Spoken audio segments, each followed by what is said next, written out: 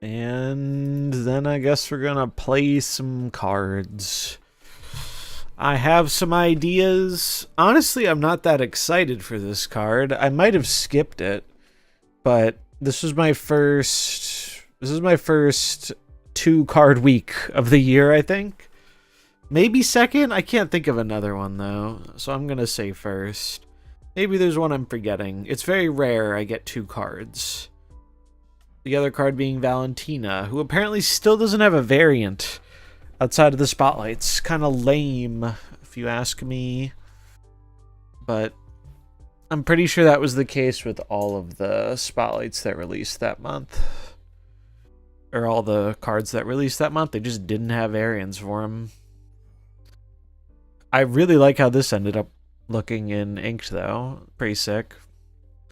Gotta use my free border on it. I don't know what I'm gonna use the free green one on. I'm sure there is something that I haven't thought about where I can use it, but I have used green on a lot of the good ones for green already, though. Annihilus. Oh, maybe it's just Cersei. That's pretty cool. Probably not going to use it now, but that's a pretty good one. We're going to chat about the data mine stuff, but probably a little later. Planning to green neon that exact Cersei today. It's pretty damn good. I already had the casual Cersei, and I like the casual Cersei. I know a lot of people don't like the casual ones because it's the same colorist as the base art, and the colors are very muted. They're kind of known for that, but this one's pretty good. It's pretty good. I don't like this card though. Rather, I don't like playing it. I don't mind it existing. Every time I play this card, I do not feel good about it. I think she just doesn't like me. Like, I don't mind the design of it.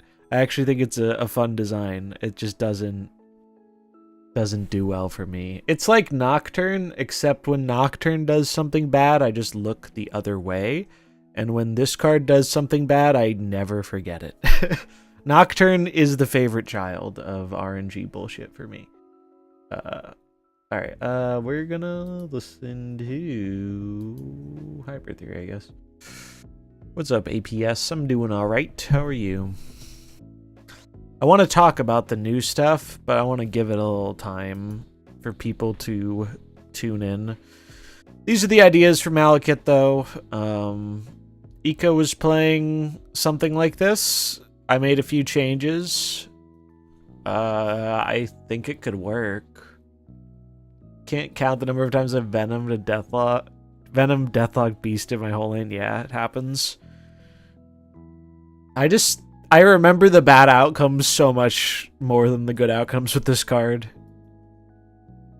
Whereas with Nocturne, it's like sometimes Nocturne would screw you over, but then you remember all the times she saved you, and it was like, yeah, it's okay. Kind of think she should be a 5/8. I would not object. Glad I ended up passing on Frigga since December and January seem so cracked. They do seem pretty cracked. I don't think we're really ready for what Doctor Doom 2099 is going to do to the game. Pros, it makes Doom a playable card again, and that is great, because I love Doctor Doom, if you can't tell by the split. I love this card.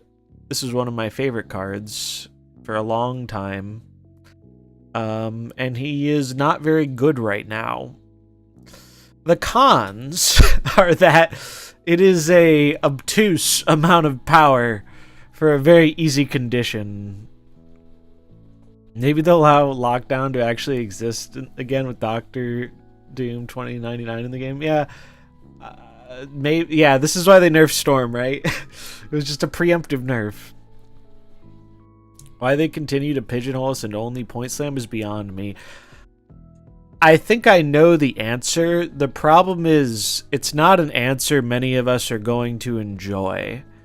But I feel like I have cracked the code on that one, both from public and less than public comments.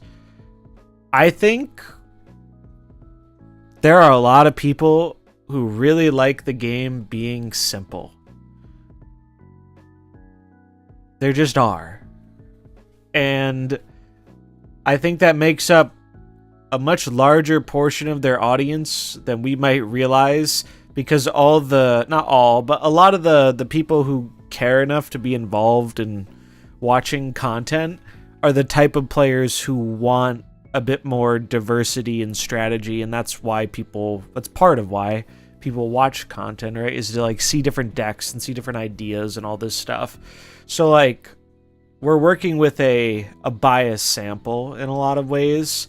And I think, you know, little Johnny, who's just whipping his phone out while taking a shit, is enjoying slamming down a bunch of big dudes with Scar and calling it a day after 2 games. And I think that's who they make this game for. That's their audience. And I play when I shit too. Johnny and I should be friends. Yeah, I think it's just that's their audience. And for a very long time, they're just in the position of, hey, we can take the card game people for granted, because what the fuck are they going to do? Leave? And even if they do, how much of our revenue is them? That is what I feel like. I feel like the only thing about this game that is done for the more invested card game people is the frequency of the balance updates. I think that's like the one bone they throw to the very invested people. And at least in the last few, I don't think the invested people have been super pleased with the direction those have been going. Thursday. Thursday's a big one because it's the only OTA for the month. Because I think they should really give a raise to whoever schedules their OTAs. Because it's a really big brain move to schedule one for Thanksgiving and then have the community point out, hey, this is dropping on, you know, an American holiday. You're an American company. How's that going to work out? We'll get back to that later. Okay, so we have canceled the Thanksgiving OTA. It's like, all right. I hope you get this one right so the game doesn't suck for a month. Not holding my breath. And I don't even, to be clear, I don't think the game is in some terrible state right now or anything. But I would be lying if I said I wasn't pretty bored with it. I don't think it's like a really bad meta or anything. It's just not, I just do not feel very compelled to play the game right now.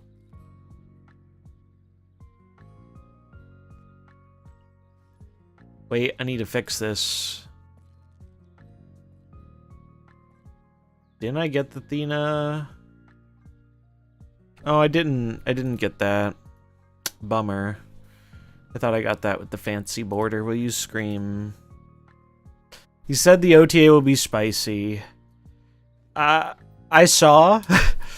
I will believe it when I see it. You could argue the last OTA patch was spicy, you know, from a certain point of view. I don't know if it'd be the kind of spicy I would want to chow down on. Wait, why do I have no volume? I do have volume, but it's just very quiet. One way or another, it will be spicy. Yeah, what's up, Duplicis? I need to raise my game volume, apparently. Why is it so quiet?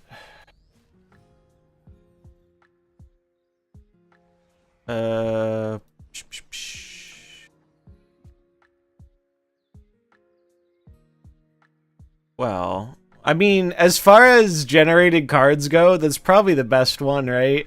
Because it empties my hand to not suffer from Ronin. The volume's been weird for me on mobile too. Interesting. Maybe it was the patch? It's very quiet. It is like very quiet. And I didn't change anything.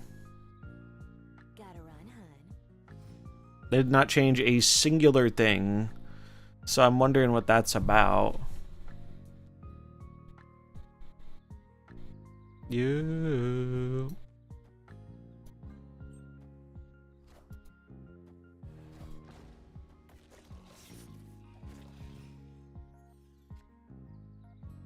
Poggies, Ultron.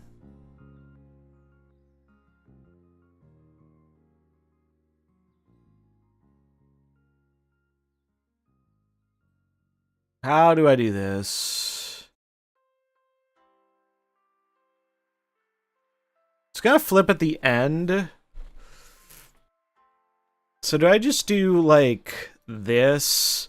There's like a claw onslaught Ultron.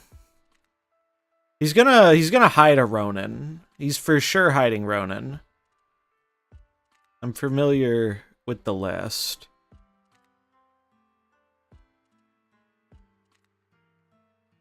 Yeah, fuck it.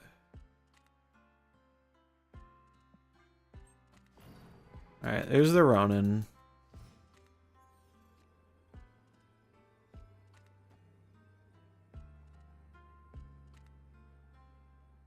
I'm gonna double check this list really quickly. Let's see. He's got Shang, Miss Marvel, Malekith. This is on Discord, by the way. I do not be sniping the stream. He's got a Mystique, but Mystique isn't gonna work here. So it looks like he's setting up for Miss Marvel, right? That's what this feels like to me. In which case, maybe it's just this. This.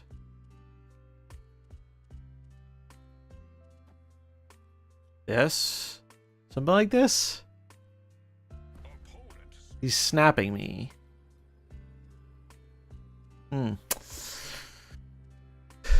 What can he pair with Ms. Marvel? The annoying thing is moving the bob here is like quite annoying. Actually, I'll do this. Fuck it.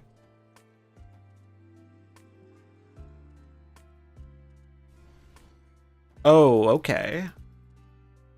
Not the way I thought this was going, but we'll see what happens. How's Malekith been for me today? This is literally the first game I'm playing with it. Well, he did get me with the Negasonic. Didn't play around the Negasonic. I don't think it mattered, though. It did not matter. We were losing that either way.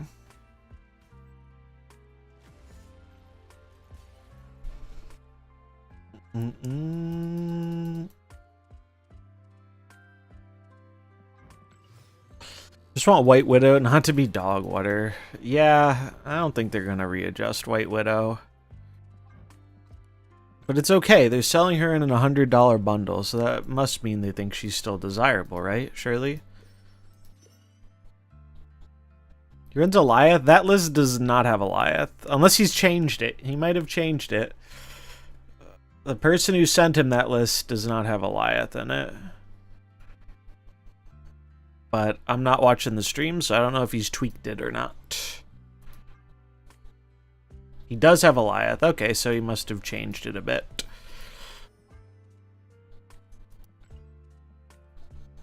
Interesting.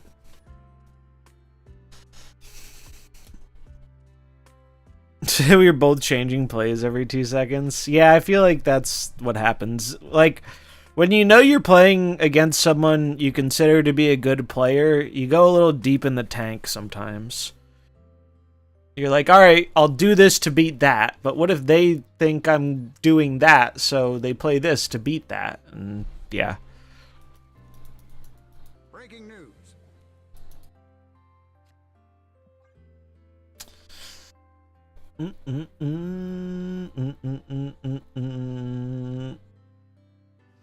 His play was good, though. I think he's familiar with the list I'm playing, so he knew sniping the 5 was good.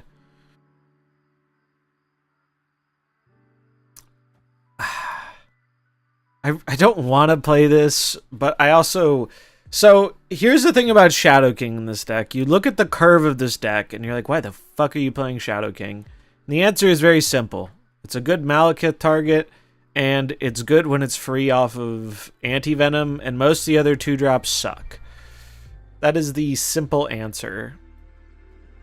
We're going to play it because of Adelon. But Shadow King is normally a card you want to hold for late, and this deck doesn't really support that well. Because you want to play a 6-cost card on turn 6. Either you stop halfway through the game board would look drastically different, I believe it.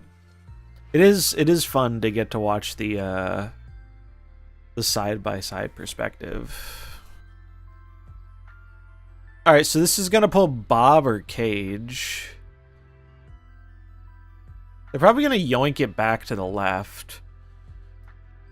But they're getting value regardless of what I do here. So I'm just going to put it here. So what do you guys think about all the data mine stuff? We're going to talk about it. I haven't talked about it yet that much, other than Doom 2099 is broken. Very, very broken looking. Also, this is a good opportunity to plug my tweet. Honestly, I haven't gotten many... People have engaged with the posts, but I haven't really gotten that many good responses. And I'm sure, knowing Twitch chat, there've got to be some people with good responses in here. I want your hottest take on what you would do to change something in Marvel Snap card-wise, if you could do anything. Even if Doom 2099 and his bots are 0 power, they can easily net 20 plus by themselves if you also play Doom. Yeah, if you play him on 2099 on 4, 1 card on 5, 1 card on 6 being Doom, you have paid 6 energy for 41 power. That's something. It is certainly something. Whether that is a good or a bad something, I will leave up to interpretation. But it is definitely something. And make bounce players suffer the same fate as lockdown and control. Just fuck it right into oblivion. Fair enough. That's Arsham for me. I would send Arsham right the fuck into oblivion, dude. Make that dumbass his own fucking game mode.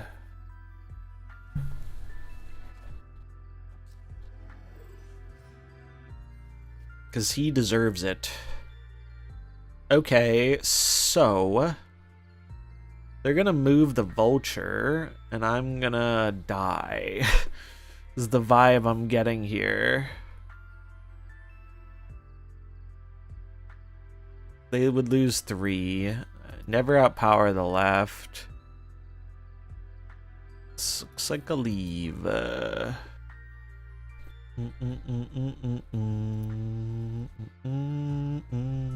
Delete Arsham based. Yeah, Arsham is just like... I've gotten to the point where, regardless of how good or how bad or wherever it is in the meta, I just take my 1 and leave because it's not worth it. The negative feelings I get from playing against that stupid pile of RNG bullshit are not worth 1 cube to me. Have they said anything about the mixed up boosters on the season track? What's going on with that? I haven't heard about that one. Haven't heard about mixed up boosters. Did they put the wrong boosters on the track? Not sure if it's hot, but playing tech cards fills in gaps of lack of skill or lack of good deck building. The thing with tech cards is they're very meta dependent, right? Like if you're playing a tech card no one else is playing, you could make an argument that there is some skillful decision making there. I also think it's totally fine to not really like when tech cards are super popular, though. Like, I definitely get that. Fuck my ass, dude. This is... this is just annoying. This is just annoying.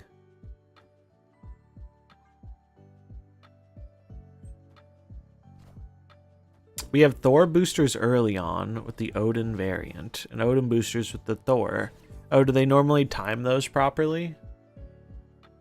Was not aware of this, to be honest. Bro, I can't even... this is annoying. I have a plan, though. Is it a good plan? I guess we'll find out.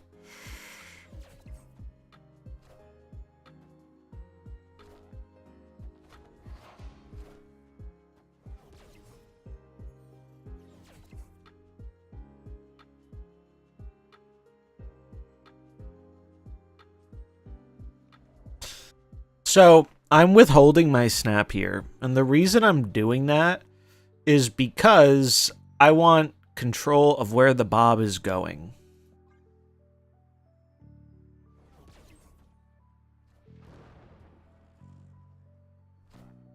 Damn, I didn't know we were facing a based opponent, dude.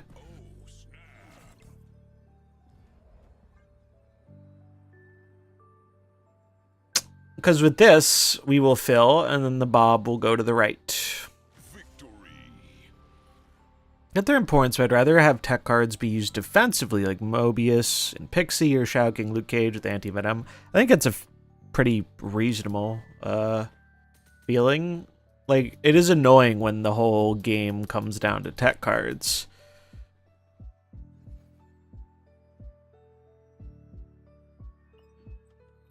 Damn, it rolled over already. I missed another quest, dude. Out here missing quests. I swear. Pokemon Pocket really made me realize what this game actually asks of you in terms of, like, doing the dailies. And it's honestly more than I thought it was. Hey, Blue.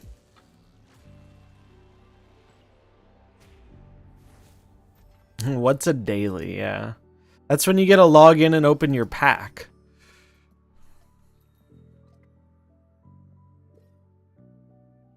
So I missed 3 whole missions today. Big rip. Got added. Big rip.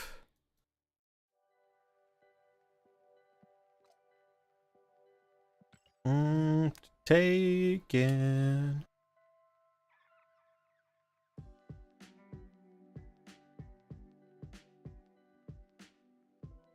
Ooh, that's cool.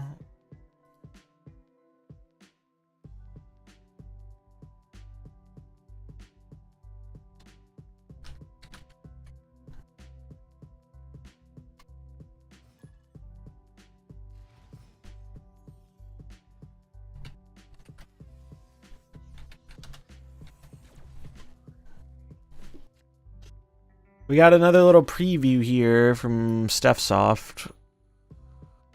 They took the what was it, the jousting mechanic from Hearthstone and gave it a cooler animation. It doesn't show the cards though. Interesting. I thought it was going to show the cards, which would actually be powerful for information. Also, rip my opponent who's waiting for me to decide what to do on fucking turn 1. Just gonna play this.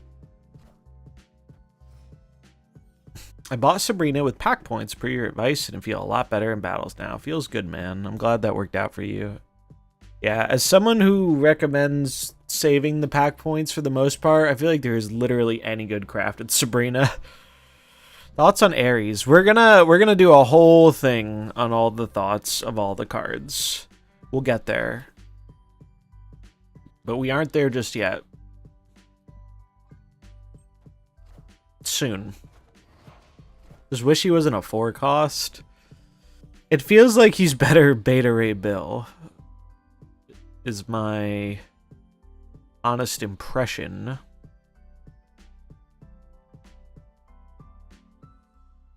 So the drones are going to be 4s.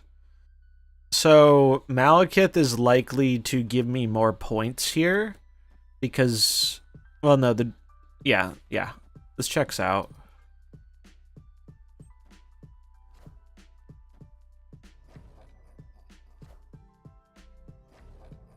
I need to fuck with the audio because it's still quiet. Alright, well, I was hoping we would get Bob, but we are not going to get Mr. Bobbert. I don't know what this is.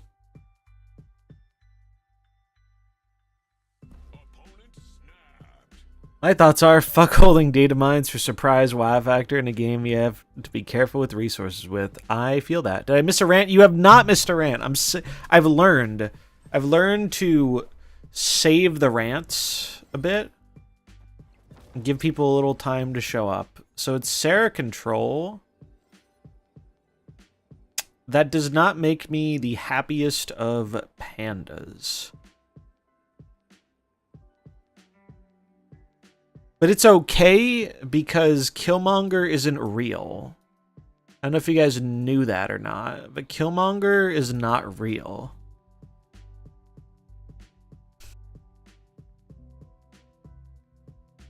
Hello, Mr. Blade. Are you going to talk about OP wheezing coughing is? Yes, it's on the agenda.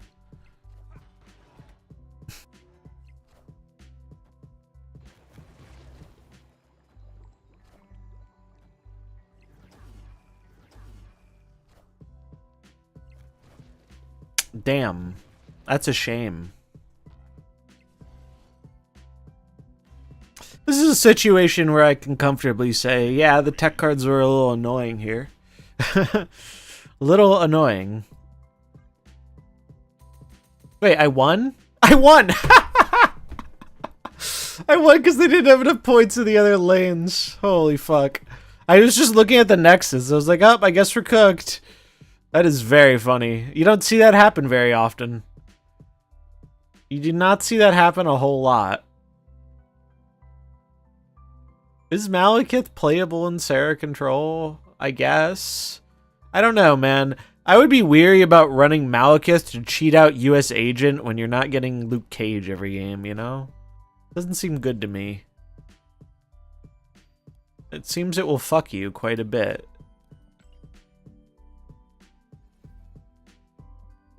Yeah, I feel like it's just making the Sarah deck worse, but people want to play new cards, right?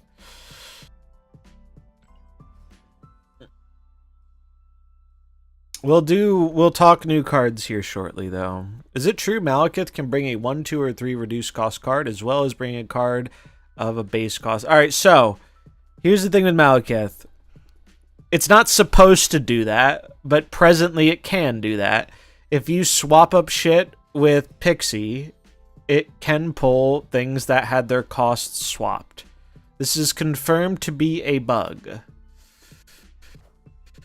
I do not know when, if, how they're going to fix that, but it is not an intended interaction. So don't buy the card with that purpose, because it is not going to have it long term. Wait, it's confirmed? Yeah, they said it was a bug. They said it's a bug.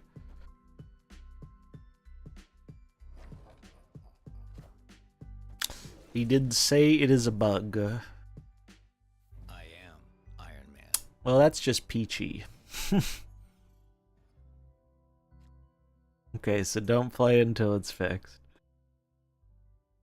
I don't even think it's a good enough of a bug to make people do that stuff, though, to be honest.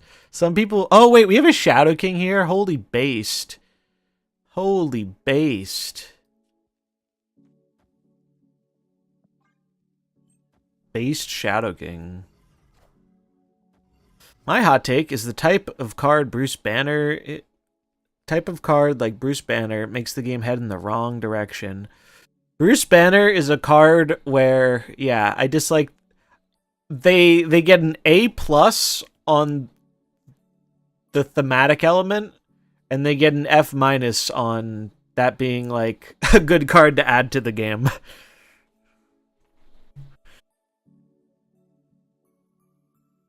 If that card is ever good, the game is worse. Like, significantly worse.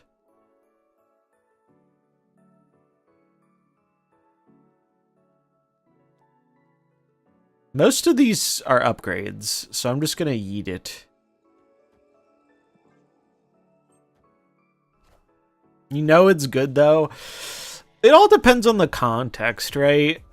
It's probably gonna be good in Arshem, right? There's no strings on me. It's probably gonna be good in Arshem. And if they ever buff High Evo, it could be scary. But otherwise, I don't think most other decks can like afford to run it. Hulkling or Banner? Banner. We're talking about Banner. Hulkling I have no thoughts on. That card might as well not exist to me. Played a few matches with him in a War Machine Wiccan deck. Feel like you can pull your Ebony within your deck to help you get War Machine.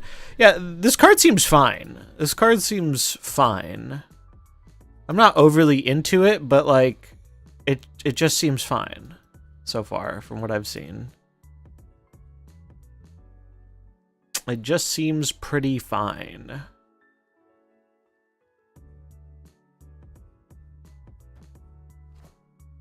High Evo buff and Kang buff confirmed because they're in Spotlight? Surely.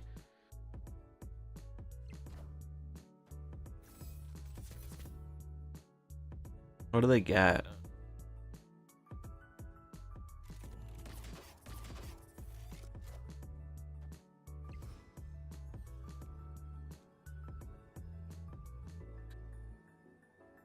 I mean, it doesn't really matter what I play here.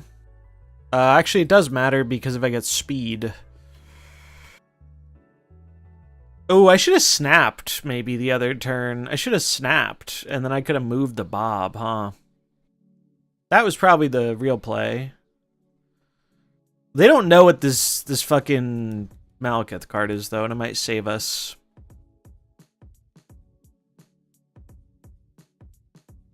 Considering Danger and Banner are going to become Hulk every game. Yeah, for your opponent.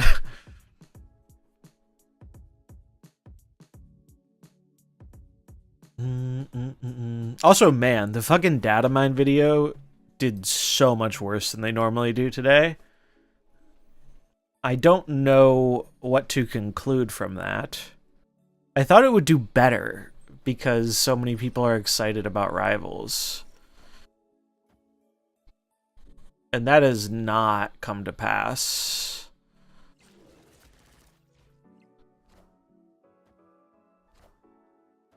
Behold my mighty hand.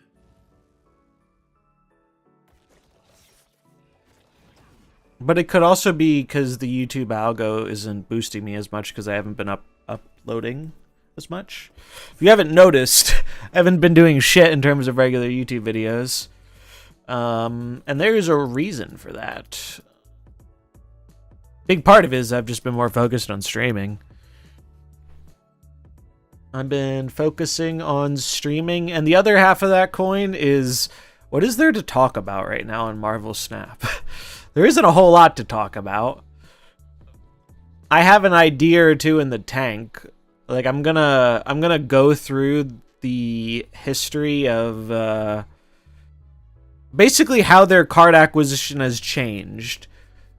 We're gonna talk beta, Nexus events, we're gonna talk launch, we're gonna talk spotlights. But there is this great, oh god, I need to find it. Hold on. Someone posted this in KM's Discord and I thought it was great. Yeah, here it is. Let me pull it up so you guys can see it. We are approaching the ranting portion of the stream. Okay. Why doesn't it actually make it bigger? Hold on. I thought it would make it bigger.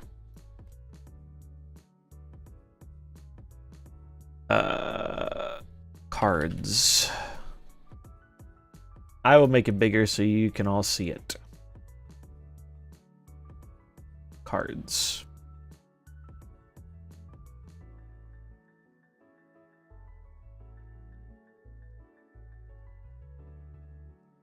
Okay. Let's read it. So we have a bunch of dates covering acquisition. It's also done the European dating method. Judge that as you will. Boom. 9/25/23. This is a hotly debated topic internally at Second Dinner, and has been for a while. Once we align with the right path forward, we will share it with everyone. I know you guys want an answer right now, but we aren't ready to share the next steps yet in reference to card acquisition. European Day, you mean the rest of the world? Bro, I'm American. The rest of the world doesn't exist. That's how we effectively trade it. You can't convince me Australia is a real place. I'm not convinced. We do hope to make improvements to the Spotlight cache itself at some point in the future, LOL, to give more exciting reasons to want to open it each week. 4/4/24, we are actively trying to design ways to make card acquisition feel better, but I have no updates or details we're sharing right now. We're not going to rush a change. If there's one thing Second Dinner knows how to do, it's not rush something. Yes, we are working on potential changes. We aren't ready to share details yet. May 21st. June, we are working on improvements to card acquisition, but the design is still in concept. We will share more once it's solid. August, it's absolutely continued, but we're not at a point right now where we're ready to discuss anything. October, card acquisition is something the team is actively working on improving, especially for newer or returning players. We don't have anything to share right now, but I can assure you, your feedback has been heard and is being actioned upon. November 14th, we are 100% still working on card acquisition improvements. We learned from the last dev roadmap not to list things that aren't ready to be talked about, so it wasn't on this one.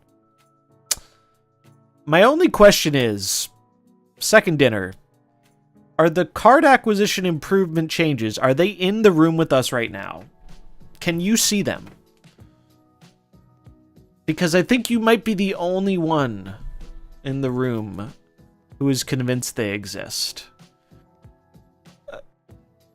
Because at this point, I don't give a fuck about what they have to say, man. I don't need them to feed me the same line for a year.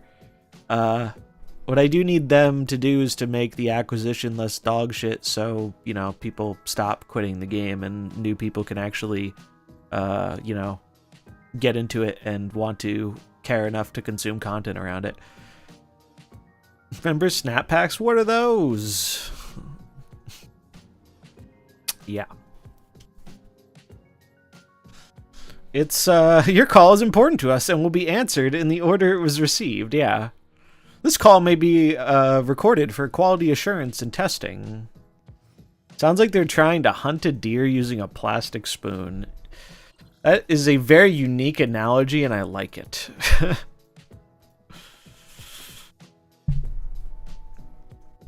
Instead, they released Arsham and planned to bring out Bruce Banner, and I'm sure they've done no math on it, yeah.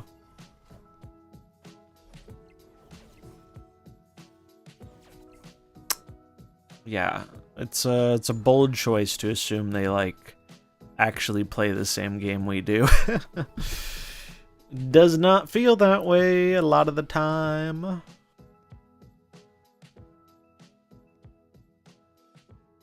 Turn me away.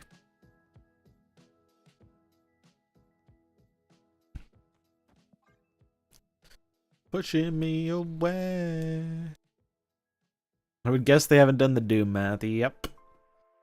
They're doing something. They're selling a ton of cards on money bundles. Yeah. More Series 5 cards, guys. They're bringing Series 5 back, you know? They're bringing Series 5 back, baby. You just have to pay money.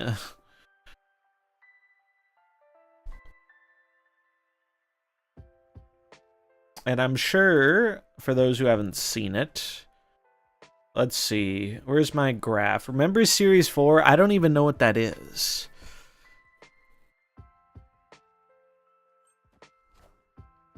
You know what else I don't know? How much lower this graph is gonna go by 2025, man. If I'm looking at this, and I'm a company who likes making money, this doesn't paint a very hopeful picture. And it's okay, because they're gonna reinvent card acquisition for the third time, and surely the third time's the fucking charm. Surely. They would never get it wrong multiple times. It just wouldn't happen. It's not possible.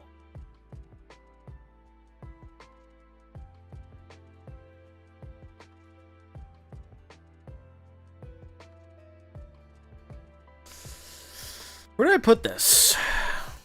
I think I put it here. Pretty sure I put it here. Whoa, okay, buddy, calm down. Calm the fuck down.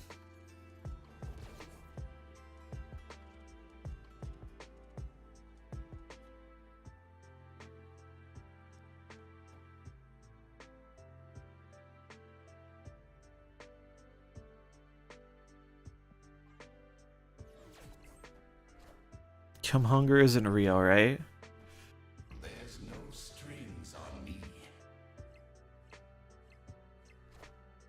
Behold my mighty hand. Well, shit, it's an onslaught deck.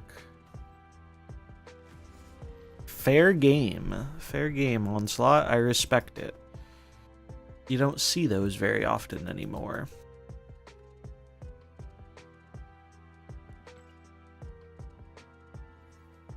Confession, I did not watch the last 2 update videos. The update videos are more exciting than like playing with some of the cards is, honestly. The December cards are probably in their final form. Do you think January cards will change?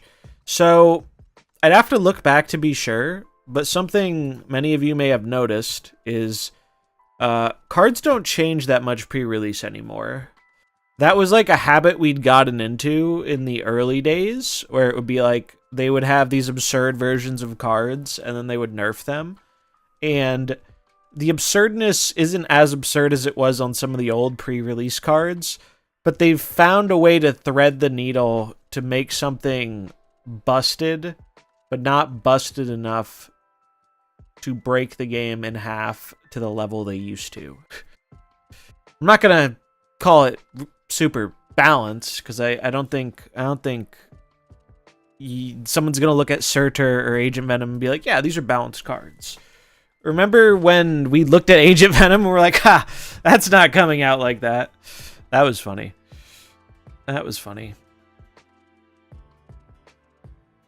Second Dinner actually thinks it's the norm to set $200 a month aside for a single mobile game. I mean, I'd probably think it was the normal if people kept doing it, right? If people keep doing it, I'd be inclined to think it's kind of normal on their end, right?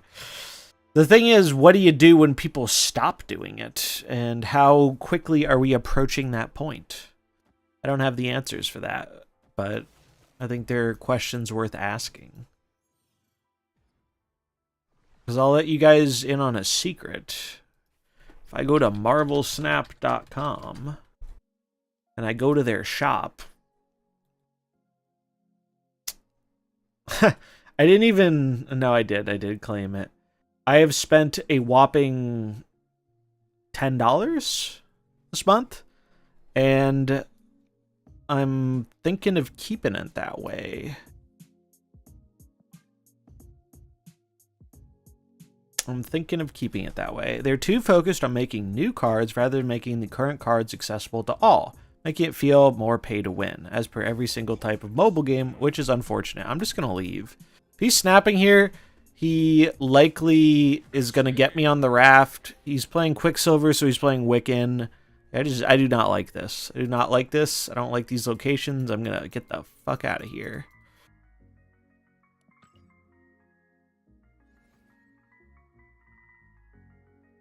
The new designers are very confident they're correct now, yeah. Their market is not the season pass buyers, I can tell you that. 100%, 100%. I'm pretty sure they've openly said the season pass could not sustain the game, right? What did I get for my Gamba? 30 boosters, Pog. But yeah, you can see here, I have spent $10 this month. I bought the season pass. I do not presently plan on buying other stuff. Like, I like this Heimdall bundle, but, you know, it is what it is. I don't really need it. Play Marvel Strike Force, and there's 2 bi-weekly...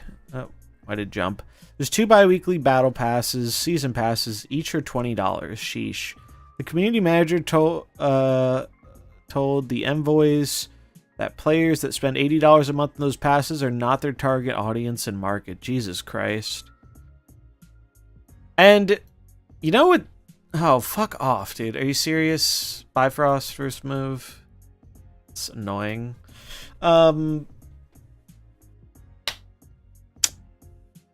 It's unfortunate that that is the reality we are in. Not overly surprising, but I think this is actually how Snap kind of got away with it for a long time, is because it's miles less shitty than most other Marvel mobile games, from my understanding. And so when you're looking at a steaming pile of diarrhea, and then you're looking at, you know, a regular piece of shit, the piece of shit suddenly doesn't look so bad. I'm not... I mean, I have Shadow King, so I shouldn't auto-leave here, but I do not like this.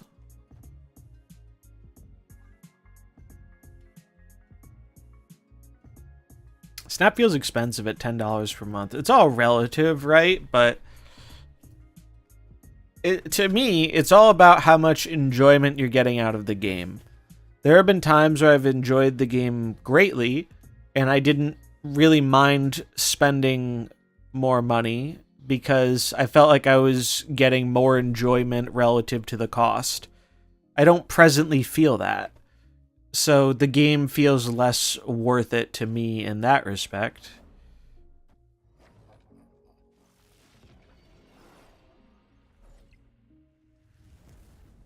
Surprisingly, I bought my first season pass this month. Well, I hope you enjoy it.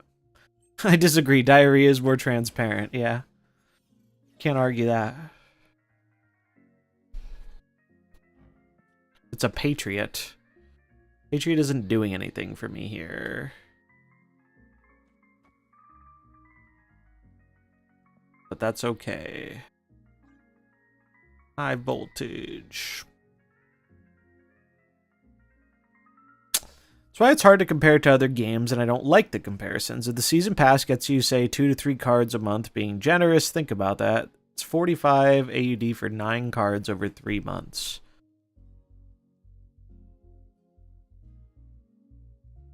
Well, I think your first mistake there, Mr. Blade, was using Australian currency. No, but in all seriousness, yeah. The thing with Snap is, I mean, this is kind of what I've always felt from the beginning, is they reinvented the wheel a bit on the way their card game works gameplay-wise, and it was very successful for them, you know? It was very successful for them. And then they were like, what if we just, you know, reinvent the acquisition too? That could be pretty cool, right? And it was successful for them at first. I don't know. I mean, it still is. It's just not as successful, right? If I nuke all these, this will go to 4. So it would be 4. I'm playing around. I'm thinking about Heimdall is the thing. This will go up 6, so 15, 16. Oh, they go first, so it doesn't matter. I thought I had Prio for some reason.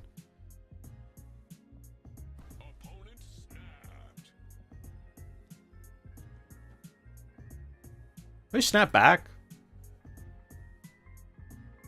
Nah, I'm gonna just chill. I'm gonna just chill.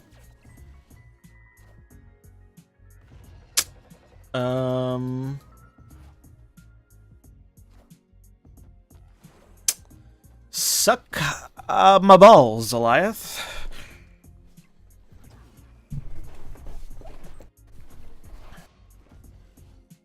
Buff the Shadow King. That's funny.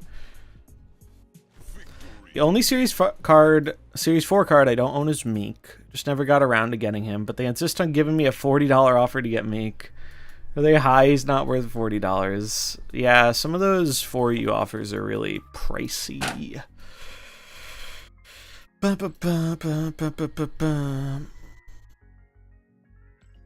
All right, we'll do like a few more, and then we'll talk about the data mines and the cards and everything.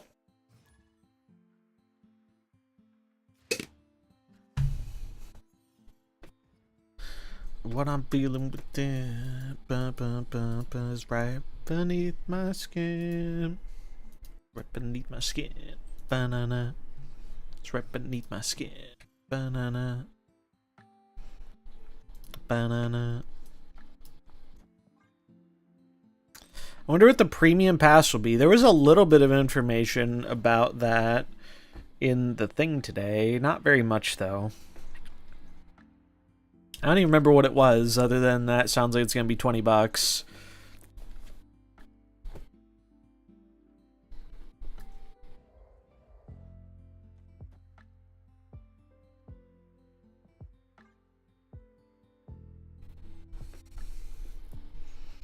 Inside of my head, it's like a... is right beneath my skin. Oh, fuck off, dude. Fuck all the way off with your copycat bullshit, dude. It's annoying. It is annoying. I'm just...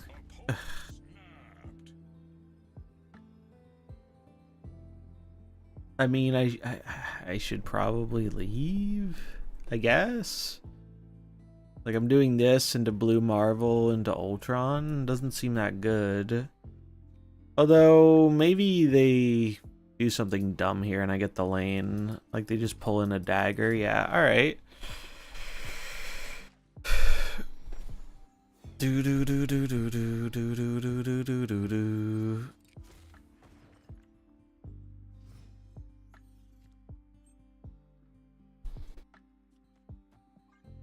Wait, I should snap back. Probably. Should I? We're gonna move the dagger to the right.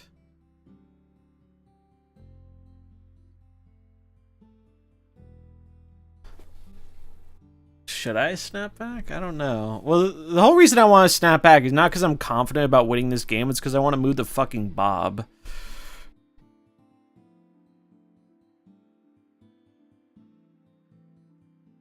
Yeah, fuck it. We'll use our snap as a gameplay mechanic. Let's see what happens. Worst case, I'll just leave for 4. I do not care that much about my cubes.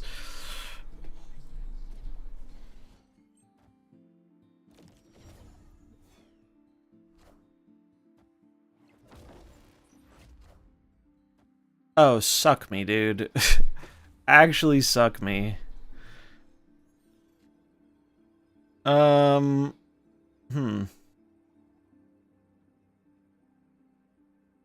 I mean, it's just Onslaught.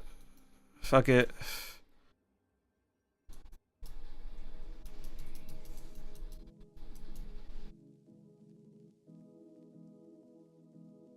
Adds 4, 5, 6. I get 6 to the middle. Goes to 21.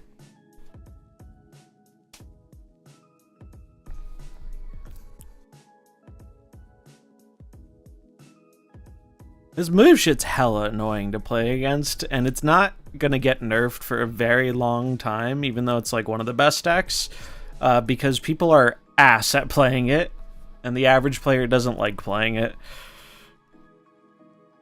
I'm happy for all the move enjoyers, though.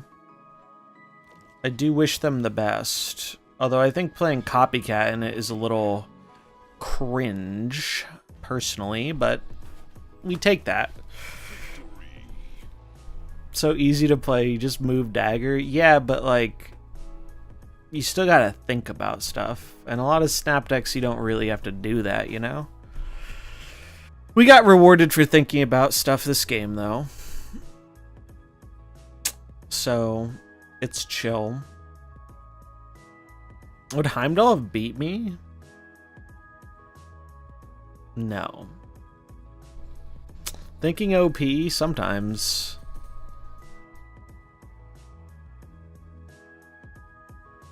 He had no way to win, yeah.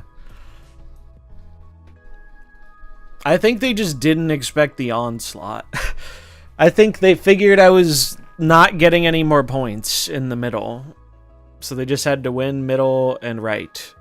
I do not think they predicted the onslaught. They probably thought Claw was my way to get into another lane, and it wasn't. Obviously, Claw was at the bottom of my deck. You know, it's a really great point, though, about the lack of critical thinking skills in this game. Think about how many people got mad when it was found out, or when they changed Copycat so it doesn't take the ability away anymore. Now, if you played her mainly in Darkhawk, I get it. That is actually a nerf to the card.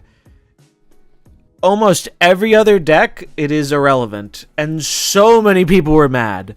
So many people were mad. This card is bad now. This card is trash. How could you guys nerf my new card? And it's like, brother, they're not seeing the card. They're not getting it one way or the other. The functionality is unchanged if you're not shuffling the deck. I think that's where we gotta, like, set the bar.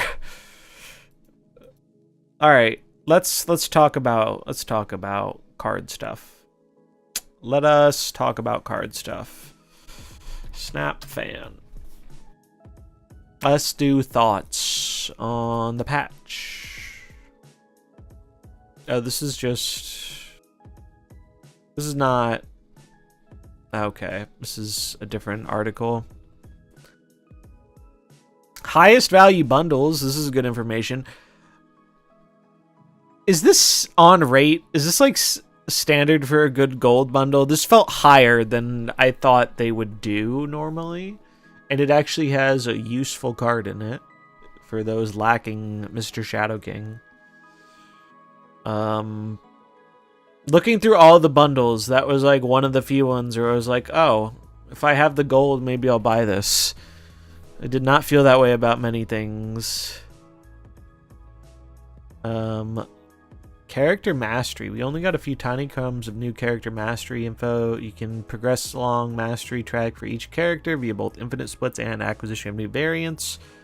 Existing progress will count. The character caches you'll earn on the track will give finishes and flares for the character. Not entirely sure what this means. If you unlocked a collectible flare, it's presumably applicable to that character, so why would it need to be added to the Infinity Split pool? Just so that you can combine it with existing flares? Like if you want a banana flare and gold background, you need to unlock that with the split? Unlocking a new flare finish merely adds it to your pool of splits. That would be concerning. I would agree. I think that would be concerning and stupid. I think it's very simple, in my mind, what character mastery will do. You level up your character mastery by splitting cards and collecting variants, and it's going to give you new ways to customize those cards cosmetically. I think they'll do some sort of Black Friday deal. I think they had one of those. I don't know. We'll look. Honestly, the worst part about doing these is reading through the bundles, because there were like double the amount of bundles this time, and it was exhausting. Let's look at the bundles first. Someone in the comments was like, you don't need to read them all out loud. People can pause. And I'm just like, brother, do you not know how people engage with video content? Nobody's pausing the video to look at it for themselves. If they wanted to do that, they'd be on the fucking website. You know what I'm saying? It's like they want someone to yap it to them. That's why you're watching the fucking video. If you don't want to hear it, you can just skip, you know? It's not that hard. You can just skip on through. It was just funny to me to get that as a comment. It's like, yeah, I get it. I don't enjoy reading out a million bundle things, but like, it's not that hard of a task. I don't mind doing it. The stat of mine was more substantial because we barely got anything last month. So I think they were hiding stuff because of rivals, is what it feels like. Oh, actually, these aren't even the November bundles. I just wanted to see. I think they did have a Black Friday one. I don't know if it's any good.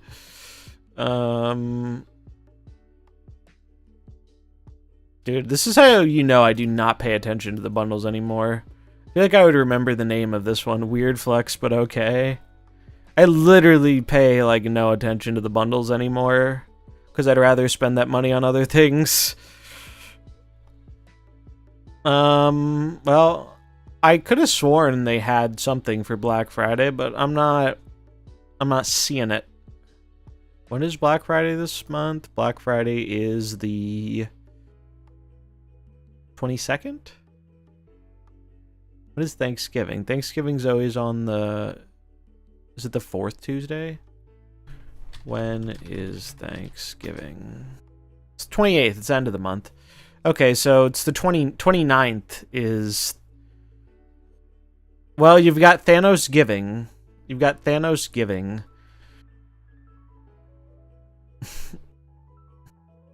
Also, worth noting, this is the last time they can buff Thanos before they're out of patches for the month, right? If you don't know, in Second Inner's very massive brain, they cooked up an OTA schedule that had an OTA on Thanksgiving. And then someone pointed that out to them and was like, hey guys, is this actually happening? You scheduled this for Thanksgiving. And they were like, hey, thanks for pointing that out. We'll let you know. And like 2 weeks later, they're like, yeah, psych, fuck that. We're not going to change our schedule for this. We're just going to cancel one of the balance patches for the month. We lowered the credits in the bundle. It was 8K originally. Interesting. Oh, here it is. Black Friday sale. 1,500 credits, 1,500 gold, 2 matte black borders. I mean, that's fine. It's nothing to write home about. It's not going to make you a whole lot of progress, but it's probably better than what they normally do. Especially if you want the borders. So I guess that answers that question. Anyway. Also, look at all these fucking variants, man. There are so many variants in this patch. Again, because they had to, like, double up, right? It is funny to me that they felt the need to hide the Rivals stuff, even though we knew about it. We just didn't have, like, the big details. Wait, what is this? Oh, this is just a new Hulk variant. It looks similar to the Rivals art, so I was wondering. A few Rian ones? Yeah, I saw. Rian Galacta is a thing for the past, which I'm happy for. This is not a rant. We're getting there. We're getting there. We're easing into it. Because I'm going to rant about the fucking cards, man. I'm saving it for the cards. That's pretty good. This is the season pass one. It's great. Galacta, daughter of Galactus. The cranky old man who needs a rant because I'm too lazy to make my own. Based. We need to export rants. The local rant economy can't sustain itself. Aw, man, why does she have to make a good one for fucking Hercules, dude? Hercules is ass. Why do you have to make a good variant for this card? Why are we ranting? Nothing seemed horrible. Because I'm just not very happy with the game. I'm gonna rant about some of the card designs. That's what I'm gonna rant about. I have some things to say about some of the card designs. Like this boy. This little fellow. Second Inner asked themselves, what if we made Valentina in 2024? And this was the fucking answer. We'll get there, though. We take the good with the bad. Iron Patriot sucks. I disagree. I think it is a very pushed card. This looks awesome. This looks very cool. I love this. This made me feel better about buying Malekith.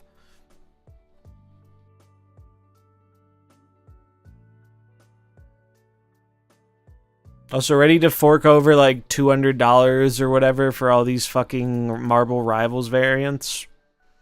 I don't know if this is a hot take or not. I like the art of Marvel Rivals. I think it works very well and is aesthetically pleasing for the game and genre it finds themselves in. I do not want these personally in my Snap collection. I just don't. The style doesn't sell me as much when it's not in the context of the rest of the game. Like, I think it's a good art style. I like the art style. I just don't really want to use it in Snap, you know? The Jeff seems great. I mean, there's nothing like wrong with them, right? Like, it's fine art. It's just not what I'm looking for in Snap.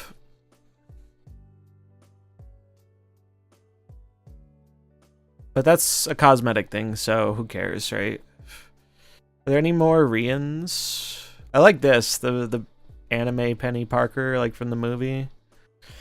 Someone in my comment was talking about this variant for Nocturne. There's like something in one of her things where she does something with Rogue, and that's why she has like the Rogue hair. Is it just me, or collector's tokens even more valuable than gold? It's literally the premium currency of the game. Collector's tokens are very funny. Because if you were to ask someone who spends a lot of money on the game, they would tell you collector's tokens are not that valuable.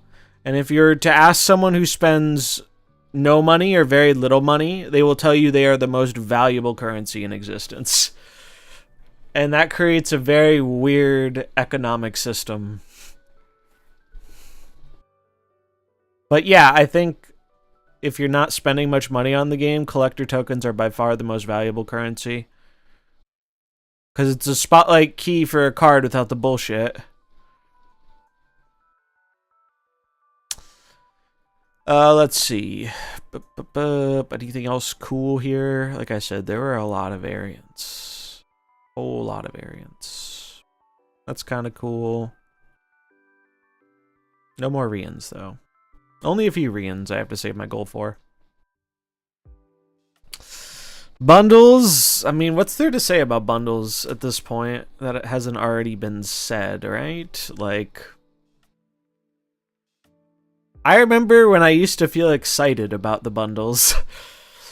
I no longer feel that way. I wasn't subscribed and I'm now in ads. Unlucky, dude. Unlucky. It says you're a 9-month sub. So something... Maybe it's over in Australia because you're living in tomorrow and I am not. I'm living in today for another hour and 7 minutes. You're back. How did you get an ad, Safety? It says you're subbed and the sub is redone. Well, Twitch doesn't seem to want to say that, but I see you have your little badge, and you didn't have the badge before, so I'm assuming it worked. Well, you'll get some pogfish either way. Boom. Have the pogfish. You're ever closer to getting the rainbow D20 for our 1-year sub badge. You didn't miss very much, though. Although I am wondering why my alert didn't work. Because it should tell me, hey, Safety Blade resubscribed, and it ain't telling me shit. This is not the first time the alerts have been a little weird. Like, I got a follower an hour ago, and I'm pretty sure it didn't do that either. Did I miss the Sasquatch? Oh, the variant? I didn't really look at these that much. I was just looking if there were more Rians, and there weren't. What's the deal with this Sasquatch?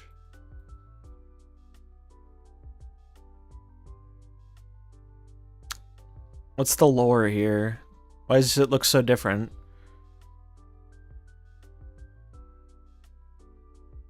Is that Sage? Sage? Oh yeah, this looks good. The Inhyuk Lee one. I love their variants. This looks very different than their normal style, but I'm kind of here for it.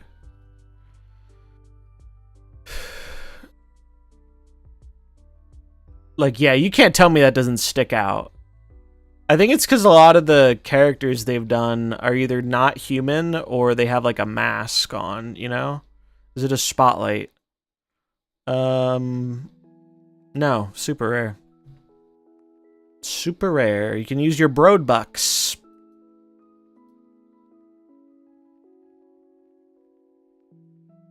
Yeah, cool variants.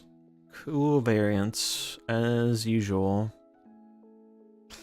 But yeah, I was just yapping about bundles. What's there to say about bundles that hasn't been said before, basically? Like, I don't really...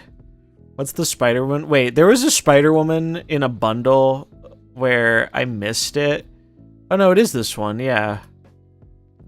It's like, bro, I think she'd be cold. I think she'd be a little bit cold, dude. The last time I checked... I don't think Spider-Woman has anti-weather abilities. I think she'd be a little cold. This isn't proper winter attire for snowboarding. Nakayama, I'm in. I mean, I'm not going to say it's bad art. It certainly isn't. She's too hot to be cold. Damn, we cracked the code on that one. We did crack the code on that one. But yeah, like, I don't know. Nothing really sticks out to me when it comes to bundles. I just have a bit of a laugh when I see, like, $100 ones. And it's like, oh, LOL, people buy that. I'm pretty firm in the sand of, like, $15 is kind of, like, a pretty hard limit on Snap nowadays for me. And I don't even really get super interested on a lot of the cheaper bundles as is. I think one of the few exceptions was that Ghost Spider one 2 months ago or whatever. That one was better value than we've gotten in months, it felt like. But I don't care about the variants. I have a variant for almost every card. Like, I just don't care that much anymore about those. They make it hard to care about the currency because they're just all so either bad or mediocre. And so it's like, what am I supposed to care about? But hey, in terms of things to complain about, this is kind of the opposite of a problem for me because it's saving me money. So I'm really not going to complain too hard that they don't really offer anything I want much anymore from bundles. I'm pretty okay with it. It seems they have figured out it is a good idea to make the web shop recap bundles tie in with the albums. People have seemed to like that, and so they seem to want to keep doing it. You can see they have the Battle Pass Premium Super for $20, or you can upgrade to it for $11 from the regular one. I'm spending $100, I better be getting 12k tokens plus bonus stuff. Otherwise, you can shove that bundle right where the sun don't shine. Yeah, my thoughts exactly.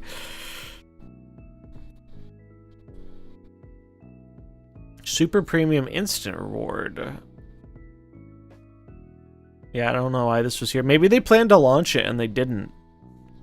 These are the weekly bundles. All right. We've gone through the bundles. We've gone through the art. Can't forget the titles. Not going to read these, but yeah, they just need more garbage to throw into the reserves. Let's talk about the cards. Let's talk about the cards, because I have things to say about the cards.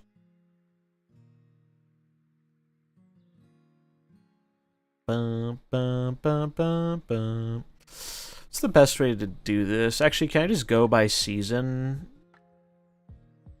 I want it to be easy to see. No, it's just a pass. I want to do it in the way that's easiest for people to see. Let's see. Does it say what they do on the spotlight thing, or is it just the card?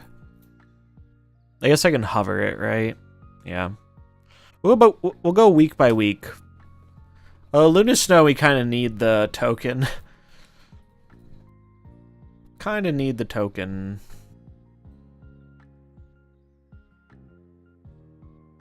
Wait, we can read out the titles? Yeah, but you have to pause the video to do it. Where is the... Does it not have the token here? It does. Alright. Boom. Luna Snow. Luna Snow is a 3/5. I'm just gonna get the fucking image from Twitter, man. This is ugly. This is ugly, and I don't like how it looks. I'm just gonna get the image from Twitter because I had a better image. Let's see. Oh, I literally downloaded it, didn't I? Yeah, I did. Oh no, this is... Well, I mean, this will work.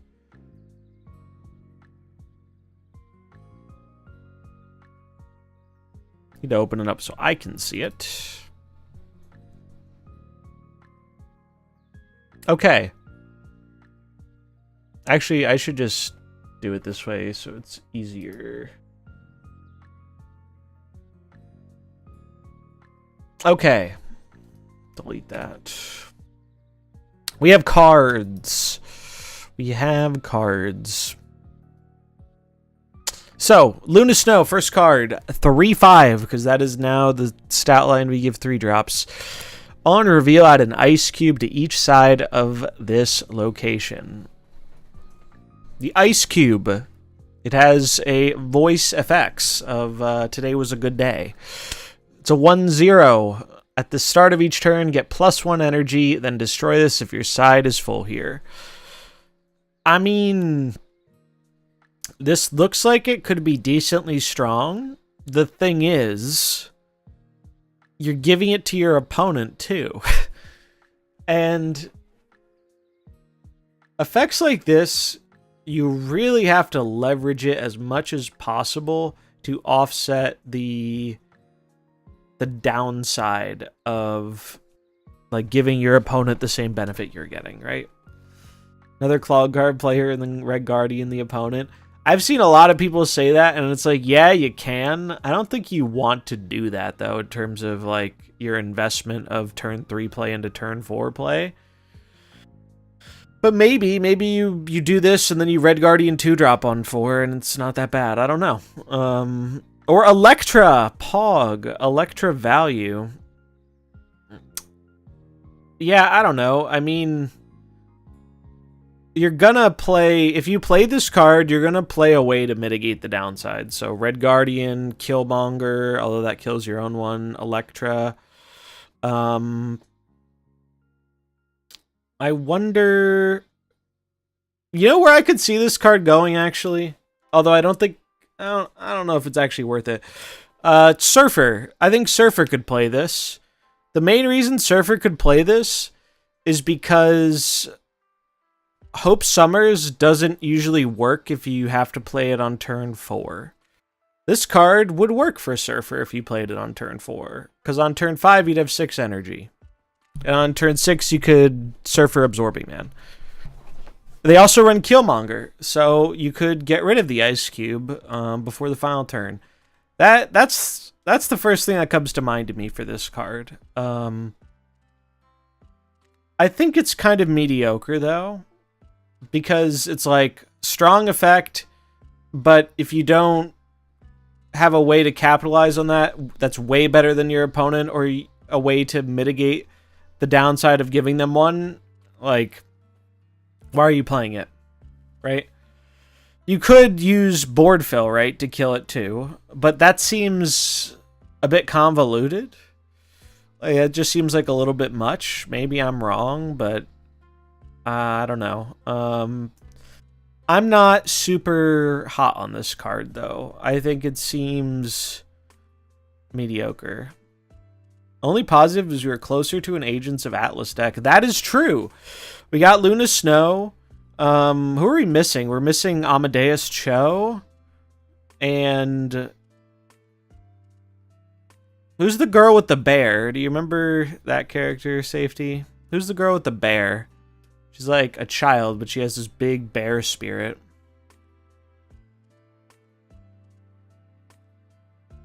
I'm checking. SMH doesn't know the lore off the top of his head.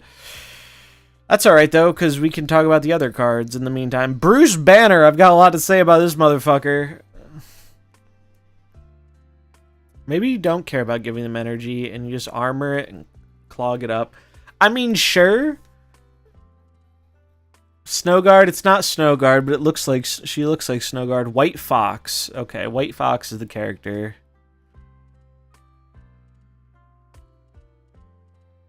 Tigra variants will go hard in 2 years. All right, let us look at the animation for this. So, if you're wondering what this card does, you can see it here, courtesy of one of the dead data miners, Steph Soft. He goes full Hulk, man. He smashes, he transforms, and he becomes the regular ass Hulk. And as my tweet brings up here, okay, so who else is ready to be facing down a 112 on turn 2 versus Arsham? Because that's where you're going to see this happen a lot. Silk, Arrow, Wave, Luna Snow, Shang-Chi, and we have 6 others. What's up, Tio? Good to see you. Hope you're having a good evening. We're just chatting about the new cards. So yeah, Bruce Banner. Like I said earlier, A+ on flavor. This is a very flavorful card that captures the character very well. And so it's like sick. Like cool design on that front.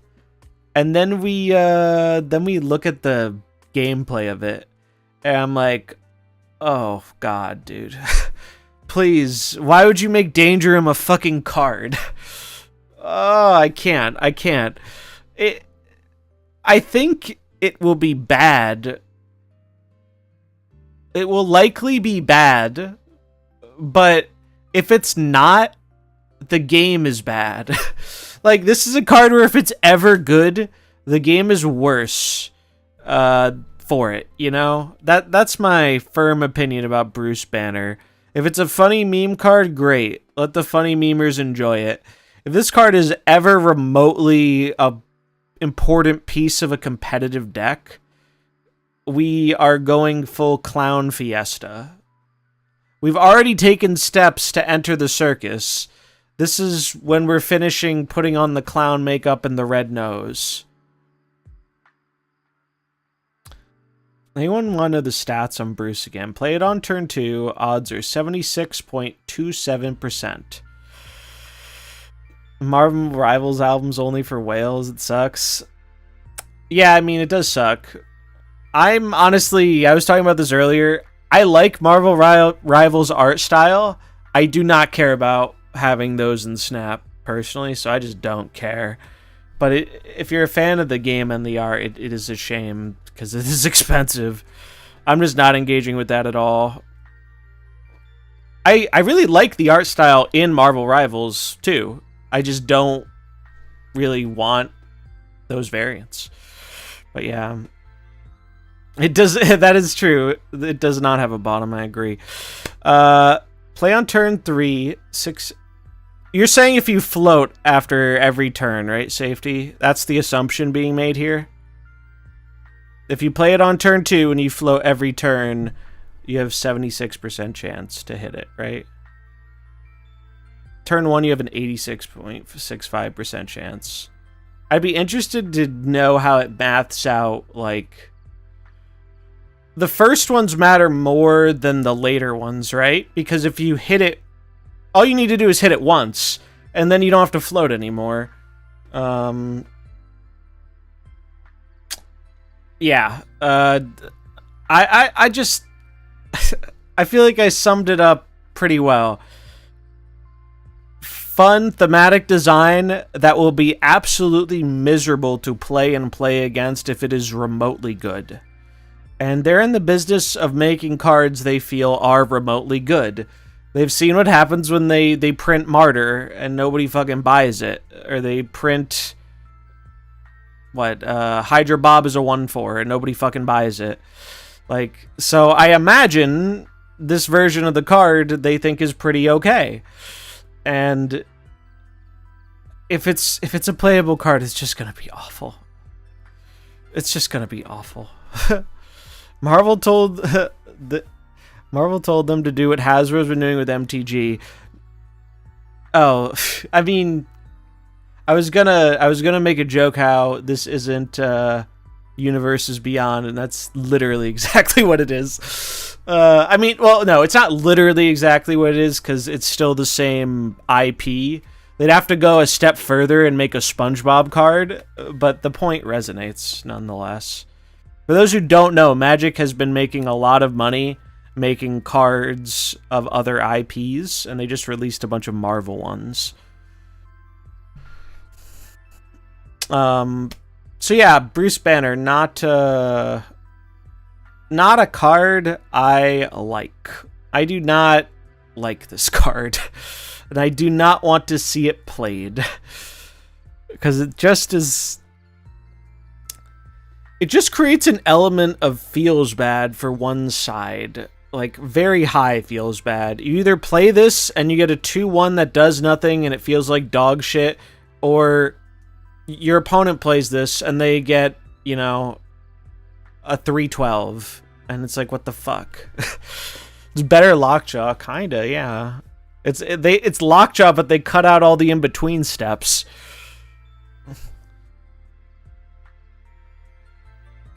So I don't know. I'm just gonna continue to hope that this card doesn't end up being good, because I do not like what it would encourage in the game.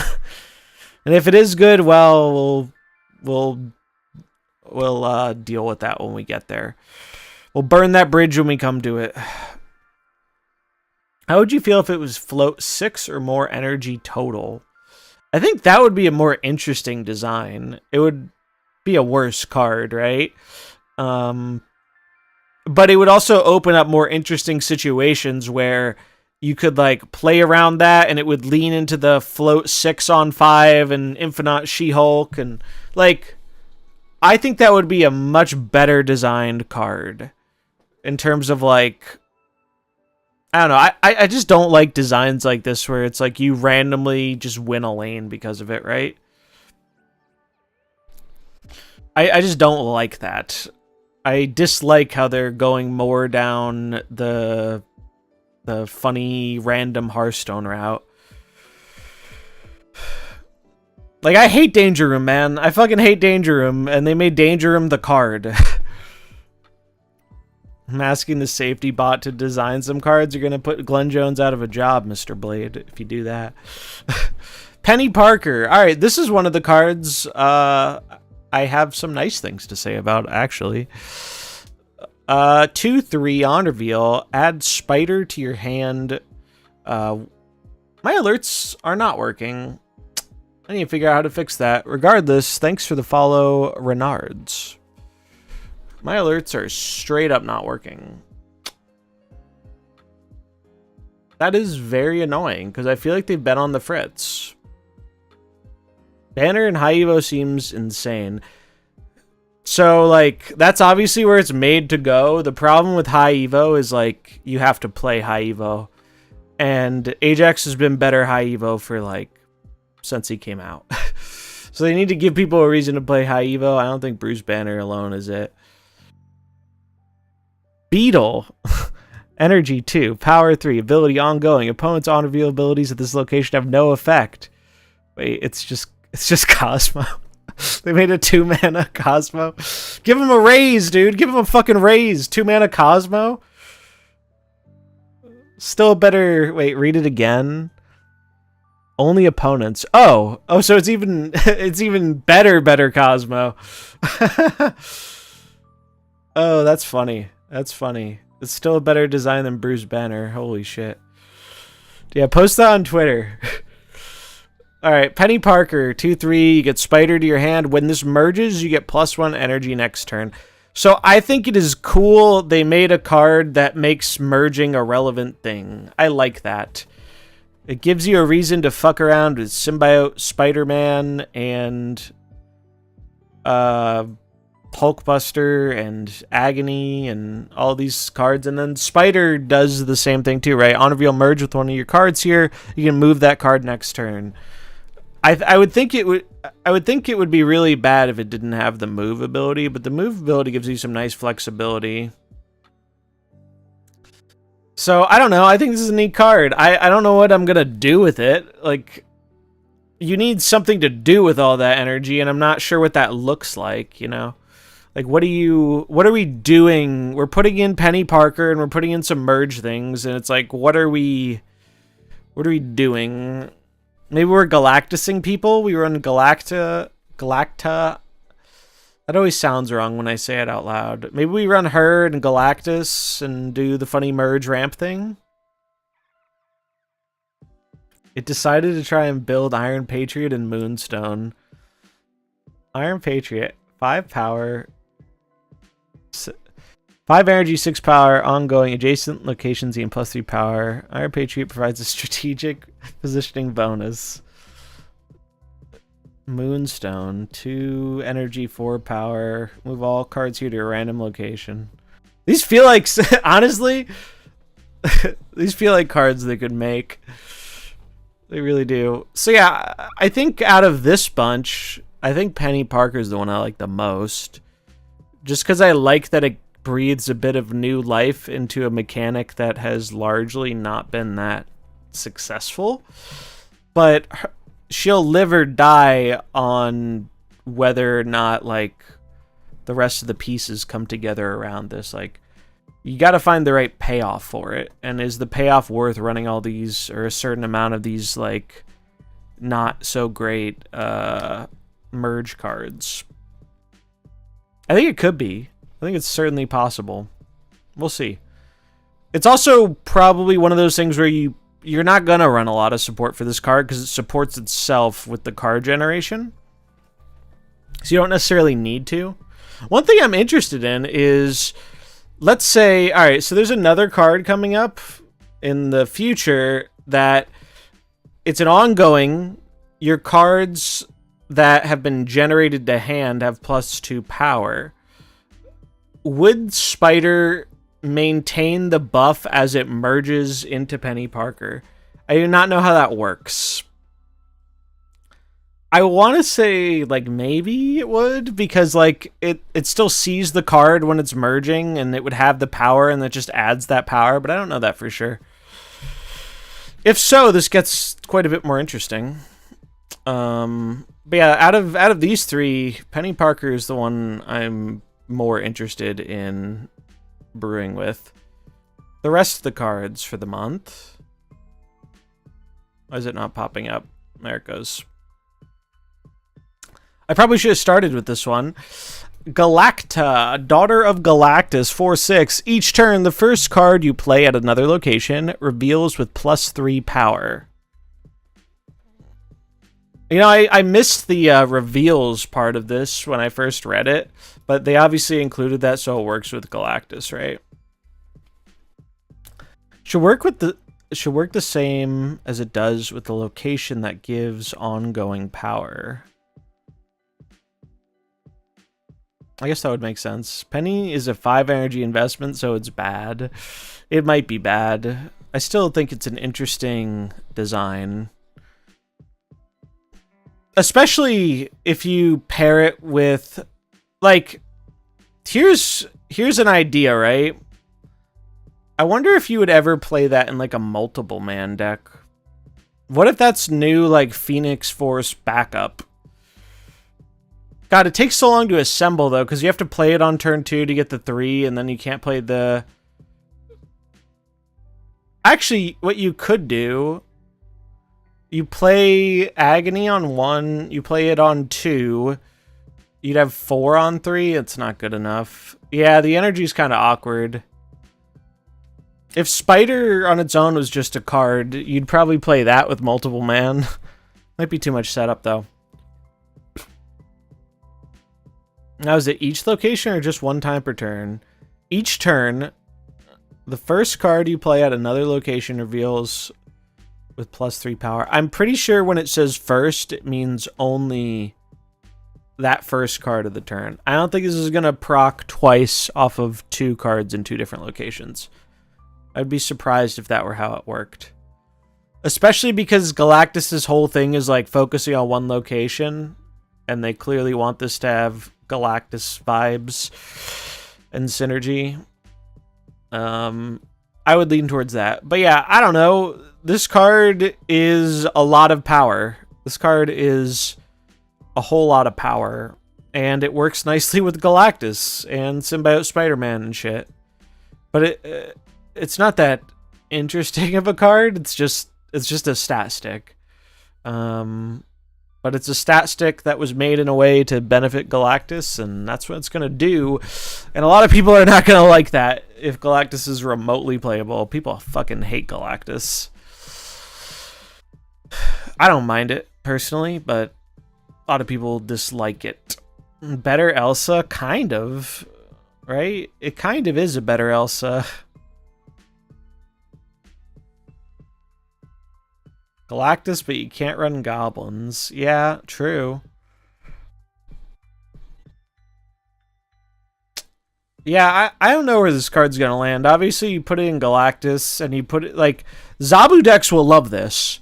Zabu decks will very much like this card. If you're playing this as a 3/6, that can give you 9 more power, you're essentially playing a 3/15. 3/15s are pretty good.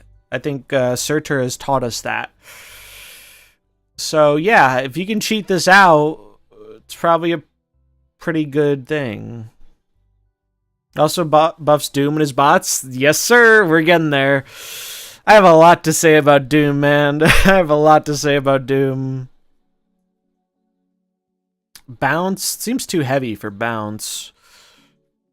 I'm thinking just any kind of Zabu deck or energy stuff. Yeah, it's... I think Galactus is just, like, a good card. I think it's just a good card. Rocket Raccoon and Groot. 3/3, you can move this once. After your opponent plays a card here, steal 1 power from it. I don't know how to feel about this card. Like, it's kind of a fun idea. It's hard to evaluate right now because every deck runs Luke Cage. So this is often just going to be a 3/3 in that case, in which case it is very bad.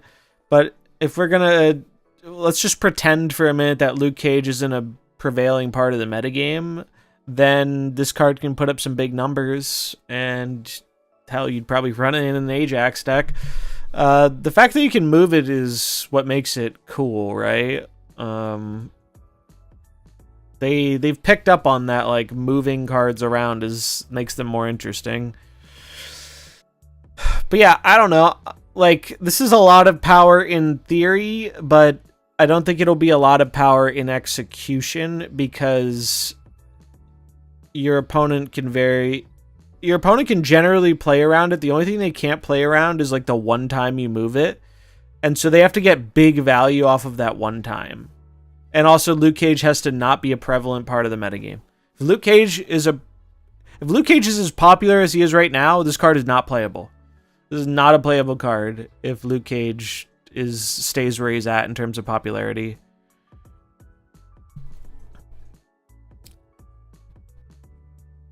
Between a 3/5 and a 3/14 if the opponent has Cage. How would it get that big? It procs every time. Yeah, but they have to play cards there, right? They could just not play a lot of cards there. If you're playing a big card, you don't really care if you're losing 1 power, right?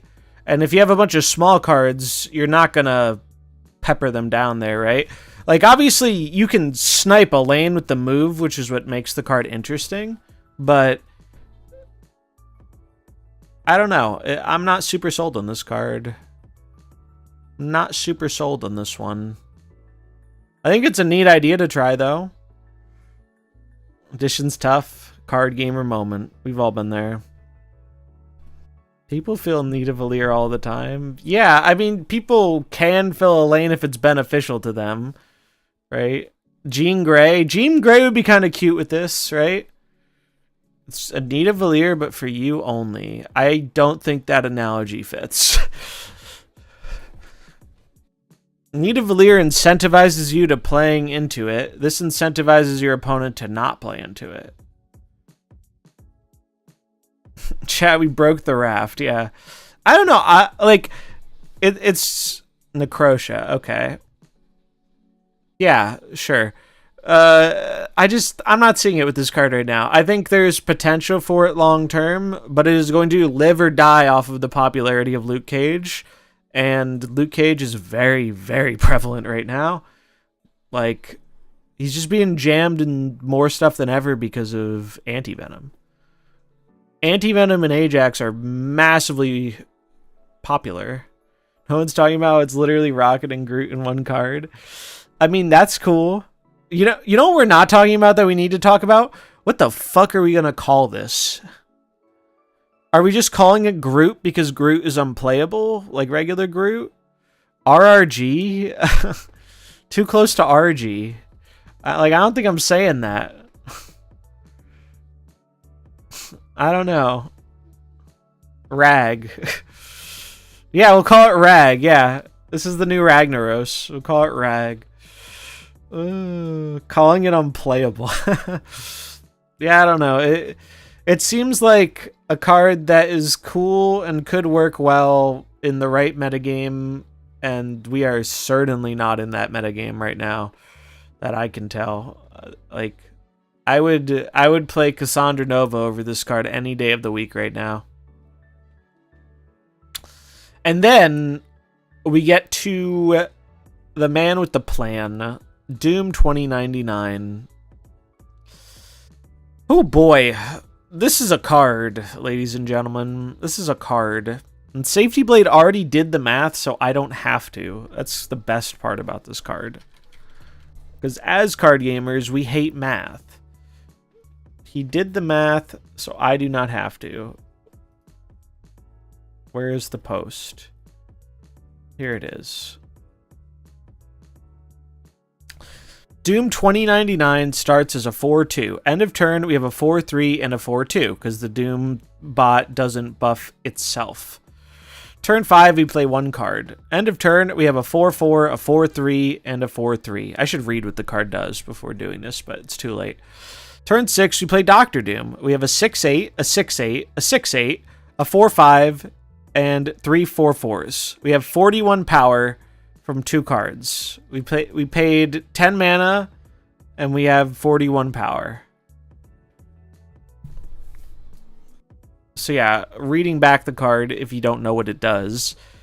4-2, after each turn, add a Doombot 2099 to a random location if you played exactly one card. And then the Doombot 2099s have ongoing. Your other Doombots and Doom have +1 power. This is another card where it's like, flavorfully, this is awesome. Like, I think in terms of flavor, it's such a slam dunk. Like, this is very cool. It prioritizes Doom having more power than the Doom bots. It brings Dr. Doom back to the game because Dr. Doom has been power crept into oblivion. Yeah,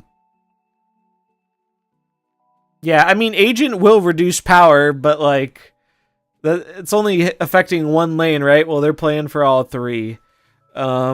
This card is just fucked up, man. I don't know any other way to say it. It's just fucked up. It's just fucked up. On one hand, Dr. Doom is one of my favorite cards, so I like that there's something that is going to spring him back into relevance. On the other hand, like, I need to know what the crack they're smoking in fucking Second Inner's office is, because they've got the good shit, man. If they're printing this and they think this is remotely balanced in any way, shape, or form. Like, what the fuck? This card is fucked up. It's such an easy condition. And that's not even the ultimate high roll, right? The ultimate high roll is you play Zabu, because getting this card out one turn earlier is a huge advantage. And you're going to want to run other 4s in this deck. So you're going to want to be able to reduce that with Psylocke or Zabu. So imagine getting this out on turn 3. It's just like, it's fucked. And I thought of the funniest situation. When this becomes meta, you know what other card is going to become meta? You disconnected. Terrible time to disconnect. When this card becomes meta, Super Scroll is coming back, ladies and gentlemen, because these are all unique ongoings. So you just run Doom 2099, and you get a Super Scroll out there, and they're just fucked. Because as long as you have yours is always way better than theirs. Everyone just starts spamming cards. Like, this card is fucked, man. This card is fucked. You play Clog. Everyone plays Clog. Yeah, but the thing is, Clog sucks. Clog is not very good right now.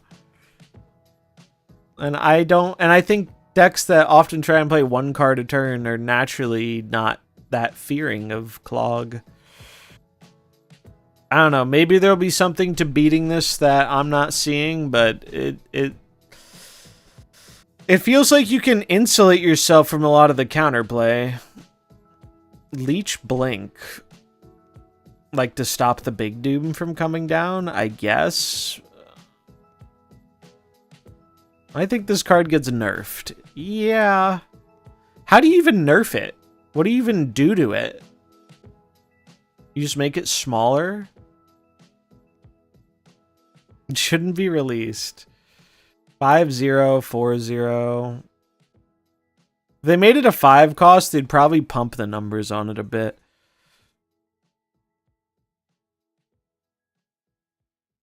Yeah, I don't know. I don't know what they were thinking with this one. They were thinking we really need one of these cards to sell a Spotlight Week. And they picked this one. They picked this one. This card seems tremendously fucked up.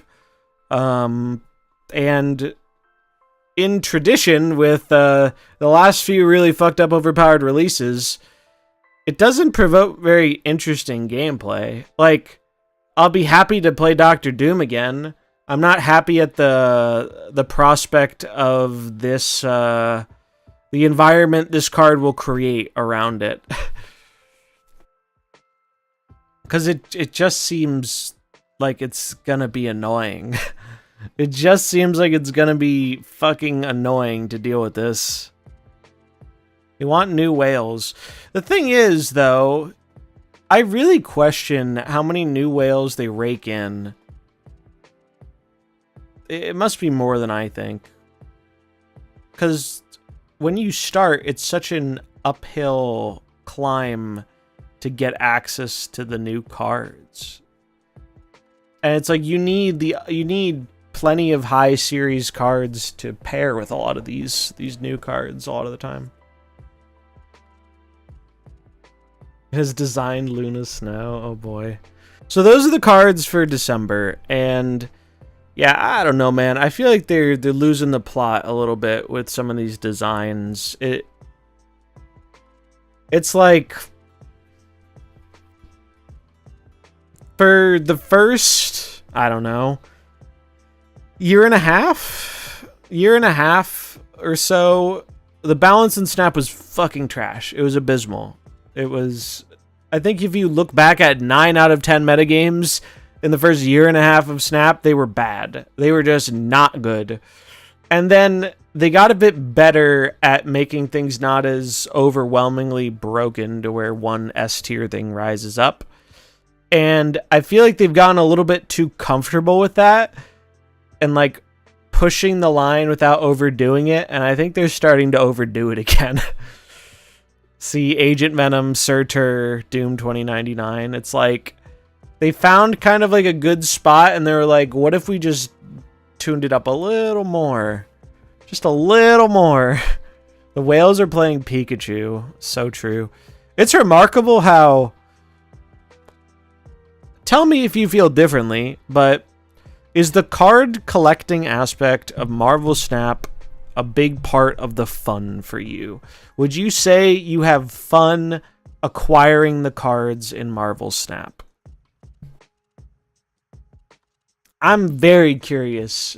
I mean, I think I know the answer for a lot of people, especially like online community people, because they just want to play the fucking game. Like, the collection isn't really as fun.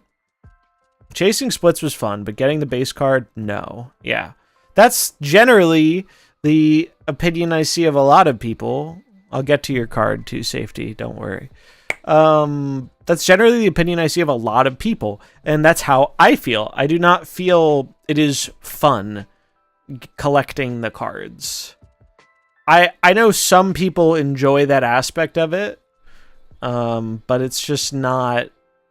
It's not the part I find fun. Maybe I would have a different take on that if I was like a free-to-play player. But I think even free-to-play players often don't find fun in that. It just feels painful because of how restrictive it is. Meanwhile, Pokemon, on the flip side, I feel like I've seen some people whose reaction to Pokemon was like, wow, I kind of forgot how fun it is to collect cards. Coming from like people who've been playing Marvel Snap for 2 years, it's like, holy shit, wait, it can be fun collecting the cards. It's not all about just using them. There can actually be some fun had in acquiring the cards. I have 1K cards. I'm still missing Base Mankey. Well, the good news is that Base Mankey sucks. You just want the one from the event. If you're talking about that one, well, skill issue. Yeah, the event's a little silly, though, in terms of giving dupes. If someone comes from Pokemon, they're going to be like, wait, playing a game is fun, but I want cards, yeah. Don't get me wrong, I'll give it to Snap. It has much more advanced gameplay, and it probably always will. I see Pokemon getting deeper, but generally speaking, stay simple on the surface. Which you could argue for or against, but having seen the way Snap has gone with some of their more complex designs, like, maybe there's a case to be said for keeping things simple, man. Fuck Arsham. I hate that shit. Listen, they said the roadmap reflected feedback, so clearly people don't have issues with card acquisition, yeah. No, I worry about being left outside looking in. If a card sucks, I don't care if I don't own it. Exactly. It just makes sense. Yeah, so, I don't know, the collecting aspect of Snap is not good, and the collecting aspect of Pokemon is quite good. And that's where they're making their fucking money in Pokemon, is people chasing the alt arts. They're not making big money off of people chasing the cards right now, because it's not that expensive to chase the cards. Like, I probably spent notably more than I had to just to get them all instantly for content. But I could have spent quite a bit less, and I'm sure I would have the full set by the next set comes out. I think I could have spent probably just pass only, and I would have most of the cards by the time the next full set releases. Alright, so those are the cards for...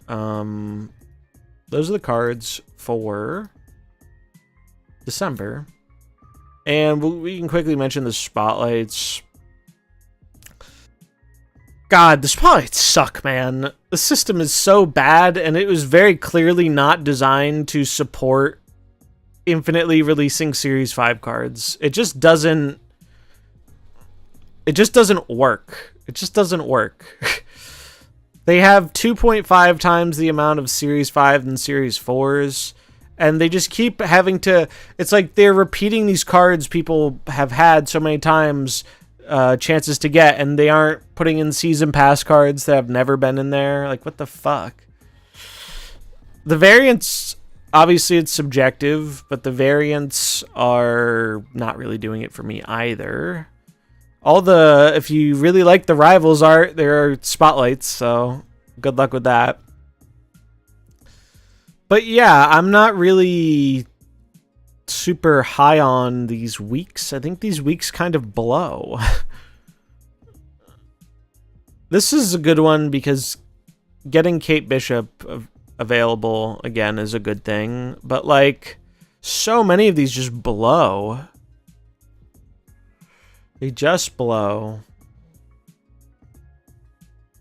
God help us if they haven't fucking reworked Kang by January 28th, man. That is the only reason I can foresee them bringing this card back. You might as well have fucking Kanged himself out of existence, because the card does not exist. I just don't see it with these weeks. These weeks don't feel great. I'm not going to be the best judge of it because I have most of the cards. So it doesn't really affect me. But I don't know. Monthly series drops would help. It definitely would. That's how, well, it wasn't monthly, right? But they had regularly scheduled series drops at the start of the game, and it was a core part of the game. And it was very clearly, the series were very clearly designed around that, and it didn't work. And so then they got rid of it when they made spotlights, because they're like, spotlights are more generous. And it's funny, so the graph I brought up before, where is it? Motherfucker. Let me pull up the graph. The graph actually paints an interesting picture about the card acquisition. When you see this little uptick here, this was shortly after Spotlights released. Spotlights came out in July. You can see it was going down, down, down. Spotlights, boom, boom. Because Spotlights gave people some hopium that they could engage with the new cards regularly. And what eventually happened was Spotlights are designed to rubber band pull you towards a certain percentage of collection complete. If I recall correctly, it's like 75 to 80%, roughly. But it's designed to keep you away from fully completing your collection, because that's how they extract money from people. Spicy OTA equals Kang will be Doom support. Yeah. All the Kyras look the same. Kind of true. Kind of true. So Spotlights were the first revamp of acquisition that really gave people a lot of hopium. And then long term, that didn't really deliver. They made exactly one change to the Spotlight system. When it first came out, some of you might not know this, which is kind of interesting. Some of you might not know this. When the Spotlight system first came out, you did not get 1,000 collector's tokens for a duplicate. If you can believe it, it was worse. It was a random variant. Random mystery variant, I think. Maybe it was PMV. I don't remember that specifically. I don't even think PMVs were a thing yet, actually. I'm not sure PMVs were actually a thing yet. I don't remember when they added those. Premium variant, I don't think we had PMV. Yeah, I don't think we did either. Even Cozy voiced his disappointment with the acquisition system, which is very rare from him. You can tell he holds back. In the recent Snapchat, he didn't. Well, it's good. It's like, what is really making things very clear to me is I am hearing some very not good things from the people who are the most successful in this game. The people who are finding the most success in Snap, I'm hearing like, well, you know, I need to look into other things because I do not have this high level of confidence in the sustainability of this for the future. And when you're hearing that from the people who are doing well and doing better than, you know, 99% of like the other people doing content, that should bring some alarm bells about.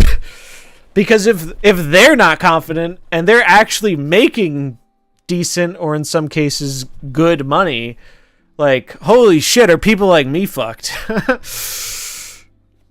And that is something I've been giving a lot of thought to. Not to get too derailed though. This used to be a variant and it sucked and people hated it, and people in the community pitched, hey, what if we got tokens instead? And they decided to do it. And that is feel free to correct me if I'm wrong, but I don't think I am. That is the only change we've seen to Spotlights.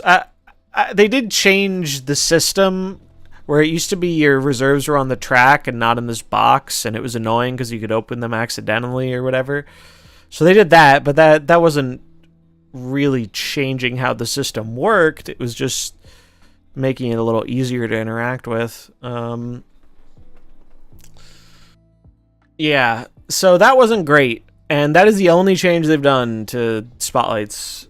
And so that draws me to my only reasonable conclusion, let's assume they are telling us the truth about, hey, we're working on card acquisition. They've been working on it for the past fucking year, at least. They're gonna rework the economy again. They just are. Their current economy is not sustainable. Many people said this early on into Spotlights, and they were like, no, be quiet. It's better than it used to be. All these new players are engaging with new cards. Shut up. You're just being a negative Nelly, blah, blah, blah. It's like, here we are. Here we are. Like, you can ignore the not then great truths all you want. They come all the same. So, yeah, here we are, and they're going to rework the economy again. And I think I'm going to do a whole little dedicated video on the economy. But the TLDR of the economy is, this is attempt number 3. Attempt number 1 was in beta. Attempt number 2 was Spotlight Caches. We're coming up on attempt number 3, presumably next year, unless Second Inner wants to win the gold medal in the dragging your fucking feet competition. I would assume that since they've taken a year plus to fucking work on it, that they have something. They're not sharing it with us yet, but they have to have something. And I would assume we will see that something next year. And I don't know about all of you, but I do not think the same level of hopium will be found with this new something that was once found in Spotlights. Because people are a lot more jaded than they used to be. So much more jaded than they used to be. And it's very vindicating to see it happen. I'm not going to say I'm happy to see it happen, because I'd be happier if they just, made the game not make people jaded. But you'll notice a lot of the people who only had nice things to say about the game have quieted down a bit over time. Quite a lot. And that's because you just can't really deny the reality of people's experience, and the experience has not been positive for a lot of people, especially among the people we interact with in this very dedicated portion of the larger community for the game. My favorite part was when they started releasing even more cards a month. Copium Huffers were on the it's better than it used to be train, yeah. So I'm not confident that their next rework is going to make it better. And I've said this from the start. I think about how many times Second Inner has been like, won't somebody please think of the fucking economy?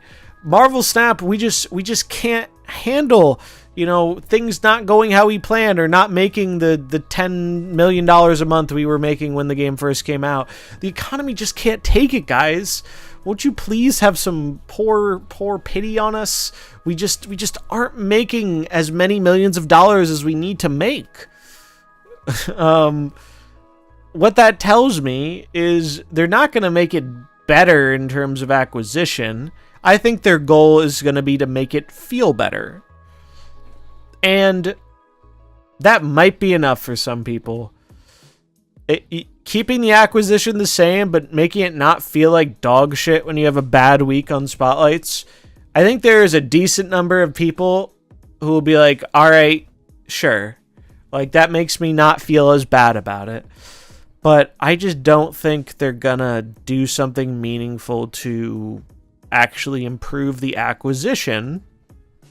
The only area where I think it will improve is catch-up mechanics. Because this happens in every mobile game. It's happened in quite a few card games. It's just at a certain point, you need to realize you can't milk new players for what you milked launch players for. It's just not gonna work long term. And here's a really good point about it. Let's say I'm a new player. Let's say I'm excited to start playing Snap. I see an ad for it, or my friend tells me to download it, and I'm excited to jump into the game. I'm playing the game for a few days, a week, hell, maybe even a month. I'm playing it for a little bit of time, and I decide, hey, I want to up my game a little bit. I've experienced the early days of this. I'm messing around with my cards, but how do I make a better deck? how do I really compete on the next level of engaging with this game? And what do you do when you're asking yourself that question? You type in on YouTube, hey, Marvel Snap best deck, or whatever. And you're going to get a bunch of fucking content creators making the surprised face on the thumbnail. And you're going to click on it, and you're going to look at these decks, and you're going to be like, I have none of these cards. And that's really, really bad for the player and the content creator. And I'd argue second dinner. Because even if you're someone who has the attitude of, I'm okay with spending money, I know people who are okay with spending a lot of money to catch up. And it's very inefficient. Because tokens are fucking expensive, and cards do not reappear in spotlights with any regularity. So, you know, if you need 3 Series 5 cards for a deck, and they're not in the next 2 months or whatever, you better find a way to get that 18k tokens, because nothing else is helping you out. Really glad Glazer doesn't do the soy face thumbnail stuff, even though it works. Yeah, I do want to be clear. I don't blame... I don't hold it against the people who use the faces on the thumbnail, because it is a proven psychology. But I do think it's stupid as fuck. But if it's stupid and it works, is it really stupid? I guess not, right? So I get it. Get your bag, people. No shame there. It's just, I think it's just silly looking. Because I feel like at a certain point,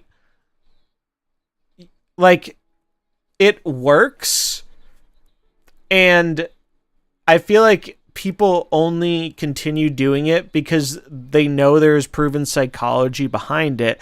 But I would question if that proven psychology is actually working once people understand it, right? Because if you've been watching someone who does that for a while, very quickly you figure out, okay, they're not actually soying out that hard. They're not actually that surprised. They're not actually that pog, right? Like, because nobody's actually doing that in the fucking videos. It's just the thumbnail. So you can't deny that there's something to the science of it for initially getting people to click. I do wonder if that actually holds up long term, though, once you stop bringing in as many new people. I wonder what the average IQ of a Snap player is.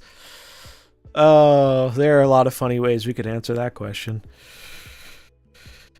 Yeah, I mean, I think end of the day, the only thing you really can do is, you know, don't hate the player to hate the game, right? But I do genuinely question how much, because the psychology of it is, for those who don't know, we as human beings are like, we're susceptible to being like more interested when we see another human being having a reaction like that. When we see someone else who is surprised or angry or happy, like, we naturally want to be like, okay, why? Like, give me the context. What is making this happen? And so that's the psychology behind it. But I do wonder, it would be a really interesting study if you could find a way to do it. I do wonder, but there's probably no good way to do that kind of study, because you can't, like, isolate the variables there very easily. I do wonder if it actually works, though, or if it's just something people do because it worked initially and you don't want to mess with a good thing. Like, I did that for a while where I just wasn't changing my thumbnail style because I was like, well, it works. I'm not going to mess with it. And then I look back at some of those thumbnails and I'm like, oh my God, why didn't I adjust it sooner? My early thumbnails were ass. Anyway, I'm not super confident in them making the economy better. They might make it feel better, but they are going to make catching up better somehow. That's the big question mark. If you were to ask me if there's one thing I am very, very hesitantly optimistic about with Marvel Snap, it would be that it is actually in their best interest to make catching up and returning to the game not suck major dirty asshole. That's... it really only serves to benefit all sides of the fucking player base and the people making the game. Now, are they going to do that well enough or in a way that actually works, I have no idea. I wouldn't hold my breath. I wouldn't bet money on it. I would just wait and see what happens. But that is the one thing I think they have a strong incentive to not fuck up. But they had a strong incentive not to fuck up with like the collector's vault, and they still found a way to do that. So who knows? Anything's possible. I'm in the reverse. It's the typography for me. When I see someone's dumbass face look dumb, makes me turn away from the video. There are definitely people out there like that. Yeah, for sure, for sure. Like that is undeniably a thing. The problem is their initial attempt at that with Series 4 bundles is laughably bad. Yeah. I don't even know if I would call the Series 4 bundles their attempt at it. I think that's just them trying to make a bit more money. I don't even think that's really much of a catch-up mechanic. The catch-up mechanic has to be like... It has to be something you can engage with without immediately opening up your wallet. Let's use Hearthstone as an example, because they did this, like, I don't know, 2 years ago? I don't know when they did this. They made a whole big thing about it. They called them catch-up packs. And the idea is simple. It gives you a shit ton of cards in one pack that's from the last, I don't know, the last few years of Standard. So if I see a new Hearthstone set, and I'm like, huh, that looks kind of cool, I want to play it. Or I'm a new player and I get into the game and I'm like opening some packs and having some fun. If I'm doing that and I'm like, well, shit, I need all these other cards I don't have from the last year of playing the game. That is a really good way to help fill out that collection for a lower cost. And one thing you have to worry about a bit is like, and I know for a fact they're worried about this. They're trying to thread the needle because Hearthstone does something kind of funny, and I know multiple people who do this. Hearthstone, in some ways, could be argued to be too generous in terms of what it does for returning players, because some people game the system a little bit, where it's like, well, I just won't play the game for 4 months or whatever, and then I come back and they give me a free deck. And it's like, if you're okay with not playing the game for long periods of time, you can benefit quite a bit from the system. And obviously you're missing out on, you know, the free resources you would earn by playing the game. So there's like a trade-off, but you do get quite a bit out of it. So they're obviously scared of that, and they want to find a way to bring people back that doesn't scare away or annoy people who are still spending a lot of money. The one thing, all right, there were two things actually. There was like, they were doing a returning player bundle where it was like $20 for some resources and one of the recent Series 5 cards. And then there was another thing they tested where I think it just gave you stuff for free. It gave you like 1,500 tokens, 1,500 credits, a variant. I don't remember exactly what it was, but it gave you a little bit of stuff. But it's like, my brother in Christ, I can't buy a Series 3 card with that or a Series 4 card with that. Like, it's not, because of how you've designed your card acquisition system, you can't offer people like a fraction of a card and be like, we're helping, guys, we're helping. They're missing fucking tons of cards. Offering them 25% of a new card isn't going to do it. If you're not a whale and you're not grinding 24/7, it's hard to get cards. I took a 4-month break. I went from missing 3 cards to 60 in that time frame, and it's been rough. Yeah, 100%. 100% That is exactly the type of player who I'm talking about. And I've been playing less Marvel Snap. I've been very open about this. I'm missing out on some quests here and there. I am not playing the game off stream very much at all. The game demands quite a bit of you in terms of like keeping up with the free stuff. Surprise, motherfucker. Lee with the raid. Hey, my alert actually worked. I really have to figure out what's going on with these alerts, man. Sorry, I had to Twitter debate. You got a Twitter debate with the rant on in the background, Safety. That's min-maxing. Thanks for the raid, Lee. Hope you had a good stream. More WoW stuff today? Or something different? You came into the rant time, the stream's favorite time. It's one of my favorite times. We've maintained viewership throughout it, so I guess I'm doing something right. Also, holy God, I feel like Twitch spams these ads way too often. And it's like, I know I can change things with the ads, but I really don't feel like... It's like, oh, pre-rolls are disabled for 62 minutes, but it doesn't... I don't know, it doesn't feel like it goes as much as quickly. Or it just feels... Maybe the time just feels like it's passing faster. I don't fucking know. Anyway. Stream is good. Wow. Grinding keys. Nice. I have a friend of mine who is really, really into World of Warcraft, and he swears I would like it, and I kind of believe him. But I have a very strict policy on MMOs. Also, I'm biased with MMOs because RuneScape was my first, and nothing's gonna ever hit like that. It just won't. You can't. You had to be there, you know. It's like playing WoW at the beginning, playing RuneScape at the beginning. Like it just changes it. Oh, I missed this one. I have a Havoc offer for 10k tokens for $100. Is that actually good? I don't think so. But I don't... They have enough currencies where I've stopped mathing it out a long time ago. It's like... What? It's most of 2 cards and a Series 4 for $100, yeah. I mean, relative to regular Snap Economy, maybe. But regular Snap Economy is not good to begin with, so I wouldn't give that glowing stars. So logging in for credits, that's definitely part of it. It doesn't annoy me quite as much. What annoys me is sometimes the quests are annoying to do, and they don't jive with whatever deck I want to play, and that is annoying as shit. Pokemon's really what opened my eyes to this, because Pokemon demands nothing. It demands absolutely fucking nothing of you. You open the app, you open your 2 fucking packs a day, and you're done. If you want to engage with the game more, awesome. If you don't, you are free to fuck off and do whatever else you want, and it's great.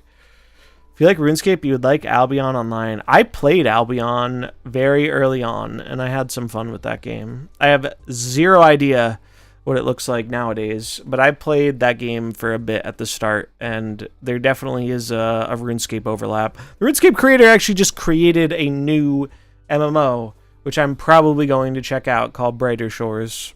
It's early access, but it's free. I'm probably going to try it at some point. Maybe I'll stream it. I don't know. I do want to... I'm working very hard at trying to figure out what direction I want to take with the stream. Because a big part of why I'm talking about this stuff is to emphasize that the future is very uncertain for Marvel Snap, and even though I think they could continue to make really poor decisions for a long time and still make a boatload of money, it has a disproportionately negative effect on people who are doing what I'm trying to do with content creation. And even if they were doing a lot of things right, it does feel a little boxed in with card games sometimes. And I say that as someone who loves card games, where it's just like the potential to do something interesting or different feels low. It's disappointing. But that's just, it's not really a Snap problem so much. It's kind of just like a card game problem. Like that's been a thing for a long time.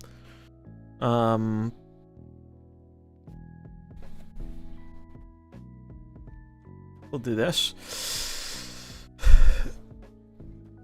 But the point of having... Oh, fuck off. The point of having these conversations is... Like, I care about the game. I like the game. I would like it to succeed. But I feel like a lot of these decisions being made at the moment are not helping it succeed anywhere near the potential that it could.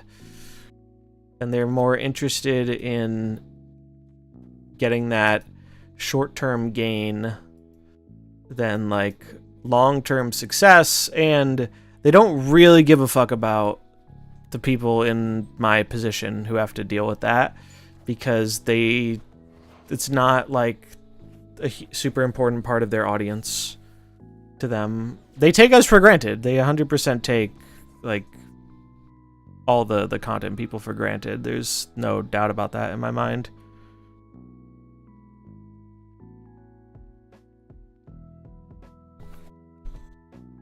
And it's not just content people too. Like, this isn't just a woe is me content creator problem. This is also like, they take all the dedicated card game people for granted too with a lot of these decisions they make.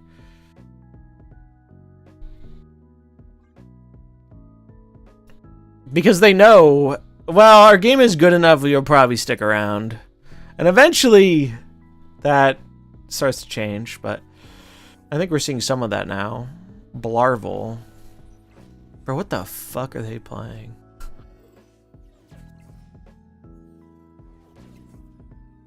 I'm so confused. I'd pull out a Luke Cage if I... Malekith, that's a 4-9. Dazzler would be a 2-6. So that's just better stats than Onslaught.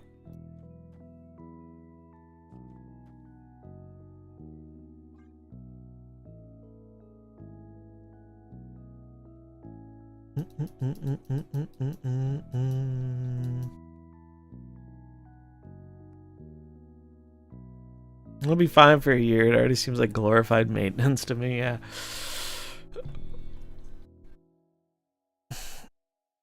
At some point, whatever the fuck they're working on with that new game is gonna become more of a priority to them, I'm sure. It might already, I don't know. Oh, this motherfucker got my Ultron? You are shitting me. You are shitting me, dude. Copycat is a great example of some truly dog shit design. Should have played around it.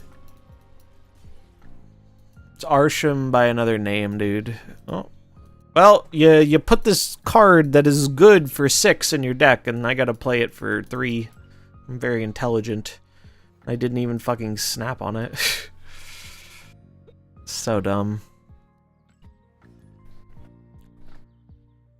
Yeah, it is. What you're seeing with so many Snap people flocking to Pokemon in the bazaar is a lack of faith in the future and realizing, like, there is just not a level of confidence that was previously had in the people making this game. That confidence was very high early on. Oh, it's Ben Brode. Oh, they made Hearthstone. Oh, they're, you know, a small company. They don't have to conform to the wills of Activision Blizzard. And it's like, well, all that was true, but here we are.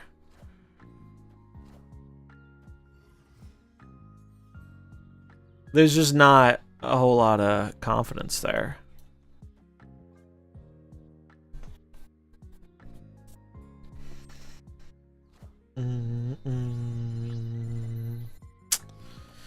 What is happening here? Free Ultron's pretty good. Pretty good.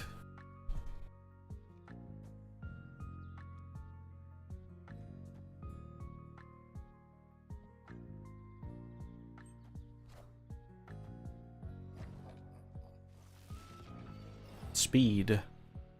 Okay.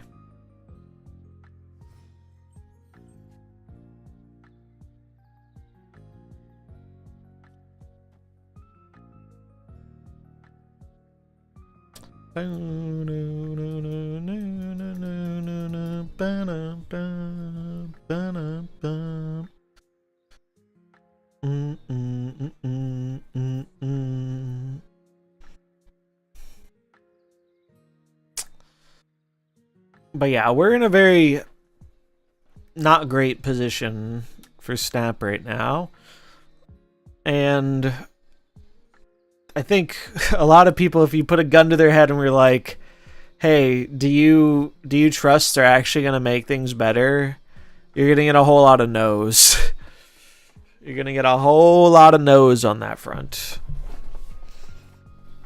Because there have been so many things that have eroded trust and very little in the way of things that have inspired trust. Bro, what are they doing? What's happening? Oh, they're just a fucking cringe lord.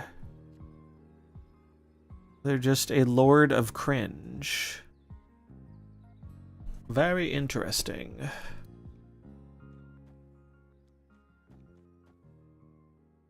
I didn't pick up that they were playing cringe. Because of Utopia. Fuck. I'm gonna get Eliath, aren't I? Whatever. Yeah. Blob it up, bitch boy. Make him nice and fat. There's no strings on me.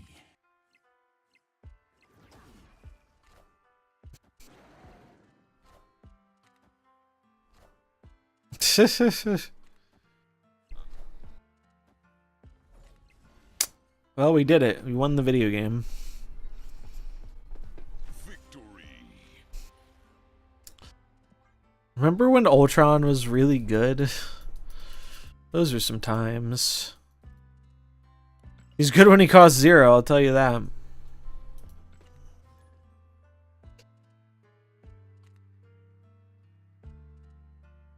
This deck's kind of neat, though. I've enjoyed Malekith more than I thought I would.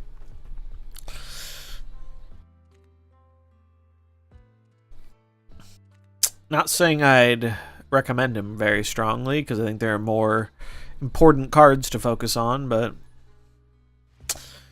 he's cool, I guess.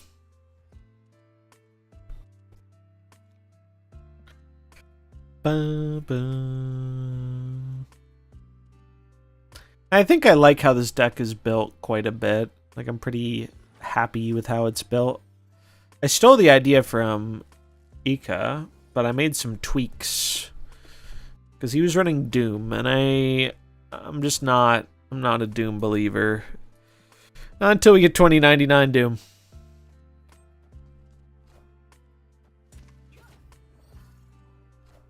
That is really not ideal. We get a very large Bob now. A very large Bob.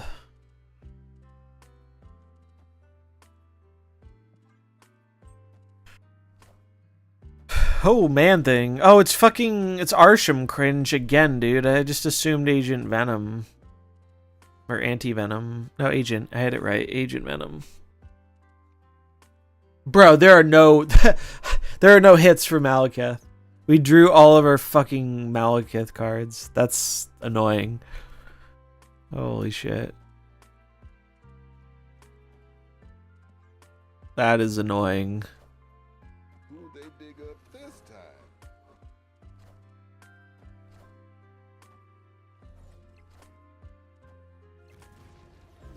It's very annoying. Who does he think he is? One night and one more time. Thanks for the memories.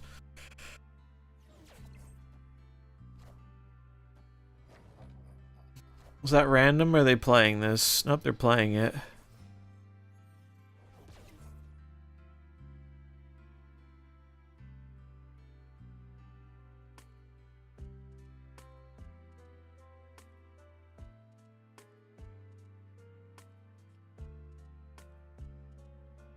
Hmm.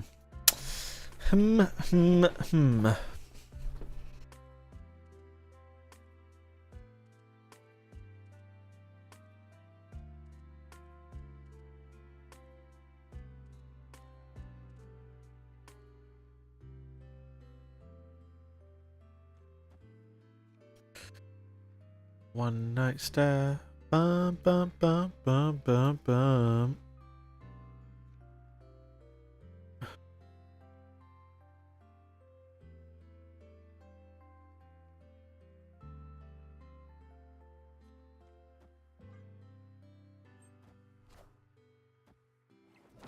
Oh, don't Legion me. Okay. Phew.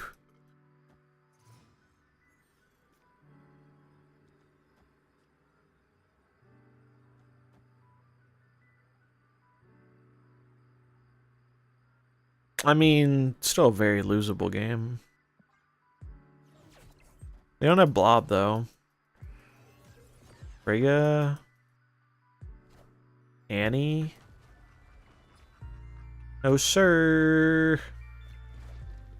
It's actually remarkable how many games the Shadow King has saved us. I was not a Shadow King believer in this deck, because this deck, you know, you want to play a 6-on-6. This card has saved us a lot of games. The deck would undoubtedly be worse without it.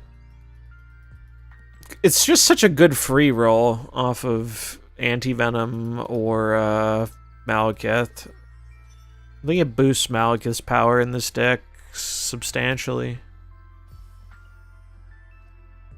But yeah, I got kind of derailed from one of the points I was making earlier, which was essentially, you get into the game, you're playing the game, you want to get better, you look up the best people to watch on YouTube, and you realize it's going to be even if you are willing to spend a lot of money, you are you're not going to play the same game as the people you're watching for months, if not longer.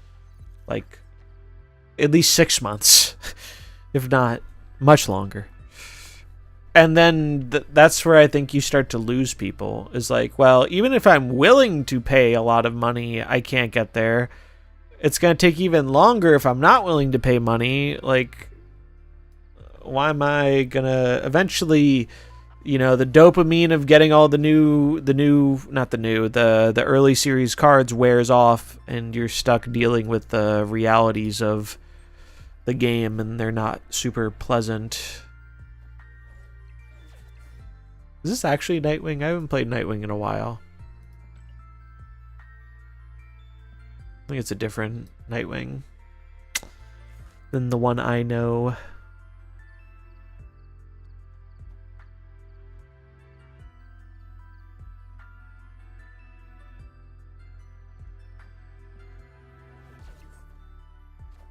These memories.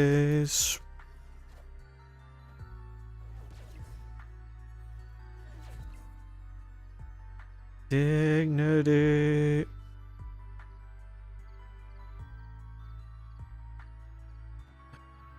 Ba-na-na-na.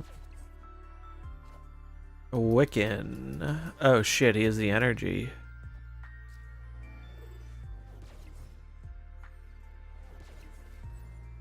Alright, now the real question is, do I onslaught here? I think I do. This is better than Ultron.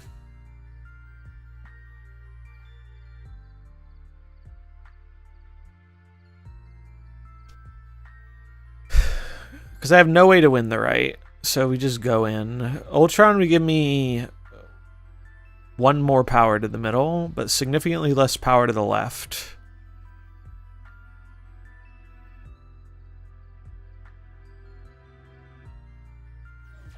All right.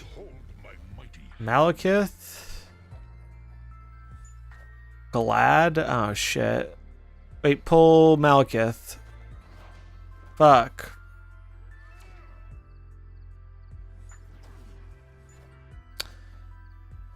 Honestly, I think you're smoking some of that second inner crack if you're playing Gladiator right now. Cute idea with Malekith. I do not think Gladiator is a... I do not think Gladiator is a card you want to be playing right now when Scar is a big part of the meta. Malekith worth pulling. I think it is a decent card. I pulled for it because I was also missing Valentina, and so this is the first 2-card week I've had probably this year. Maybe I'm forgetting one, but I don't know. So I went for it for that reason. He seems fine. Like, I haven't played with it enough to be like super confident on like, yeah, definitely buy this card or don't. But he seems like a fine card. I would wait. I would wait and see how opinion goes over the next few days. Someone gladiatored my arrow out and lost. Classic. Gladiator is not a card I think you should be playing right now. It worked out for them in that situation, but we got my Patriot. Sure.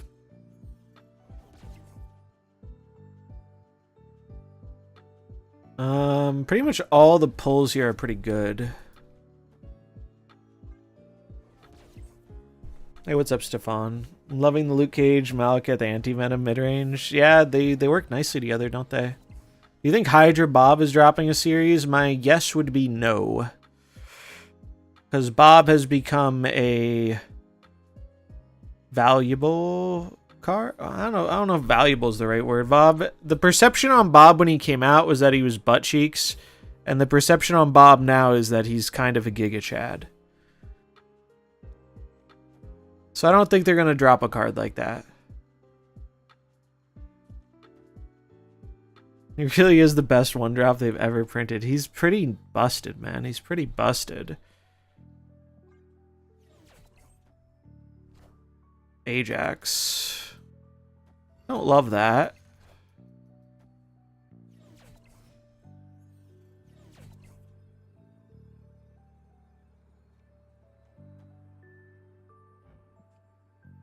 I don't know. Let's just ship it and see what happens. I don't really have much in the way of other options here because of Vormir, unfortunately. Wish I could have gotten a buff. That's the only downside with this deck is, like, you only really have 2 buffs. This is Shadow King. You only really have 2 buffs, so it's harder to buff up the Ultron, but Ultron is just a lot of stats. Actually, not true. OG Kitty. I got to play OG Kitty. That card was nuts. No anti-venom or speed. Anti-venom is definitely a big part of what makes this deck work. Speed, I think you could get away with playing another card, but in this specific version, speed just seems like the ideal 3-drop. Yeah, I mean, it doesn't hurt to wait. Series drops. I guess he didn't get Hazmat. Or he was worried it wouldn't be enough because I have Cage. The series drop, I imagine, will get the announcement. They're going to announce it 2 weeks before they do it. They usually time that. Don't they usually time? They usually time that with a patch, right? So the series drop will probably be in a month, which means we'll probably know what it is in 2 weeks, 2.5 weeks, something like that. That's my rough timeline estimate. Do we actually have a schedule on the patches? I know we did. I know we did. I don't know how far forward that schedule went. I'm gonna look. Let's see. Game news.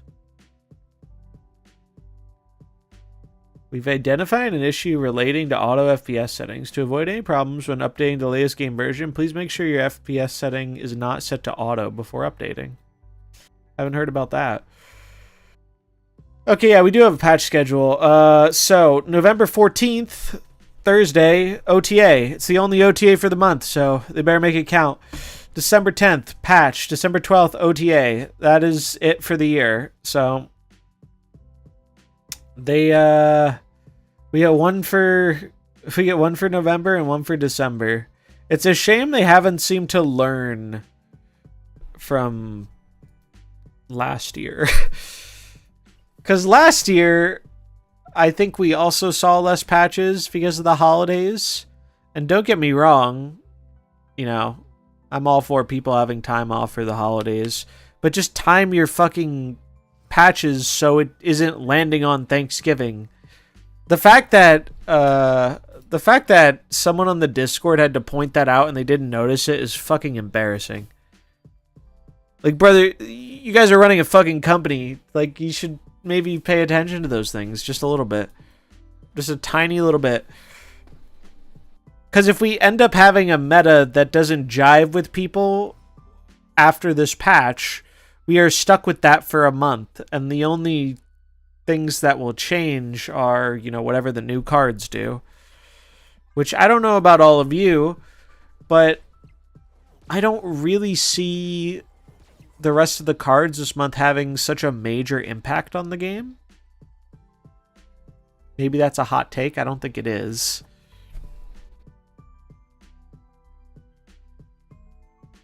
So we're going to pull Patriot Cage or Dazzler. Sure.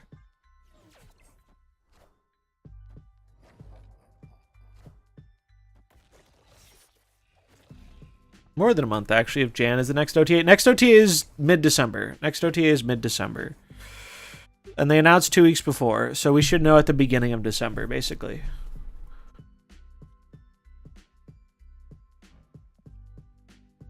Yeah, now.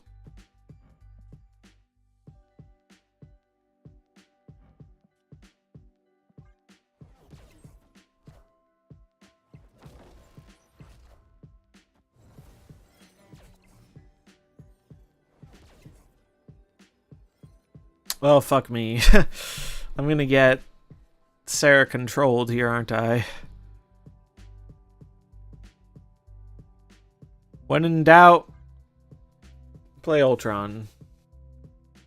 Killmonger isn't real. It can't hurt us. It cannot hurt us if we don't believe in it, chat. Holy fuck. That is... Although, just kidding. Your boy has a Luke Cage, motherfucker. Oh, what a thing of beauty that is. 2 can play the Cage game, friend. It is so silly how good of a card Luke Cage is right now. Luke Cage is just... He's a fucking Giga Chad. Where the series drop announcement based on the upcoming Spotlight, they're dropping dog footer cards down again. Yeah, that's another thing we didn't really talk about with the Spotlight stuff. In knowing what the Spotlights are, we also know what cards are not dropping, at least dropping to Series 3. Series 5 could go to 4. But we know some of the not great Series 4 cards aren't dropping, like Meek, right? Because it wouldn't be in Spotlights. That, though, to be fair, there is a little bit of precedent against that, because there was a time one of the cards was in the Spotlight data mine, and then it dropped, and then they replaced it. I'm trying to remember what card that was. I know for a fact that happened. I don't remember what card it was. Kang rework Copium. Yeah. Surely. I'm honestly more coping about a Thanos change on Tuesday. Although... I can't... A Thanos change would be something they have to have a high amount of confidence on getting right when you don't have the ability to fuck with it again in 2 weeks if you swung too hard or too low. I mean, I guess too low wouldn't be as much of a problem, but if you we've seen what happens when you swing too high with Thanos, and it is not good. Not good. Is this week worth it for keys? I think I would recommend waiting a little bit and seeing what happens with the card, and if it shows up in decks that look appealing to you. That is my advice for this week. Because Malekith is the big question mark. Valentina is not a super played card. And what's the other card? I don't even know what the other card is. Thena. Oh, it's Thena, right? Thena's a good card. If you're missing all 3, I don't think it's a bad week if you like Thena decks and whatever the Malekith decks end up being. Because Thena's a great card. Malekith seems like a decent card. Valentina is not that great of a card, but a card's a card, right?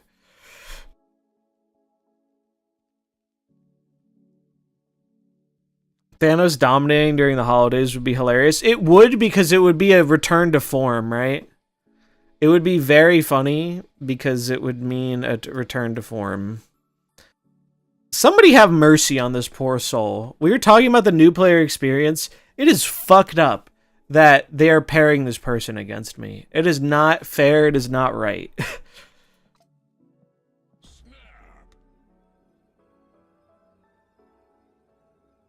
377 collection level, man. We're going to see so many more of these people when Marvel Rivals comes out, because people are going to get into the game to play, to try out the cards that they know from the characters in Rivals.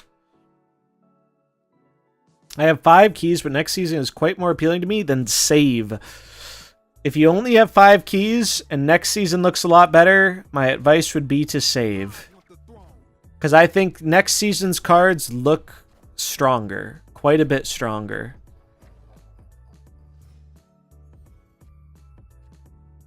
I think that gives a bit of an easier answer to your question.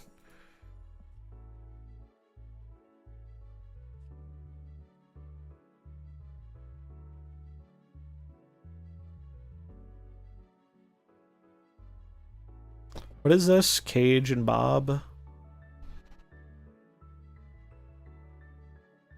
Let me just do this. This is better. Well, maybe not. I like this because it forces them to put a bigger thing in this lane. I guess this does too, though, because they'll be tied.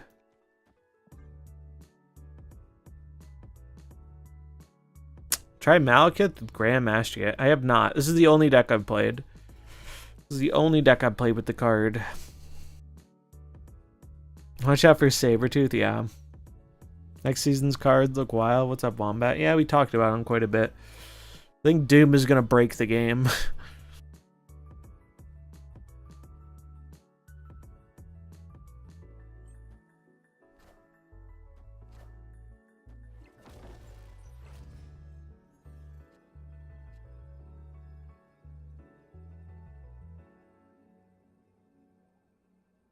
I might need to play Ultron on the left. Because they are so obviously going to Venom this lane.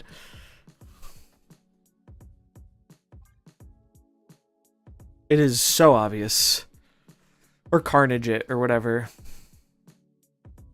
Can I beat that? 8 and 6 is 14. And the Wolverine stuck, it'd be 20. I will get 9, 10, 11, 12, 13 added to the middle. I get 16. So I win this lane if Wolverine doesn't go here with the Ultron here, regardless. I guess I'll just do it. Fuck it.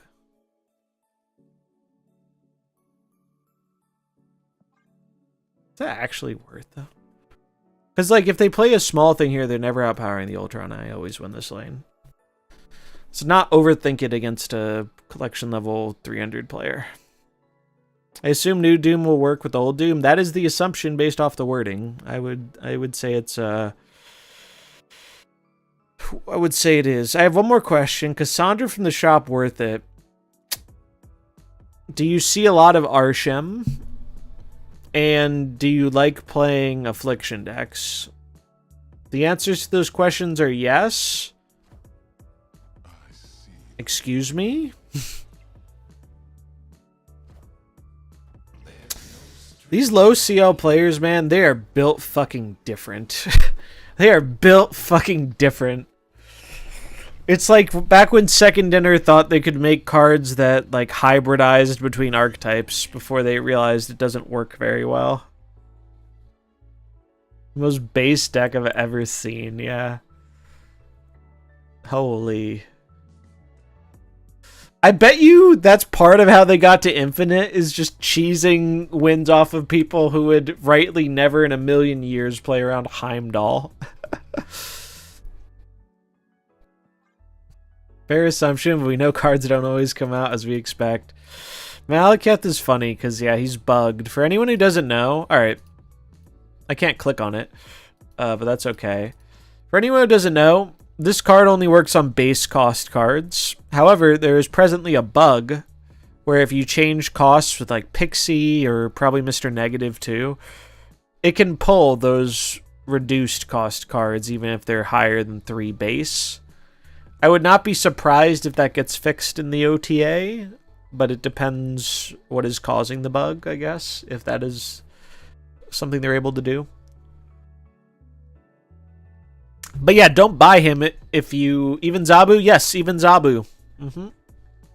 Even Zabu. So don't buy him for those decks if that is why you want to buy him, because that is not going to work long term. But it works for now, so if you want to do it while you can.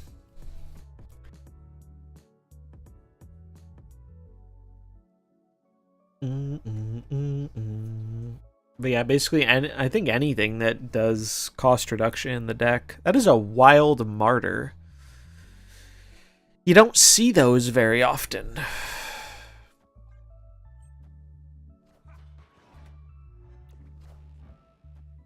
Not bad. Then why can't he work on discounted cards? It's just not the way they designed it. Snap has... Well, that's funny. We can literally see some of the code. Add a card target card cost 1, 2, or 3 from your deck here, but don't reveal it. Snap has... It works this way for things like Silver Surfer and whatnot, where like it's important for the base cost to retain its value for other cards that care about that. So that's just always how they've done it. And so they probably could change it if they wanted to, but they do not. I am so very confused at what is transpiring here, but we'll see what happens. Yeah, they did confirm this is a bug and not intended behavior. It has been confirmed.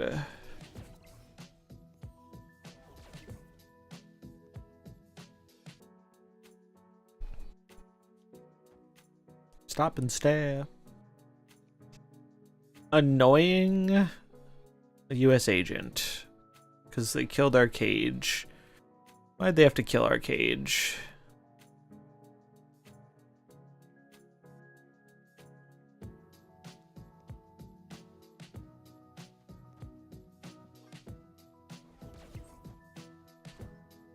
Bobbert. Don't like seeing Cage here. Ultron? No Ultron. I think we just take the L then. I think we just take the L. Our best play would be like this. The Martyr will move.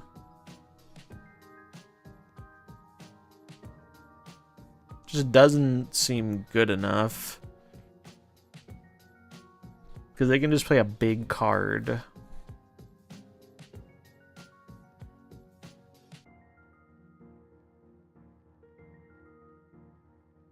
Patriot also ends up moving to the middle. Not that it really matters. Yeah, I'm gonna leave. Bro, who's spreading the Gladiator propaganda? Who is spreading the Gladiator propaganda? And are they aware the card Surtur exists?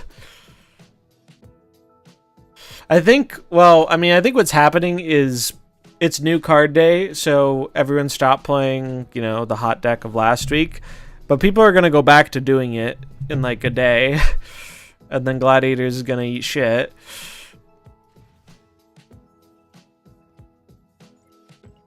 Another low CL player.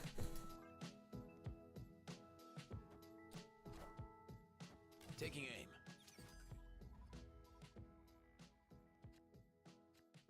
Bleed it out. I haven't seen one Surtur. Actually, that's not true. I did see one Surtur today, but it wasn't the traditional 410 deck. I've seen exactly one today. Alright, we have found a Shadow King lane. I'm assuming they're gonna bounce.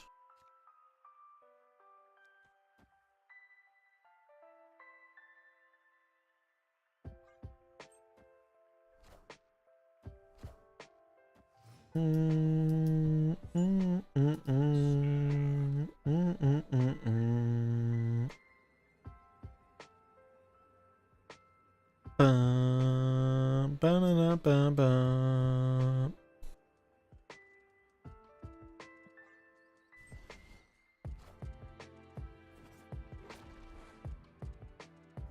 Bob, I would like you not to go left.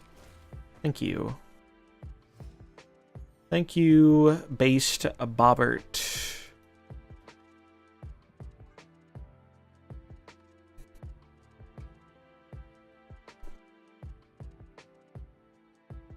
I want it now.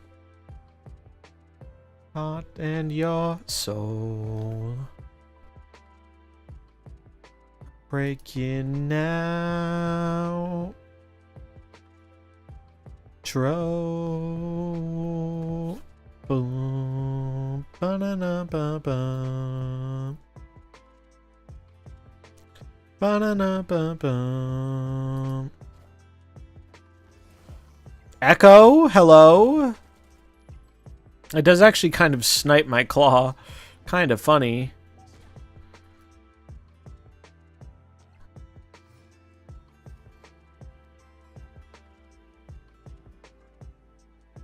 Or should we get a Goliath?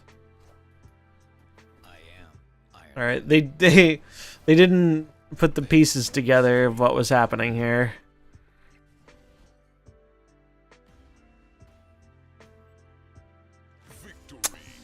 Chad, I kindly ask you not to report me for cyberbullying. Because, yet again, this is not fucking fair, man. Like, don't pair me against these people. It's not fair. I wonder why they do this. Because, like, so normally, the reason this happens is because someone gets to infinite, and so their internal MMR is very high. And then when they get to infinite, and they're low collection level, it places them very high up.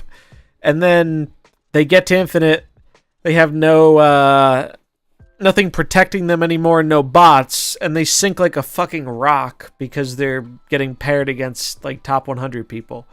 But if you notice, when we look at their profile, they are unranked, which means their SP is low enough to where they are below rank 5,000. So it feels like they've probably already lost a lot. Maybe they haven't. Maybe they just entered low. But if they entered low, why are they pairing me? Because the other 5 low CL players are in bed or a game. Yeah, that definitely could be part of it. But, like, just don't give him to me. There's got to be enough people playing the game where you can give him not to me. Prob to entice them to spend. I mean, yeah, it is a mobile game tactic. If you make someone bash their head against a wall against people who are, who have a lot more cards than you do, yeah, it, might get some people to spend. Is Ultron still playable even without Malekith and Anti-Venom? I haven't tried Ultron enough in recent months to give a good answer to that question. I imagine Patriot can still work. I don't know if it's good, though. No one's played it in a while since the initial Ultron buff where it was good for a while. But it was good not that long ago. People were running it as the top end in Wiccan for a while. I don't know, though. This just felt like a natural home for Malekith, so I'm trying it out. I think Anti-Venom definitely gives this deck the juice, though. Like, Anti-Venom is just such a powerful mid-range card. It is like... I think KM was the one who said it, and it's very true. Anti-Venom is just a card that if you're playing a deck that wants to play in an impactful 5-drop or an impactful 6-drop, Anti-Venom's your friend. Like, it's so good. It's so good. Like the salesman selling them what Ultron Patriot can do. Yeah, I mean, they are good together, right? It really depends what you're seeing, to be honest. I have a hard time having an idea. I learned this from coaching. The meta, as I know it, as someone who plays high up, is very different than the average player meta. And I know, you can go look at Untapped and be like, well, it's not actually that different.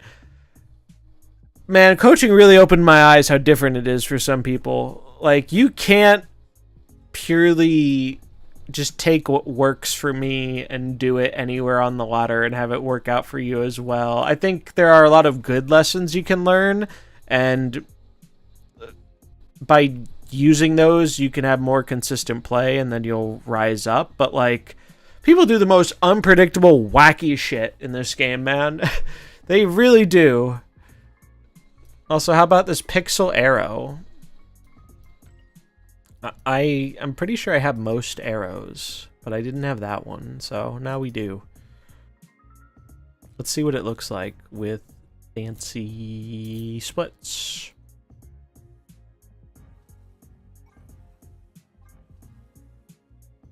Tell me that's not a thing of beauty, chat. Mastery can't come soon enough. Am I mistaken, or am I remembering correctly that they said Mastery would be this year? Is that right? I want to say I remember very distinctly them hyping up that Mastery is actually coming sooner than we think, but I don't want to, I don't know if I'm remembering that right, because I haven't looked at it in a while. Which would mean Mastery comes next month, because it's the last time it can come before the end of the year. They might not have said that. I could be wrong. But I swear, I remember them saying, like... I guess I should just look. Marvel Snap Mastery. Marvel Snap, let's see. Dev Roadmap. I do think Mastery is really cool. But I think there are a lot of people who are going to look at it and be like, neat. But I imagine what they're hoping to have happen with Mastery is it's going to entice people to buy more variants and split more cards. I'm not super convinced it's going to do that. But maybe it will. All right, let's look at the roadmap and see what they said. Coming soon, Collector's Vault, Deadpool's Diner, Character Mastery. Let's see. Character Mastery. It's back. Quick break from the roadmap. Some feedback. Character Mastery's back. All my favorites. No, this doesn't have a timeline, right?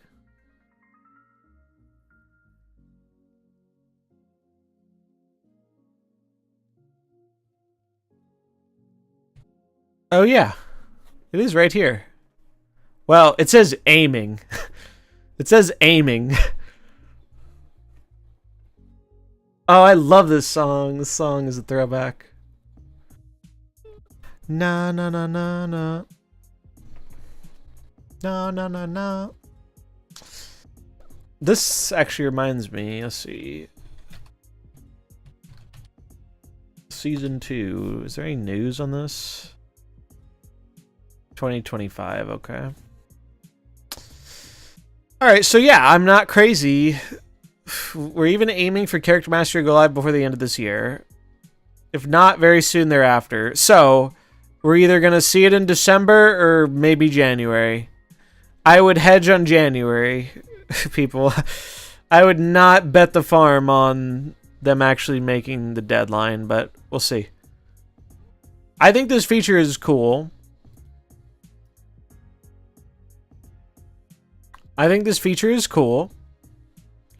They did give themselves some leeway here, right? Which was probably smart. It seems like too much for them. Well, the series drops doesn't actually require any effort whatsoever, right? It's like in-place technology, and they just pick a list. But yeah, in terms of like content for players, it's a bit more than we're used to. Let's look at this image a little more.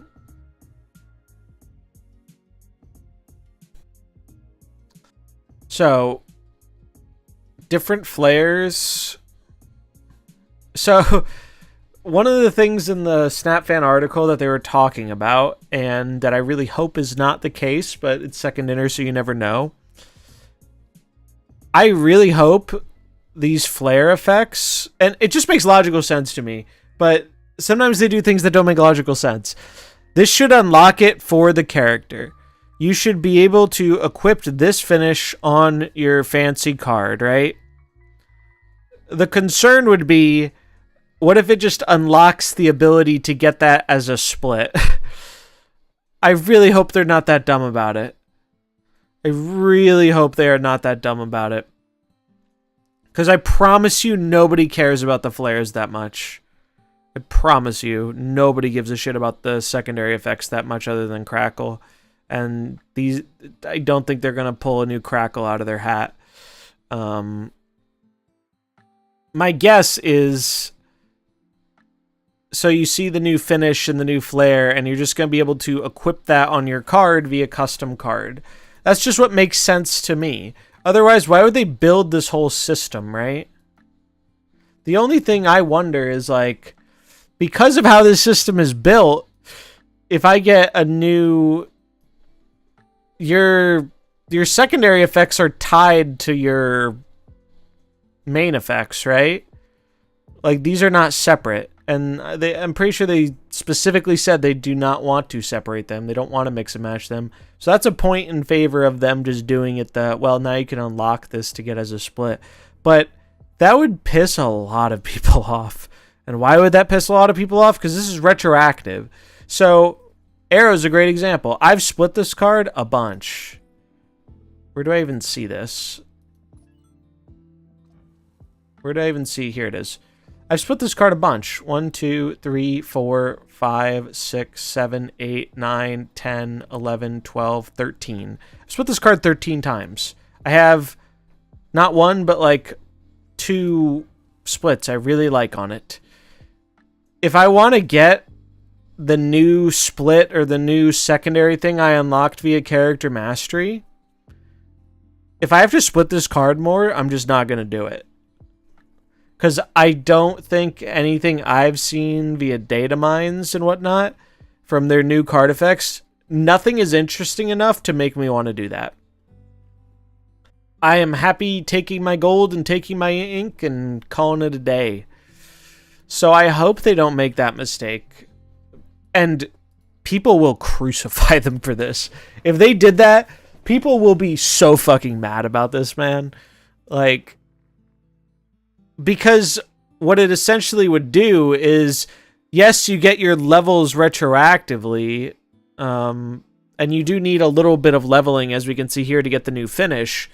But someone who just is at enough splits to get the finish will have better odds of getting that on their card sooner than someone... Well, they won't have better odds. They'll actually have slightly worse odds because they'll have more things in the pool. But... they won't have invested resources already into leveling it up beyond that, is what I'm saying. It would probably be the same chance to get as inked and gold. That's another reason I don't think this can work. Because they have a lot of these secondary background effects, and they can't have it... I mean, I guess they could just dedicate them all to one percentage, like ink or gold, and then have it randomly roll that percent.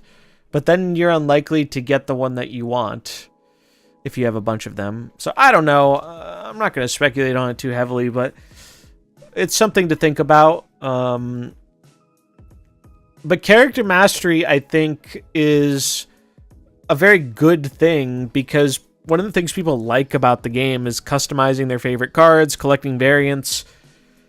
Hell, as someone who has spent a bunch of money on the game... there are characters who I do not give a single fuck about, who I have so many variants for that I have not even purchased. Like, look at all these. 1, 2, 3, 4, 5. I have 6 variants here. This one was in a bundle. All the other ones I did not purchase. So it's cool to get like some rewards for doing that, for collecting stuff. I think that's something the game's been missing.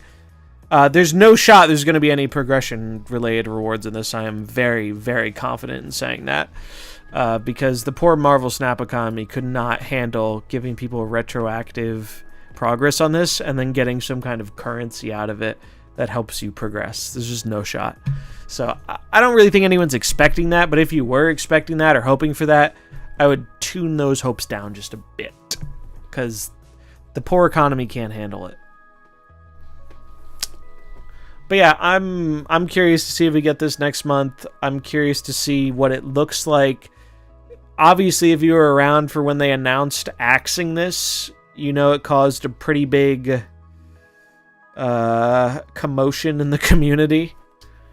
And so they turned it around, and they are going to do it, but I'm curious to see how much of the original idea makes it in. Because, like, so thinking about it, where are we at with Snap for this year? Like, how has Snap changed this year? I should put this in notes, because this is a good end of year video to do. So we got one more new card. I need to capitalize all this. One more new card a month. We got Deadpool's Diner X2. In case new Diner is better than the old Diner. I don't think it will be, but we'll see. High Voltage X1.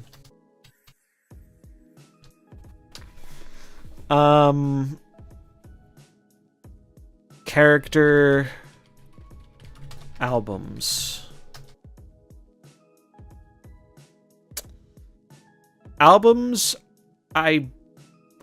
Did albums come this year? Collector's Vault, true. Vault. Let's see. Marvel Snap album release. Marvel Snap albums. The first album was... I guess I can just look. This is not in order. Does anyone remember what the first album was? It's definitely not in order, right? Is it? It is in order, really. I do not remember this being the first album, but maybe it's because I didn't engage with it. These in recap bundles. Was that also new this year? Maybe? I don't remember. Alright, Venomized Villains. When did this come out? Oh, come on. It doesn't tell me. I can just look at when one of the variants came out, I'm pretty sure. It'll tell me. Because I'm pretty sure some of these variants released. The Thanos variant released with the album, I'm pretty sure. Because it was new. It came out... So it came out at the end of 2023. So... We'll put in... We have character albums.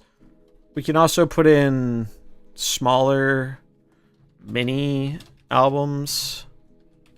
Like we have like some of these smaller ones where it was only 9. There aren't many of these, but it's something they did.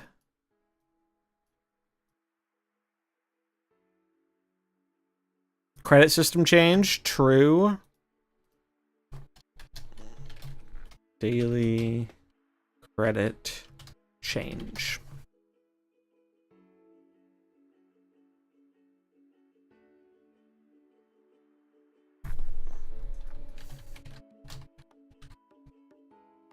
I'll put recap bundles down, but I'm not sure if that was this year or not. Incentive to buy on the web store. We had a whale track last year. I would actually argue there's less incentive than there was before since they axed the double gold. But we did get web store exclusive bundles.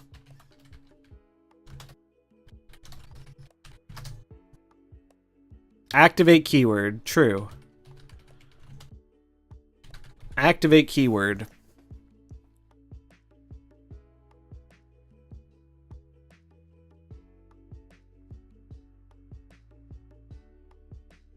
The Galactus Roulette. Harsham. Alliances. I like how it took that long for someone to remember alliances. Even I forgot about it. I was high on this feature too, man. I haven't even picked up my things because I forgot. I was pretty high on this feature, and now I am not. Well, it heard me talking shit because it gave me some good bounties, but... Oh yeah, the card customization upgrades. That's a good one. Custom card upgrades. Borders. That was also a thing.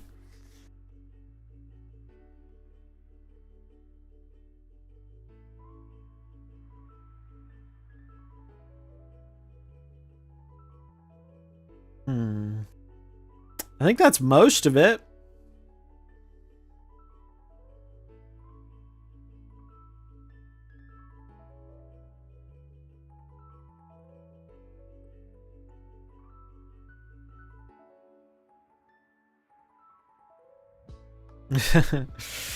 And then I think what we're going to do is I think we're going to put these into categories.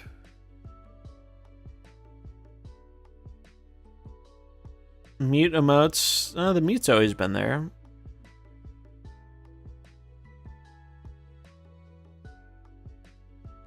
I think that's everything. New emotes. I don't think I'm going to include new emotes because that feels jumbled in with the albums. We actually haven't gotten that much in terms of new emotes outside of albums. I guess we got some in the season pass. I don't know if that's worth putting on here.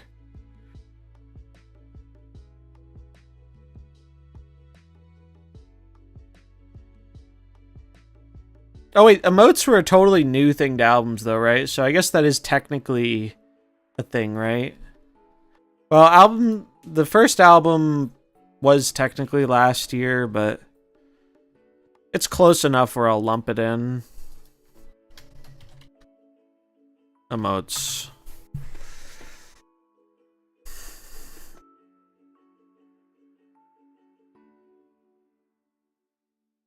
What about using gold to upgrade splits? I'm pretty sure that was around, but using gold to buy tokens wasn't around, so that's a thing. Buying tokens for gold. Bonus boosters, was that this year? That's the best feature they've added this year, if it was this year. Devaluing gold, yeah. I think that started happening before this year. The Galactus Roulette.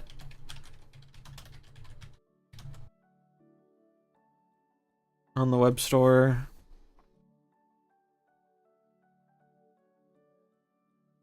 I'm gonna check the bonus booster thing. I think you're right. I think it was this year. It was this. Wait, no, that's not it. How to target specific boosters. April 19th, 2024. That was this year. One of the few handy things about having a YouTube channel is being able to look at like old stuff and be like, oh yeah, that's when this happened. Do do do do do.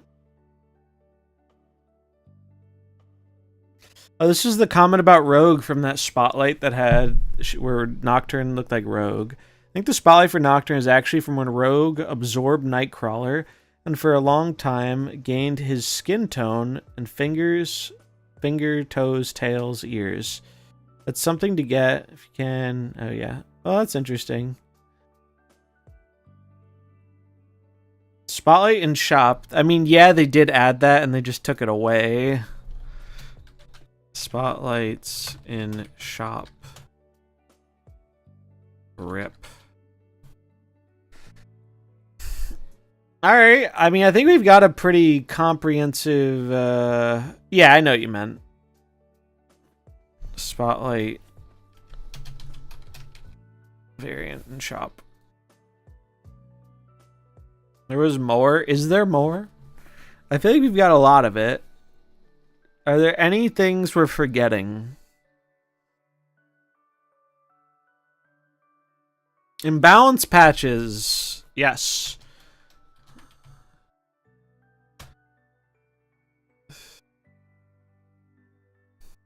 I don't know if we're getting any more of those, but it was something they tried. Arsham. I'm not putting Arsham on this fucking list. I refuse.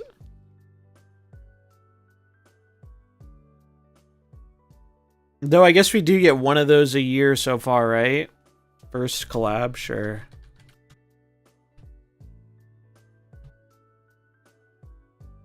What is this list for? Good question. The purpose of this list is we're getting near the end of the year, and I want to see all the stuff that came to the game, and I want to tier list it, essentially. Like, hey, was this a good thing? Was this a neutral thing? Or was this a bad thing?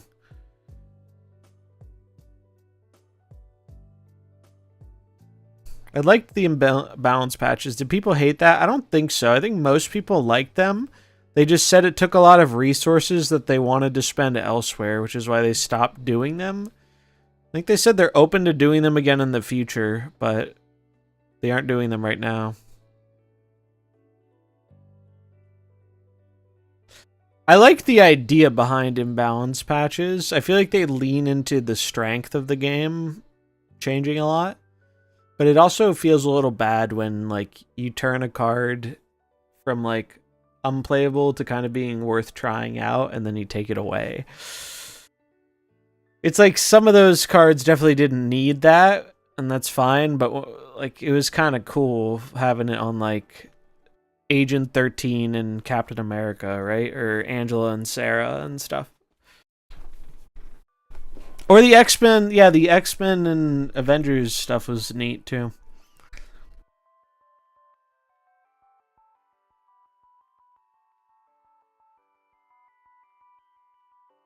Oh, they did a referral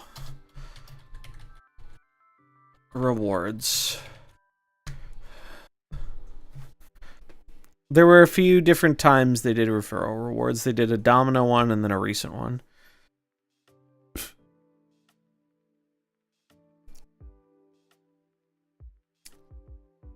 All right. Anything we're forgetting? Leagues. Yes. That's a good one. That's another one that's like probably one of the bigger things they've added that we feel have already we've already forgotten about. That is new. Yeah, leagues were a this year thing. Leagues were a this year thing. Was removing... When did the ranked rework happen? That was last year, right? Anything else coming in the next 2 months? So I'm trying to contain it to a year. Is Gold Pass worth mentioning? I'm pretty sure that's new, so yes.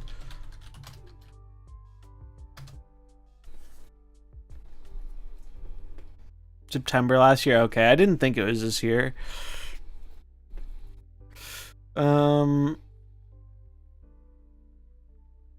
Yeah, any November, December content. We can do character mastery question mark because that might be next month.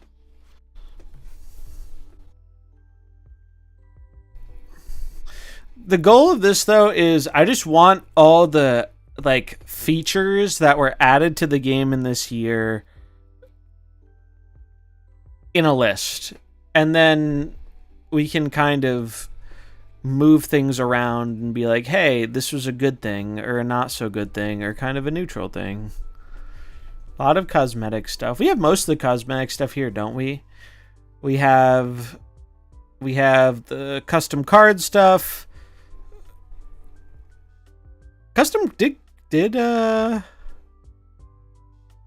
custom card come this year too? Or was it just the upgrades to it? There's that new thing they just added to the shop where you can preview, where you can like check the album. I don't even know how to refer to that. Yeah, February. Okay. Custom card plus upgrades.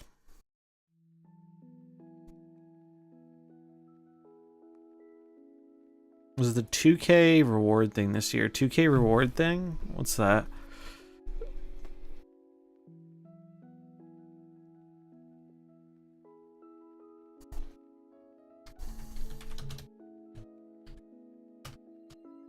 Oh, the punch card? This thing? When did they add this? I feel like this has been around longer, but I'm not sure. This is one of the best things they added to the game for people who like buying variants. I feel like it's older than a year because I was so psyched about this, which meant I was still buying variants fairly regularly. Also, the art on these is awesome. Like, I'm not going to buy any of them because I just want to save my gold for the new card variants, but these are great. I love this Polaris one in particular. This is sick as hell.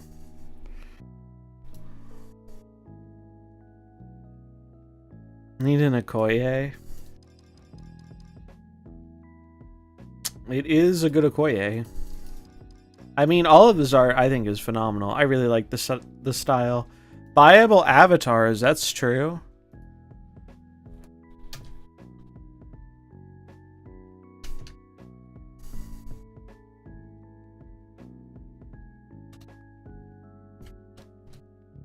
It's not even high rarity, it's just buyable.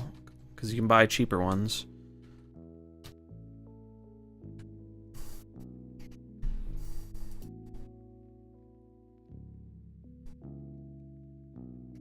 Were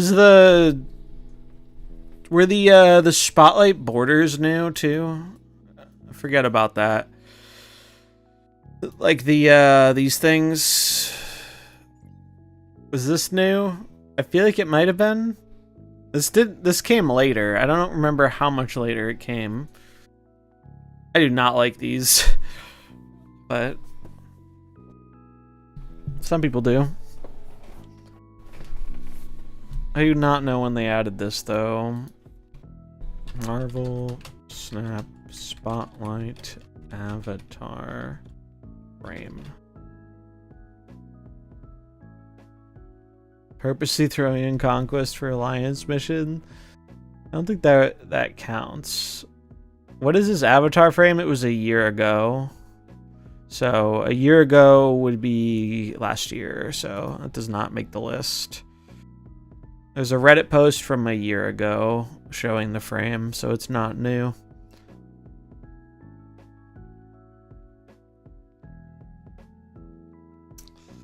I mean, we've got a pretty good list. Just thinking if there's anything we're forgetting here.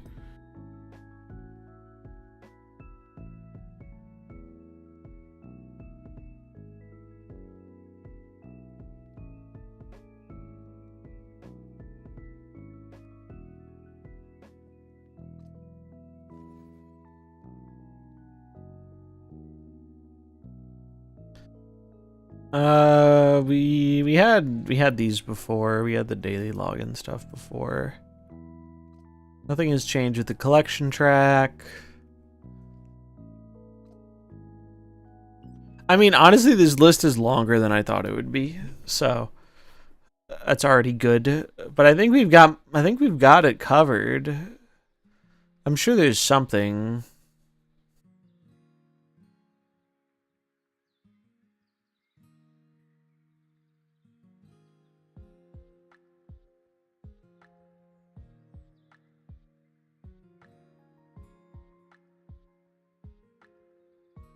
New loading screens. It's true. Loading screens.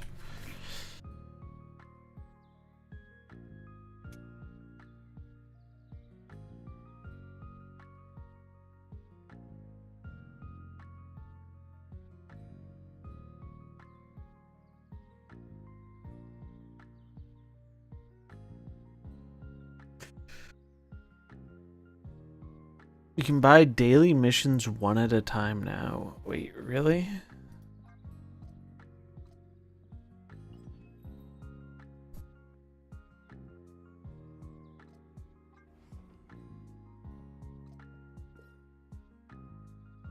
Well, that's still 2 at a time, right?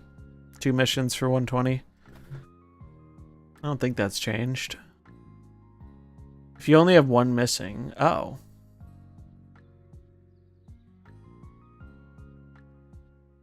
I guess I could include that.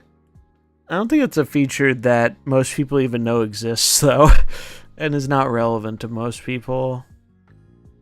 I think that might be too small, but I appreciate bringing it up because I did not know that. It is news to me.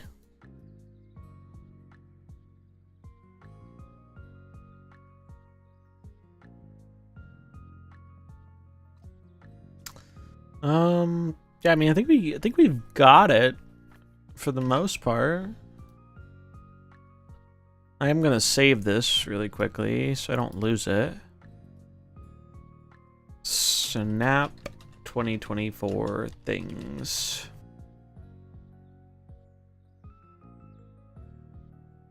The bonus rewards at the end of the week. The alliance rewards. Just put that with alliances. Any big conquest shop changes? No more gold in conquest. No more conquest gold.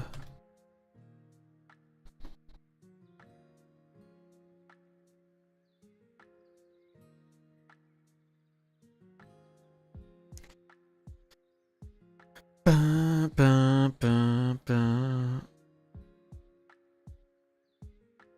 Oh, the weekend missions. Was that a new thing? No, weekend missions happened when Silk came out. It's still there. The Conquest Gold? No, the Conquest Gold is gone, is it not?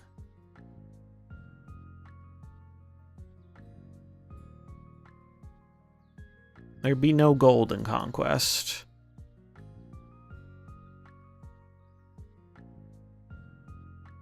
Well, speaking of Conquest, what do we get?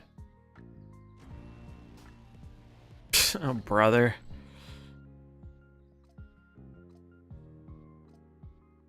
How many Atom Warlocks do I have? I keep removing stuff from Conquest. Sure do. Let's Gamba. What is there even to Gamba on? I don't want to split anything, really.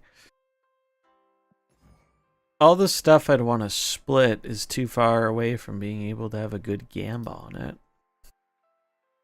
And I kind of want to use my credits to split these new cards. I did. Shout out the bonus booster shop, man. Shout out the bonus booster shop. It looks clean. Having extra energy if we have a certain card, yeah. You know what? Here's what I'll do. I will go.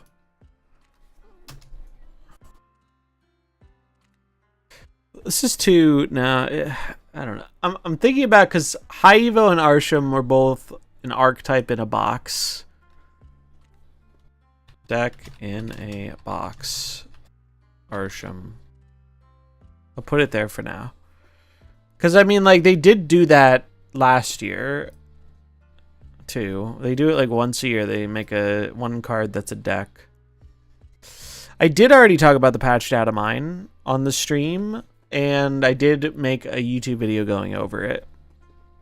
If you just want the information, the YouTube video is the way to go. If you are more interested in thoughts and opinions, I would check back about 2 hours ago in the VOD or so. Like, some around the hour and a half, 2 hour mark, we talked about it a bunch. Nothing is like Arsham, yeah. Ultron deck was good. Let's see. Was it good? Well, we won with it more than we lost with it, so I don't know, it felt pretty decent.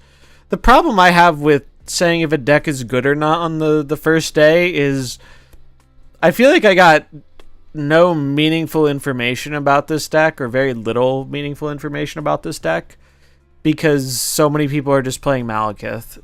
So I have no idea how this does into the real metagame. Like, nobody was playing Surtur today, and that will not be the case tomorrow or Thursday, right? That's going to change again. So it's always hard to... And that's why I... Oh yeah, no, I get it. I just like to give the disclaimer, because I don't want people buying this off of my recommendation of, like, day one stats, basically. Because it is likely your resources are more precious than mine.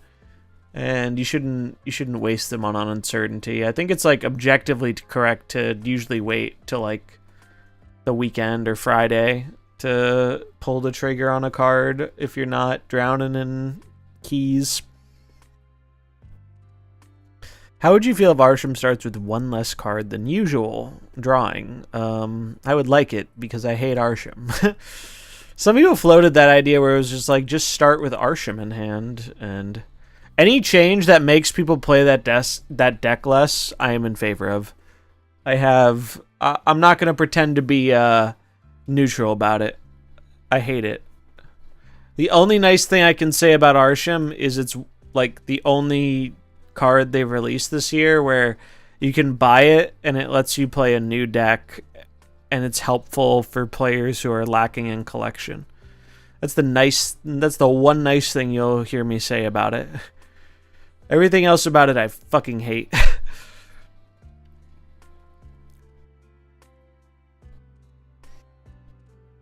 Spent 3 keys for him and Valentina, still have 16 keys. Nice, you have a little buffer. The scary thing is, like, someone will see that and be like, whoa, 16 keys, this guy's a baller. But you know what's real fucked up, chat? 16 keys, it's one bad month away from being 0 keys. It's one bad month away from being 0 keys. You might be like, well, it averages out, but it's not guaranteed to average out. It'll average out eventually over a larger sample, but who knows if you actually make it to that. Gamble a lot. Usually have 1 key. It's wild to me when people do that, but I get it. I definitely get it. But it's got to be so frustrating when you miss on what you want. Would I trade Loki for Arsham, like the nerfs and the buffs? That's a very good question, and shows you know my feelings about those cards well. I hated Loki. I hated Loki to death. Loki was my least favorite card in Marvel Snap. I hated that stupid green motherfucker so much. Then they changed him, and even though they essentially buffed him and made him better, I didn't hate him as much when he was replacing the deck versus replacing the hand. Even though he was better, something about it made me hate it less, and I can't fully articulate why I felt that way, but I did feel that way. And then they nuked him into the fucking ground. Good riddance. I think if I had to pick, yeah, I would trade Loki for Arsham. Because Loki annoyed the piss out of me, but there was still, like... I feel like so many Loki players weren't that good at properly utilizing the cards correctly. And the popularity was less, and it was a bit easier to build a deck that hated on Loki while still just trying to execute a game plan than it is to hate on Arsham. If you're trying to hate on Arsham, you include the cards Cassandra Nova, Shang-Chi, and Shadow King in your deck, right? But you could draw all three of those and still get fucking cleaned by Arsham, depending on what they generate. So, like, I would take that trade. I would take old Loki back for Arsham. I hate Arsham so much more. I thought Loki was the pinnacle of my hatred, and now Arsham made me realize he was a stepping stone. Yeah, I mean, turn 1 Loki is still quite strong in Arsham, but there are still... like, part of that strength is from the fact that, like, they know what they have in hand, so they're, like, comfortable getting rid of their deck, because even if they don't draw perfectly, they might have a good starting hand. Turn 2 Loki in any deck is just really good. I do not believe that. I do not believe that, and I would be surprised if it was backed up statistically. I think if that were true, someone would have figured it out by now, and we would have seen more success with it, because there are a lot of people who really liked that Loki card and are sad that it is relegated to just being Arsham. I think they're more sad because they deleted an archetype. Like, Loki, this card was an archetype. It played the game in a very distinctly different way. And for all my hatred of it, I can say something nice about it, which was Loki, after the first nerf, like the very first nerf when they dropped it from Loki. For those who don't know, Loki was a 3/5 at one point. Loki was a 3/5 when it came out. Was Loki the original 3/5, chat? Was Loki the original, not around at release, but like first release 3/5? Was that when they started introducing that nonsense? Was it Loki? They statted it like it was a downside. Sif, I mean, not counting like the base set cards like Sif and Polaris, like the first 3/5 that wasn't in like launch. I think it was. It was 4/6 and then went down to a 3/5. Loki started as a 3/5 and then got bumped to 4. Pretty sure. Because people were playing fucking Loki Surfer when it came out. It was terrible, but some people were playing it. And I remember getting mad because I tried playing that and then I got Loki'd and they fucked me up. Girlfriend's a 3/5. Hey, good stats for cost. It sounds like a keeper. I think Loki was the original 3/5 outside of like the base set of cards, which is really funny thinking about it. I can look. I can actually check. Not super easily, but I can't check if it was the first 3/5, but I can make sure I'm remembering it.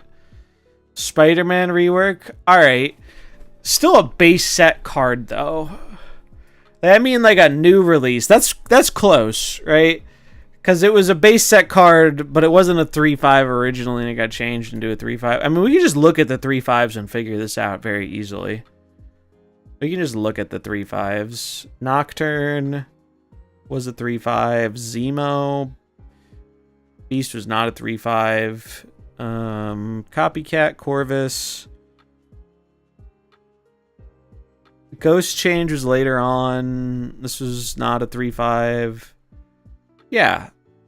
Loki was the original, like, new age 3/5.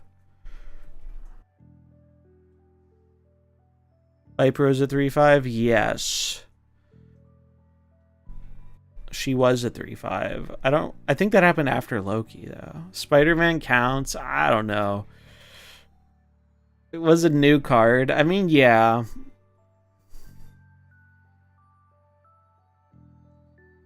Alright, we'll say Loki was the first 3/5 with, like, pure upside. This effect was not pure upside. Like, none of the 3/5s were pure upside. Like, Polaris was not pure upside at the time. Sif in a discard deck, sure, but, like, generically, it's not pure upside. I answered my question, though, which was Loki the first one of, like, a newly released card? And yeah, he was. He was the first, like, 3/5 terror. Loki. Let's see. Day 1 decks. September 4th.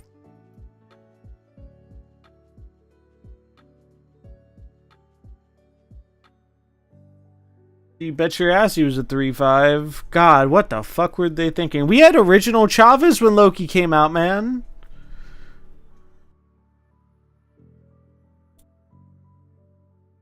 Look at this. 1-2 Kitty Pride. Holy. Big rip for Chavez. I mean, everyone was kind of off on Loki. So many people thought this card wasn't going to be good, myself included. I didn't think it was going to be that good. I was so wrong. So very wrong. Yeah, these decks were ass. These decks were not good.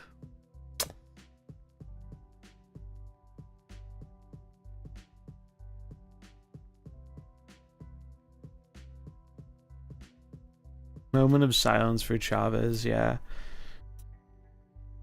Pour one out for the queen, dude. Look how many fucking Chavez variants I have, dude. Holy shit.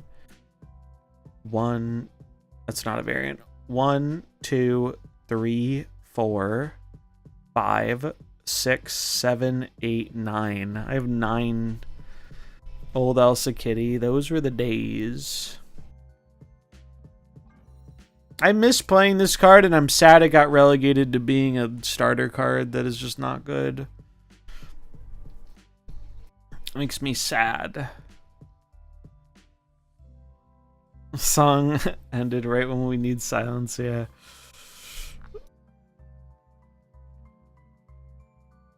Yeah, I mean, it was needed. It's just, I'm sad this is the version of the card they decided to stick with. Because, like, this is a fine starter card, but it's never going to find a real home in the modern game outside of starter decks. Like, it's just, it's too weak, and we've started making 1-drops that are too strong. Like, Silver Sable is America Chavez if it was good. Silver Sable is if they decided to release America Chavez today, honestly. This is what, like, hey, we need to release a 1-drop that does a similar thing. It's this. It's this card. And then Hydra Bob, too. Holy shit. This card is going to go insane when it gets added to Spotlight caches. I'm predicting it now. This card is a powerhouse. It's going to come out in Spotlights, and it will be nerfed within 2 weeks. Whenever, if it doesn't happen sooner, it will be within 2 weeks of the masses getting their hands on this card. This card is going to get nerfed. I think it is being saved by the fact that nobody fucking has it. It does feel bad, I know. I got this on a whim. They gave us like an hour, 2 hours before it went away. Like, hey, by the way, we're buffing it. And I was like, well, I'm still not convinced about this card, but it does something that I like, which is moving. And I'm going to be annoyed if I have to buy it with tokens. So I used I think 2 caches to get it or whatever. You have to remember when this card came out, so like there are a lot of people who like playing with some real revisionist history on Snap. You have to remember what was happening in the game when this card came out. Arsham was the GOAT. Arsham defined the metagame. This was before Deadpool's Diner came out. I'm pretty sure. I think it was shortly after the It was the first week of the Deadpool Wolverine season. So like Arsham came out, and I think it was the next week was Hydra Bob, and it was like just competing for power wasn't really enough versus Arsham, it felt like. And this card just didn't do enough as a 1/4. It was bad in the context of the metagame, like very bad. And then a little bit while later, when Arsham is calmed down and Cassandra Nova's out, and all of a sudden mid-range decks are returning to the format outside of just being like Darkhawk to shit on Arsham. Suddenly it's like, wow, this card is really efficient stats for cost, and the quote-unquote downside isn't that much of a downside. Why the fuck would I open Bob when Arsham existed? Yeah, that's the thing. Is like, he was worse. He was a 1/4. Every person under the sun was telling you, don't waste resources on this card because it was bad at the time. So I just find it funny when some people are like, man, the content creators are so wrong about this card. It's like, no, we weren't. We were right about it. What we were wrong about was how the game was going to change to make it better. But no one is ever right about that all the time because we don't know how they're going to change the fucking game. This box was bad too. I feel like it was. We can confirm this, but I think I did a thing on this. Let's see. I might have not because I was away. Hydra Bob. I have no titles containing Hydra Bob, so I didn't. Nebula and Galactus. Thank you. Yeah, that was not a good week, huh? Galactus was in the shit can, hadn't been buffed at all yet, or had support in a long time, and Nebula, I feel like, is just a card a lot of people had from the season pass or a bundle. Or it's nice to get an easy skip week. And they changed this full 8 hours before Spotlight. I don't even think it was 8 hours, man. I think it was like 2 or 3. It was very... They announced they were changing it within a very short window. Because some people were mad because they were asleep. Like Europeans, presumably. I just remember it was a very slim window. And I wasn't even going to buy it, but I convinced myself because it was literally the FOMO of I'm going to be annoyed if this card becomes relevant and I can't, and I have to like pay tokens for it. So I'll use my cashes. I think a lot of people eventually bit the bullet, and so far I have not heard much regret. This card is just so much better than almost every other 1-drop in the game. It's not even funny. Like, it is the GOAT. It is legitimately the GOAT. And the fact that some people still try and compare him to Martyr is genuinely hilarious. This card is ass. The only place this card has ever had a home in is the occasional zoo list, where she's essentially a budget Bob that will sometimes screw you if you don't fulfill.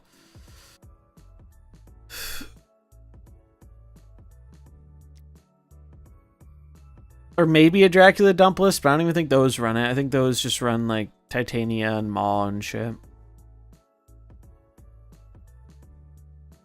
He's just so much better than like every other card. But like, nobody's really that bothered by Bob. I mean, I guess if you don't have him, you might be a little bothered by Bob, right? But I don't see like people aren't like clamoring for Bob to be nerfed, right? Even if I think most of us can be like, well, this card's probably a little overtuned. I think part of that's because people remember him being bad as a 1/4, so they're like, I don't want him to go back to being bad, but I think Bob would be quite playable as a 1/4 still. That said, I don't mind him. I'm not asking for a Bob nerf. But I do think once this card becomes massively available, the stats on it are going to go up, and then he might be on the block. Because he isn't the reason you lose. I think that's a good point. I think, yeah, people get more frustrated when they can easily pinpoint, like, the one thing that makes you lose. Oh, I got Storm Legioned. Oh, I got Galactus. Oh, I got Eliath, right? Those are cards a lot of people didn't like. Because you can easily be like, well, that's the motherfucker that cost me the game. And Bob will do that sometimes. I also, Bob sometimes does it to you, which is the other factor, right? Sometimes Bob moving will fuck you over, and then that makes it feel like, nice 1-5 now, isn't it? Didn't do what you wanted to do. Holy shit, it's 1:40. Been streaming for 4 hours? Damn. Alright, well, we made a good list. I don't think I'm going to do this tonight, because I want to put more thought into it than I'm realistically willing to put in right now. But the point of making this list, for those who don't know, is I want to categorize this. I want to group things. I don't know if I'm just going to do a win, a lose, and a neutral, or if I'm going to do like an actual tier list. I think tier list probably suits it better. So that's probably what I'll do, is I'll try and make a tier list out of this. That's going to require some graphical tweaking, but I'll figure it out. But yeah, we'll probably do that this week, because I want to do a video for the end of the year where it's like, hey, this is what Marvel Snap did in 2024. Like, are you happy with it? Are you not happy with it? So on and so forth. I think that'd be a fun video. Fun topic. But yeah, I have some new ideas in the works, and I'm not hard committed to anything yet, but I definitely plan to start expanding my horizons a bit more, especially with Pokemon, but also just outside of the card game genre, because I just think there's more potential for content that is both more interesting and reaches a wider audience, focusing on some other topics. But I'm still figuring that out. So sometime, I don't know, before the end of the year, we'll probably see some changes happening. With Diner being a week this time, surely they've adjusted the numbers. Oh, it's only a week now? Was that part of the announcement?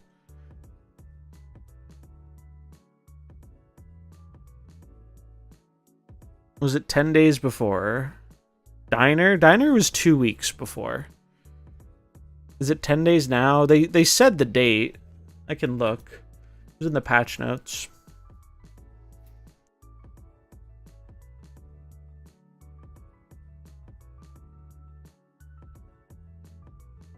It doesn't have an end date. They didn't. It does not, at least in the patch notes, they did not mention an end date. It just starts on the 21st. Through the 28th? Does it say that somewhere?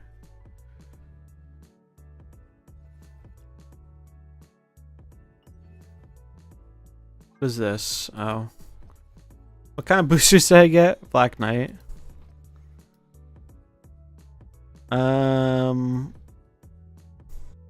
Yeah, if you can find it, I'd appreciate it. Because I would like, if it's only a week, they really... Deadpool's Diner, if anything, that's the mode you need to be running for longer than a week. Because you actually get locked out of it. My Diner experience goes as smoothly as Voltage. Doesn't everybody?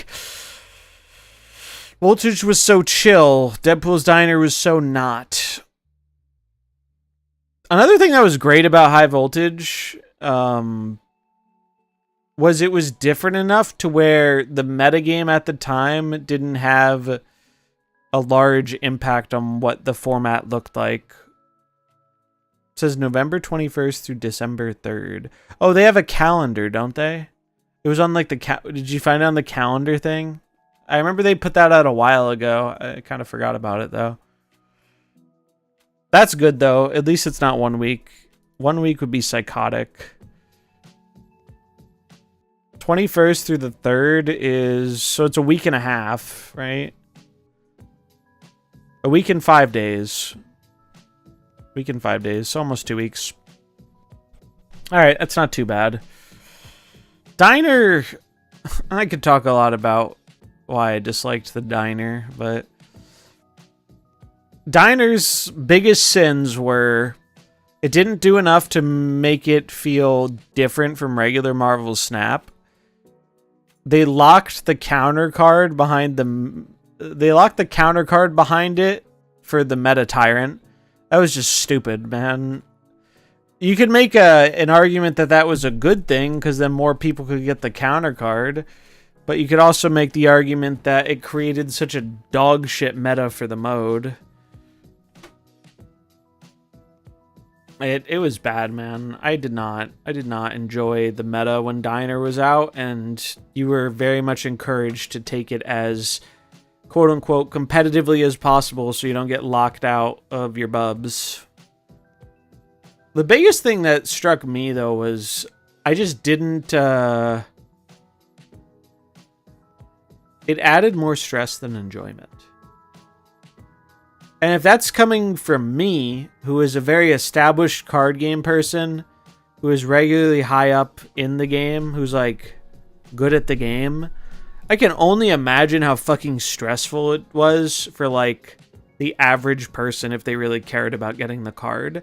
And obviously there was an exponential increase, but like humans are bad at understanding that.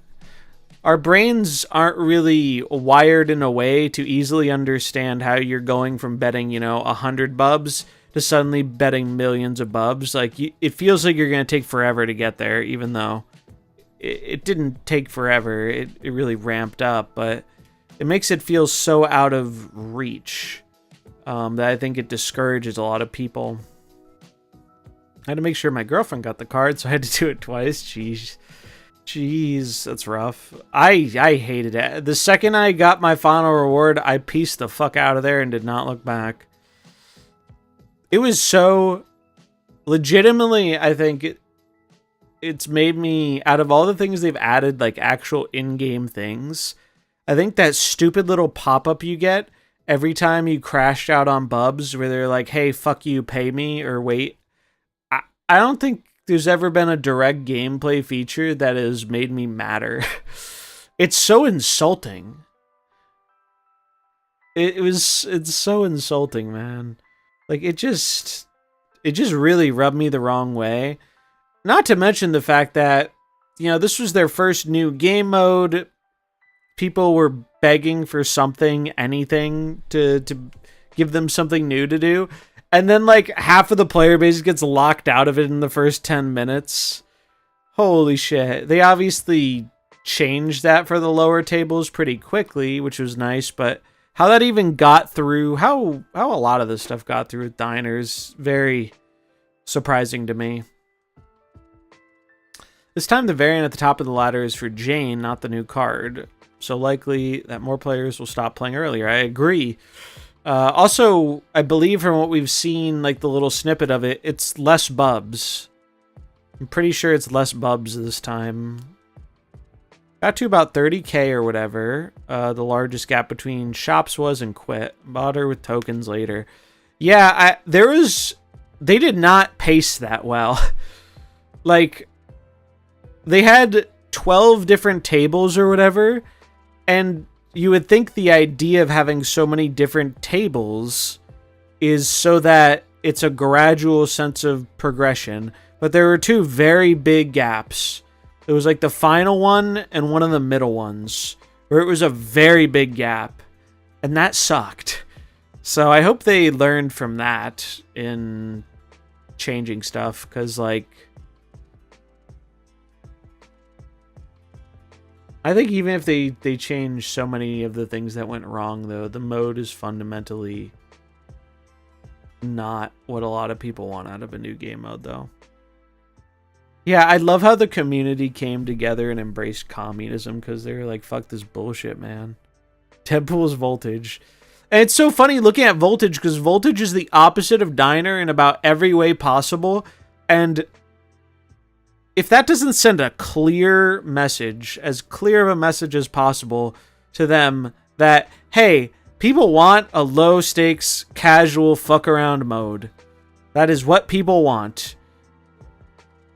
The reactions about the stress from the Diner versus just the chillness of High Voltage crazy. And I say that as a person who on paper, it'd be like, oh, they made a mode that's like more competitive and strategic with your betting. Like on paper, the diner sounded like it was something that was being made for someone like me. Someone who has access to most of the cards, who likes playing quote unquote competitively. Like on paper, diner sounds like something aimed at my group of players and more of the engaged people. And it just did not feel that way. Yeah, the donate thing was great. Voltage was just better. It was just... So I hope they learned from that, and I hope whatever they do in the new game mode department is more like High Voltage and less like Deadpool's Diner. I think they're going to reuse both of the modes because they sunk a bunch of time into them, and I don't think the problems in the Diner were big enough for them to scrap it, but draft mode, surely. Nicest thing I've seen from the meanest community ever. Somebody hasn't played League of Legends. That's okay. I haven't played League of Legends either, but this is a yearly, or well, I guess it's not yearly. This is a public service announcement. No matter how good Arcane Season 2 is, don't play League of Legends. I'm doing you a service. Don't play fucking League of Legends, man. The Twitch community is great. The Reddit community, well, I mean, Reddit communities are often like that. League will consume you. What is that? Keep it that way. You don't need to know what that is. Your life will be better if you don't. Arcane's dope, though. Arcane is a show. And it is a great animated show that just started its second and final season after I don't know. People have been waiting for this for a while, right? Like 3 or 4 years. I watched Arcane late. I watched it like 2 years after it came out. Did you guys see the Derek hate thread? Nope. Wait, link me. Link me to the Derek hate. I want to see this, and then... I mean, I'm sure Derek's already seen it, but I know some people who get a kick out of this.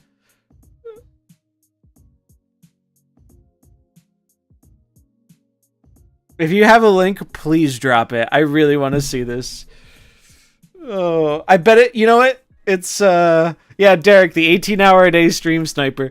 Oh, dude, it's so funny how Spyro just believes he's getting, like, counter-queued all the time by Derek. And it's, like, if you know Derek at all, he just switches decks all the fucking time because he likes playing a lot of different shit.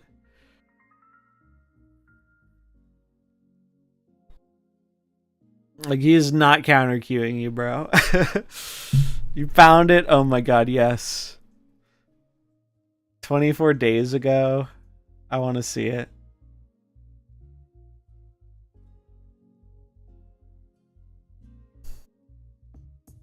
Does it matter? There is no one Derek. Derek's main skill is 15 hours a day playtime.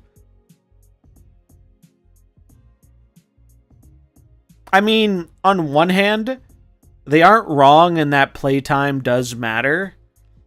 But if you're bad at the game, the playtime is not the problem. I think a lot of people don't want to admit that.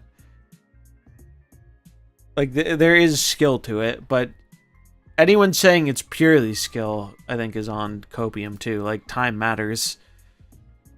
Derek doesn't play 15 hours a day, especially not nowadays. I mean, I should pull this up on screen. I don't know why I'm reading it on the other monitor. I'm just curious because I find this funny.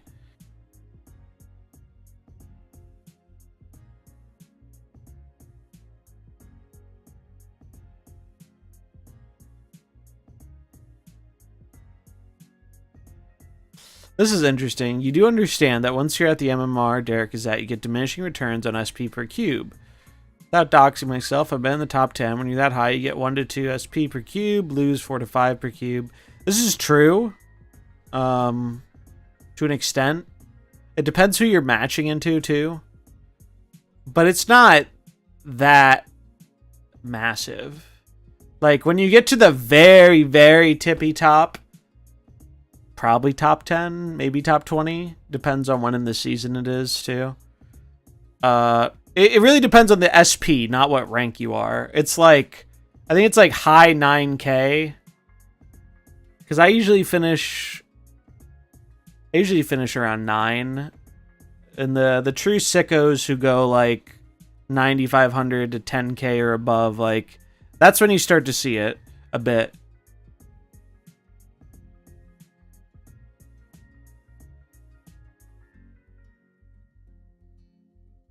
But also, that does undermine a little bit. Like, you can still get, like, a low CL player and take them for 8, and you still get some pretty solid gains off of it. Cube management is more important than win rate in this game, and it's not particularly close. It's just, like, you need to be playing a deck that can win a decent amount of the time in order to do good cube management.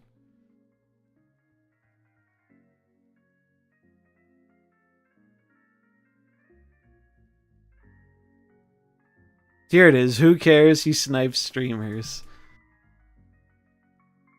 He has been caught blatantly changing decks and queuing into streamers. Very favorable matchups.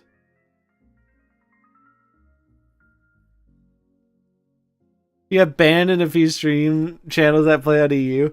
Bro, you got banned because he said he was 12 years old. This is so funny.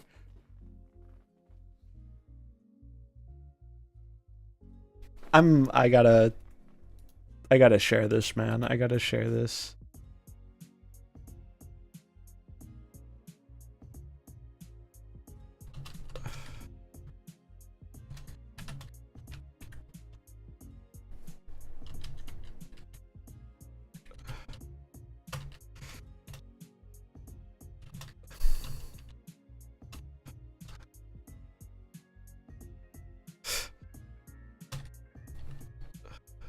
I need to screenshot this, man. This is so funny.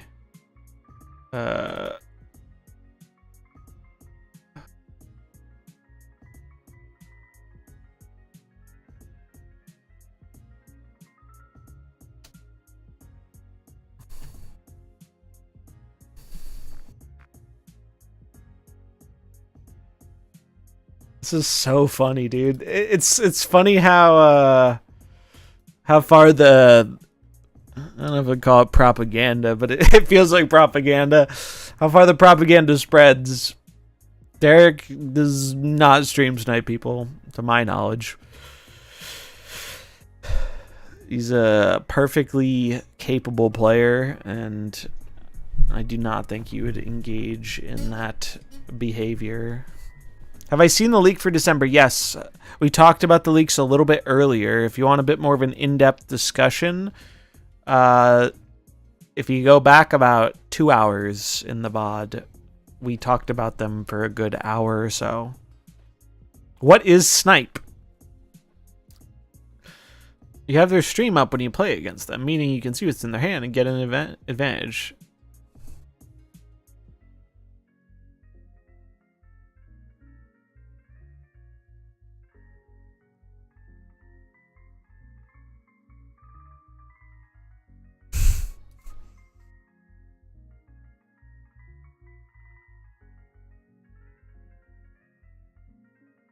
Bro, what the fuck? These comments are so silly.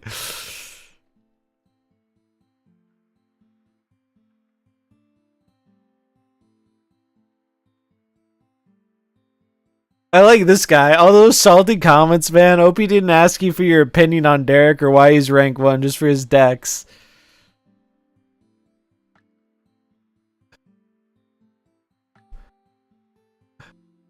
I guess, wait, what is this? Oh, it's just a meme.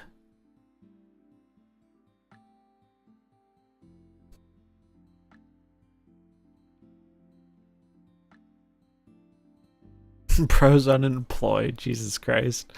It's very funny how, like, this happens in every game, but it's like, people are like, well, I don't have the time to do this, so that means anyone who does has 0 life. And it's like, bro, that is such copium. It's like, it's okay to not be number one. Most people won't even be close. You don't have to like take that. You don't have to negatively take that away from someone though, just because you're not gonna do it. It's very childish.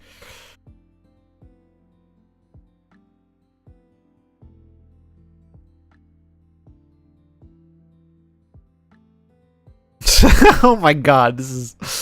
Also, it doesn't matter. The leaderboard is just a competition on who filled the most piss jugs before they are forced out of their room or die from ammonium intoxication. Jesus Christ. Oh, I'm out here being reminded why I don't use Reddit as a platform anymore. For all the low quality comments you find on Reddit, though, it's still a better like search for problems that you're trying to solve in terms of like, hey, how do I fix this thing or whatever, than fucking Google is. If you're trying to figure something out and you Google your question and put Reddit after it, you will almost always find a better answer than regular Google search. However, when we're talking about fixing shit, relationship advice does not fall in that category. From what I've seen. That is not something I would take Reddit's advice on. I imagine most of you are aware enough to know this, but, you know, just in case there's someone who isn't. This is funny. He was in Dara's chat this morning, and he suggested an Agony Dakin deck that had Mysterio and Sasquatch. Dara played 4 games with it and got steamrolled and gave up. He didn't sound like he knew anything about the game. That's very funny. The only good thread on the Reddit is the Q&A. People actually help new players in that thread. That's nice to hear. Yeah, I'll be honest. I stopped looking at this a very long time ago. I used to be a Reddit person. I don't like the term Redditor. It has a negative connotation, I feel like, in a lot of senses.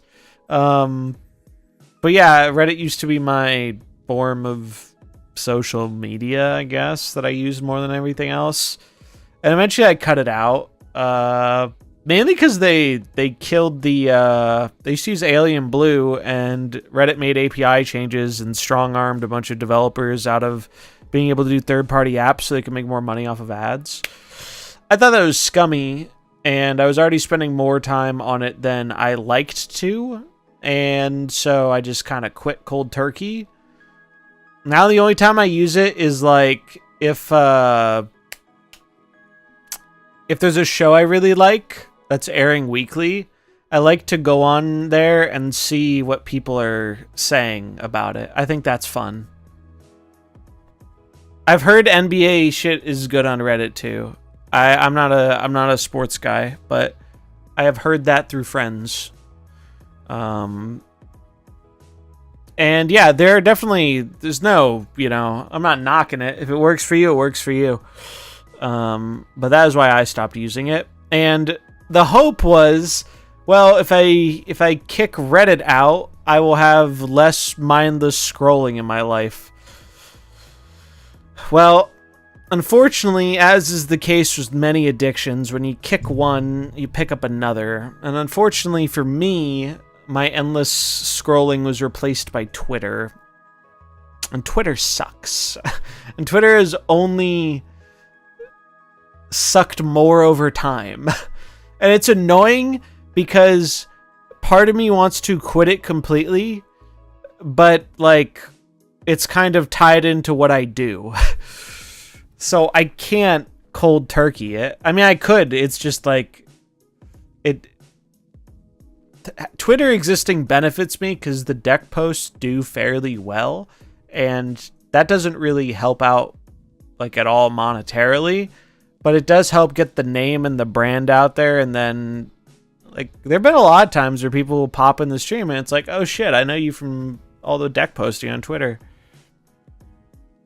Yeah, Reddit's better than Twitter because you can easily ignore the stuff you don't want to see. That is true. Twitter, I think, used to be pretty okay about that. And then the richest dickhead in the world purchased it. God, let me tell you, some of the ads I've seen on Twitter, man, it's crazy. Big companies used to advertise on that platform. Holy shit. It has degraded greatly. And I hope it costs him a lot of money long term, because he ruined... I'm not going to claim Twitter was like some amazing website, but he really ruined what was a pretty decent thing as far as social media goes. It's so bad now. So it's kind of helping me spend less time on it. The goal is to not endlessly scroll anything and, you know, do better things with my life. But as I'm sure many of you understand, it's a little bit easier said than done. Our brains weren't designed for all this social media garbage, and it is very good at taking advantage of that.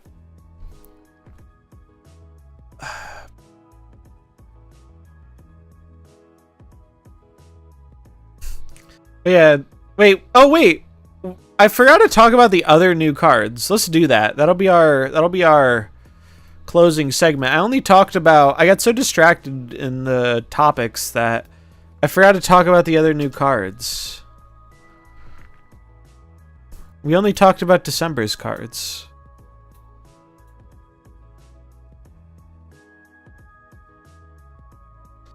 Alright, let's see. Let's pull them up.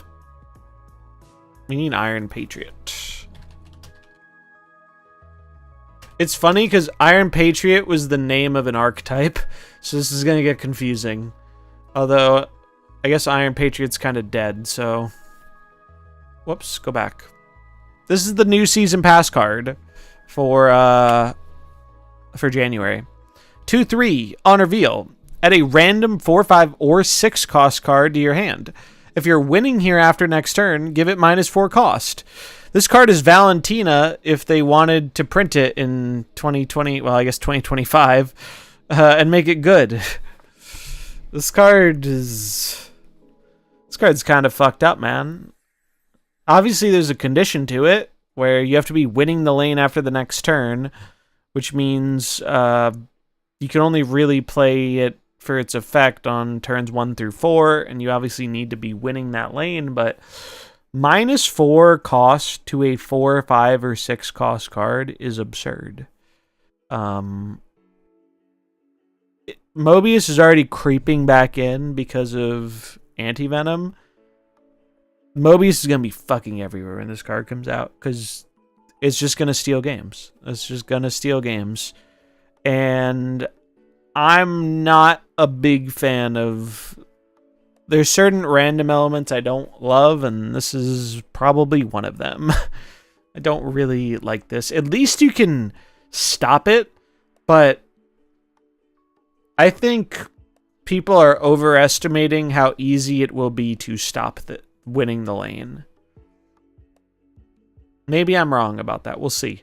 But seems like a very powerful season pass card. Other cards for the month. Victoria Hand. 2/3 ongoing. Your cards created in your hand have +2 power. I like this card a lot. And you know what this card makes me happy about? Is it makes me happy about Frigga. Victoria Hand into Frigga. Pretty good. Pretty good. Dino coming back, we can only hope. It would be so based if Dino could come back. But yeah, I think this is cool.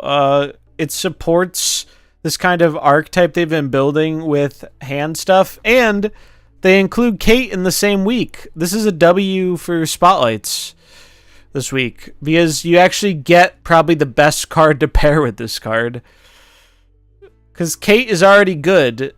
Making her arrows have more power, and also because of how this works, because it's ongoing, it won't negatively affect the acid arrow, because when you send it over, the ongoing goes away.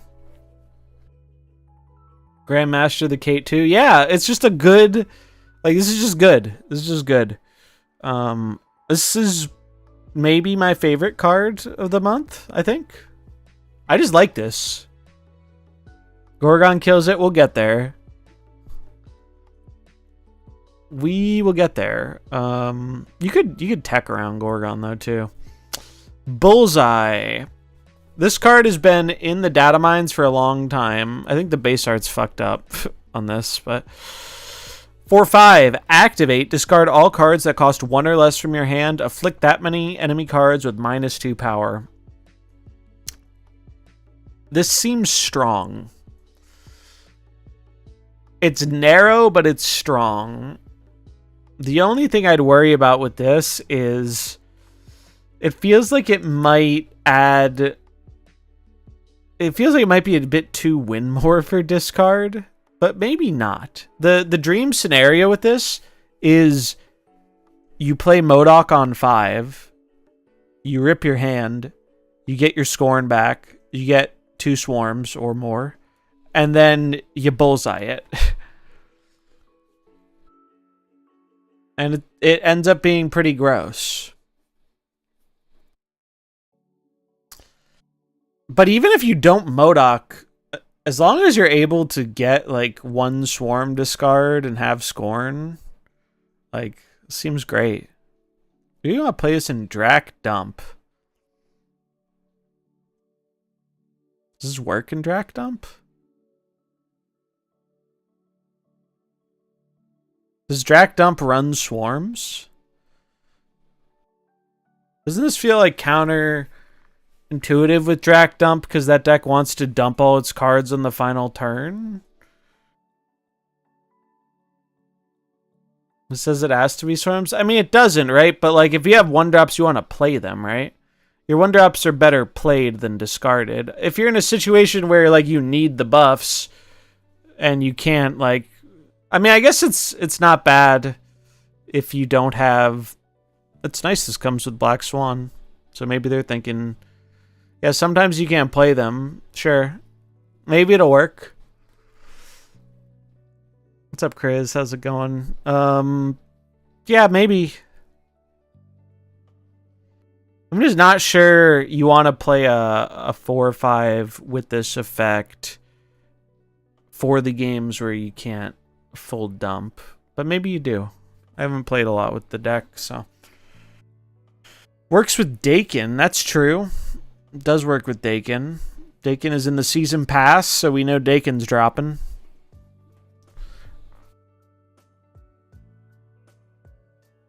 But yeah, I think this is an interesting card that I'm sure will have a cool animation, and I like it.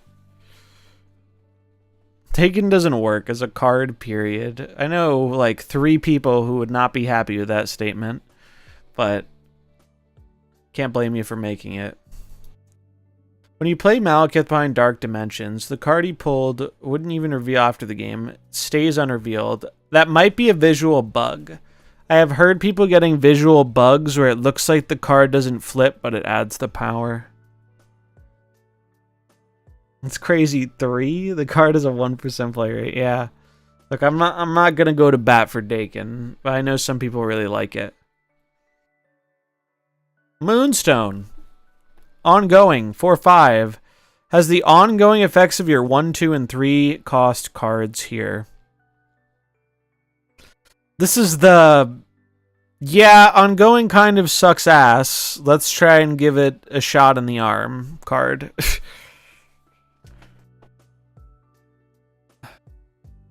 I don't think ongoing is as bad as a lot of people think it is, but it's not great.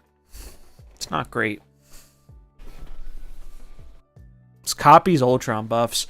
Oh yeah, this is Pog as fuck for Ultron, huh? This is Pog as fuck for Ultron. Well, these... If you Mystique in the same lane... Do they both copy each other? I guess they do, right? That's so degenerate. Alright, I'm sold on this card. That is way more interesting than a boring ongoing deck. C5, let's go. Yeah, sure. It's a C5 card. I could see it. Alright, I like this card. This card's cool. I wasn't really thinking about it that much, but yeah. You guys have sold me. You get Patriot and Dazzler too. That's pretty sick. 4 is like such a good spot in the Patriot curve because 4 has always been one of the weaker slots in the Patriot curve. Like right now we're filling those slots with the deck I was playing today.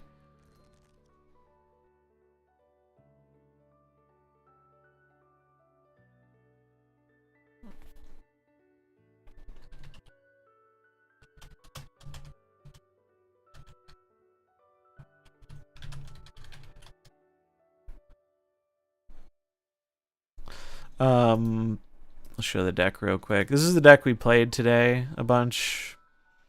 Looks good. Felt pretty good. Malekith, I mean, I wasn't very high on this card, but it did its job. I liked it. Worked well. But if you remember older versions of Patriot, it really... What did people run in the 4 slot in Patriot? It was like... Leech was ran for a bit when he was better. Iron Lad was like the staple. All the other 4-drops weren't really what this deck wanted to do. Gwen for a bit when people were playing like Mysterio. That anti-venom, it's nice, isn't it? It's pretty sick. Shout out to the bonus booster shop, baby. That has got to be one of the best features they've added. I'm gonna glaze the shit out of that feature when we tier list the things that got added to the game. It made me go from not giving a fuck about splitting new characters to like being able to split any new character I want without having to put in any more effort. Actually, the best feature they've added, I think, this year for me. I love this feature. It's great. Because it was such a pain in the dick. You just didn't get boosters for the new cards. And it was like, well, I'm not going to split it because I'm just going to run out of boosters. And meanwhile, I'm getting my 1500th booster for Sarah. Or whatever other card I'm playing in the deck, you know. It was annoying. We actually checked a while ago to see which card I had the most boosters for. Because there's a way you can sort that does it. And I believe it was Jeff. 4,432 boosters. Remember when this card was in like every deck in the game? We're gonna get some... If you have some Jeffs, I encourage you to spam them. Because he needs more love. I can't believe I bought the fucking ultimate. I just love Jeff, man. I don't know why he's just an okay card. Here's the thing. The bar for 2-drops was a lot lower. Also, like mentioned, Professor X was part of this, as well as other lockdown decks were a part of this. But really, the reason Jeff was played so much is because he was just more flexible than most of the other 2/3s in the game, and we didn't have much that was better than 2/3s. Like, the things that were better than 2/3s were, like, very archetype specific and couldn't fit in, like, most decks. And they've buffed a lot of 2-drops. They've buffed a lot of 2-drops over time, like Black Swan, way better than it was as a 3-cost. Daredevil being a 2/3. Now he's like a viable card you can put in your deck. Kraven, 2/3. Like, so many cards got a little bump. So like there actually started being competition. Power creep happened. That's the short version. Yeah, power creep happened. The power level was lower. This card was flexible. It synergized with things like Miss Marvel, Professor X, lockdown stuff like Storm. The context of the game was just like the power level was low enough a lot of the time to where this was just more compelling than most other 2-drops in the game. And now it's not. Now it is not. Now there are many 2-drops that are just better than Jeff. We got Kate Bishop. Kate Bishop in a lot of ways feels like the new Jeff to me. It's like, if you have space and you're not trying to use your mana every turn, Kate does very good. Miss White Widow, I liked her as a card a lot. I wasn't a big fan of the Clog deck. And I say that as someone who, generally liked Clog as an archetype. Like, I like alternate strategies like that. I don't like how White Widow could just be played in any deck in the game with, like, no downside. I can't stop playing the Bazaar. It's a problem. I'm glad you're liking it. Maybe we can co-op sometime. You're probably already better than me. I've only played a little bit. I like it, though, a lot. It is addicting. Very much has that one more run type of feel. It's a good game. I hope they manage it well.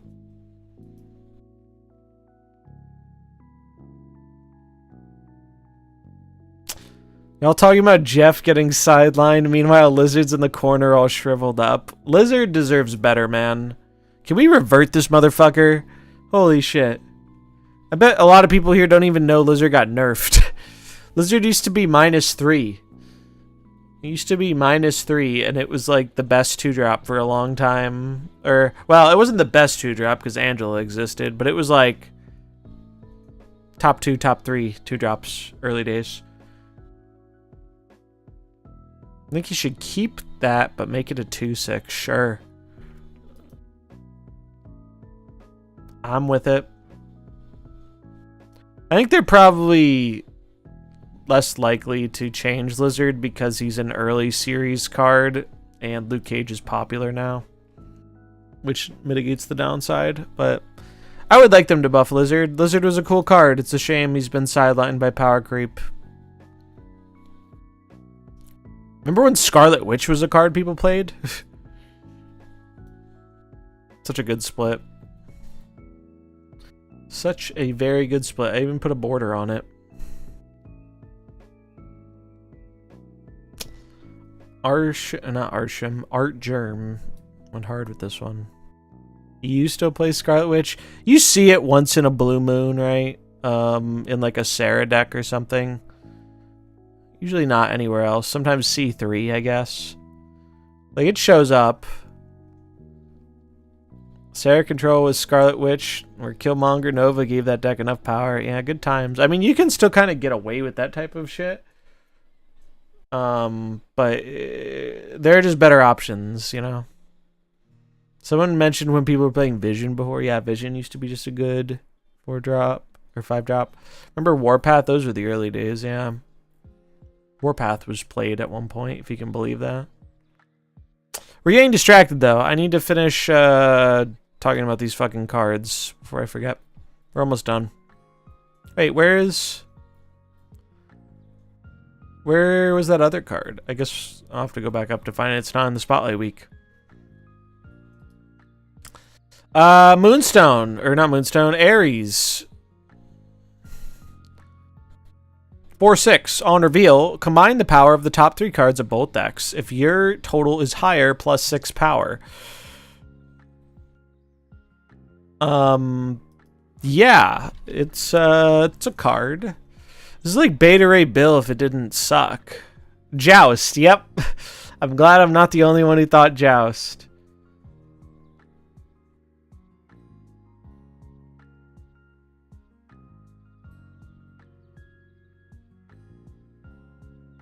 Bum, bum. I hate it. Joust was so bad. For those who don't know, Joust was a Hearthstone mechanic in the early days. Alright, later, Captain America. We're wrapping up here shortly, too. I'm just trying to find...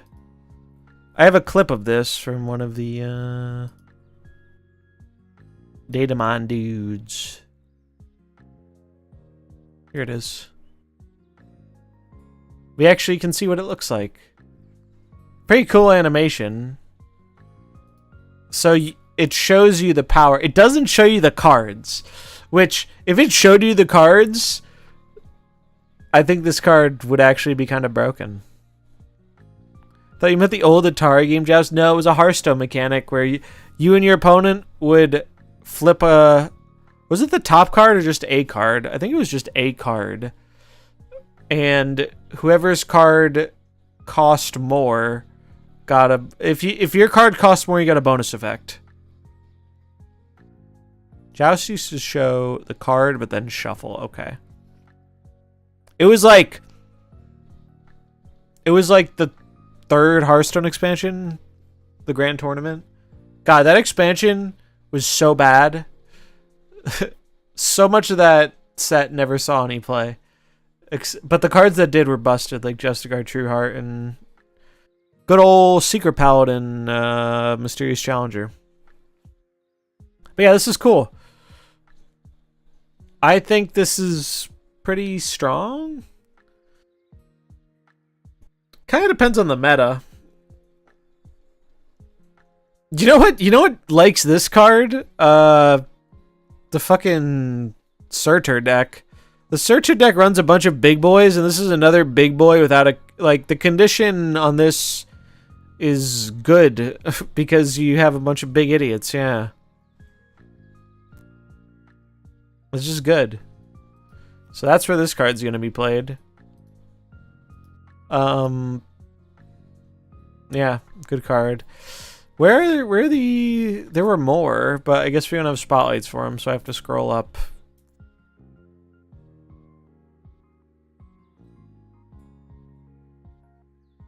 Yeah, there are more here, so we will go over those.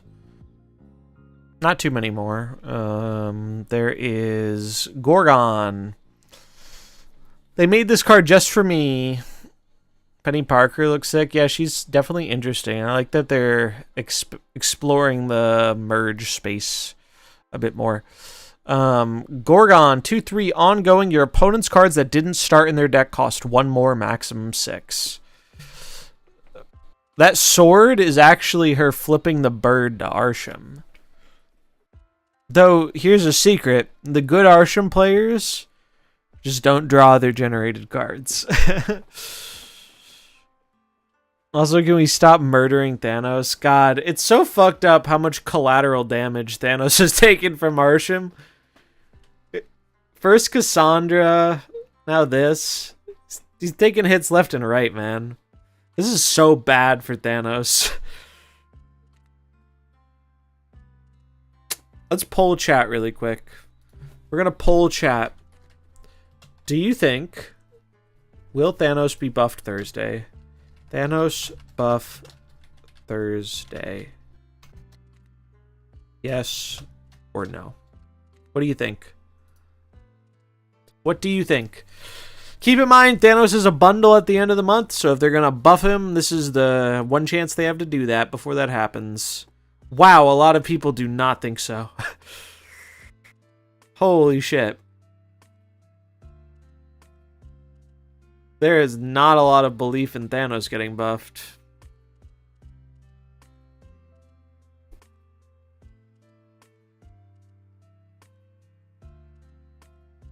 No buff of consequence. I think if they do buff him, it will be of consequence. It's just a question of if they do it in this patch or not. Well, I'm not going to say how I'm leaning until the poll's over. Do they give him a +1 power thingy? Yeah, that would be very snap of them. But Griffin said it was going to be a spicy patch. Which means nothing of consequence. Alright, well... Your voice has been heard. And the new president-elect is not Thanos. Yeah, we do not have any belief. We have exactly one believer. Baited again. 2/4 Shadow King would be pretty spicy. I think your mind is in the right place, but on the wrong card. You gotta think outside the box and think, what if Shang-Chi was a 4/5? You know what I'm saying? That believer is related to Thanos. Yeah, it's Nebula. God, no. Why not 3/5 Shang-Chi? There we go. Now we're talking. Or what if you made him a 4/6 like we did to Enchantress 2 years ago? You gotta just really try it, you know? 4/4 Shang, draw a card for every card destroys. Yes! So they're buffing Shang-Chi because it helps counter the complaint about pass card, and it synergizes with Fenris Wolf. It just makes sense. It just makes sense. Fucking hit me up, Second Dinner. Hit me up with that 6-digit salary. I understand your game. I can do your job. It's just, yeah. If you're missing the meme here, they buffed Shadow King in response to Agent Venom being OP. So the natural conclusion is they're going to buff Shang-Chi to counter Surtur. But yeah, that, we'll see what happens. I don't doubt they feel some sense of confidence that they're going to swing big because they know they're only getting one patch in this month. Like, I believe they believe that. I don't believe, given the recent track record, it's going to be what people want it to be. And I'm not even sure, truthfully, I'm not even sure what people do want it to be. And this is something I'd be interested in hearing about from all of you, is how do you feel about the current metagame, and what would you like to see changed? I heard there's 2 300k positions to open work in card design. That's cool. I do not have the resume to get that job. And if they spent 10 minutes looking up what I have had to say about their company over the last 2 years, I think if I did have the experience, it would end up in the garbage bin. I'll leave that dream to someone more qualified. Money'd be nice though. Now they're buffing 2099 to a 3/4. Glenn Jones wasn't on vacation for the prep for this one, at least. That does not reinstill confidence to me, but I have some fundamental disagreements with some of the philosophies Glenn chooses to focus on. Anyway, I'm just curious, because, like, the online sentiment from a lot of people is people aren't really big on the Surtur deck because it's just not that fun to play for a lot of players, and it's kind of brainless. And it feels like, at least Agent Venom, it was overpowered, but you had to, like, there were different ways you could use it. Surtur doesn't feel like there's a whole lot of different ways you can use it.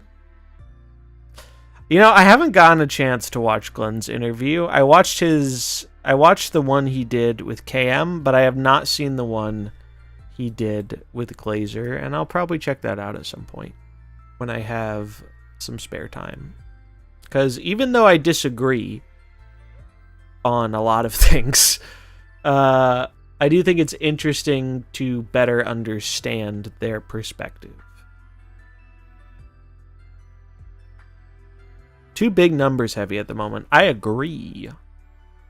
Fundamentally, Snap is a game about numbers, and so the numbers always matter, but it feels like in a lot of ways they keep, like, supporting an archetype and then being like, well, people don't like that, so let's just delete it.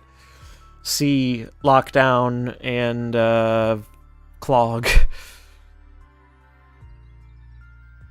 It's up to you, Doris. Surtur deck is another big red dude deck. I remember the Shuri meta. The Shuri meta was like, yeah, if Surtur had, like, no reasonable counterplay, that was the Shuri meta. Shuri meta was just Surtur meta on steroids, and there were less options. That was bad, man. That was one of the worst metas we've ever had. I look forward to covering it, though. I still do want to do the Snap History series, but I haven't felt super motivated as of late. But yeah, this card will hate on... It will hate on Kate. It'll hate on Arsham. It'll hate on Thanos. The unfortunate reality is it probably hates on Arsham the least out of the bunch. because Arsham at least has an extra energy to help offset the downside a bit. When those Kate arrows cost 2, when those Thanos stones cost 2, it sucks major ass.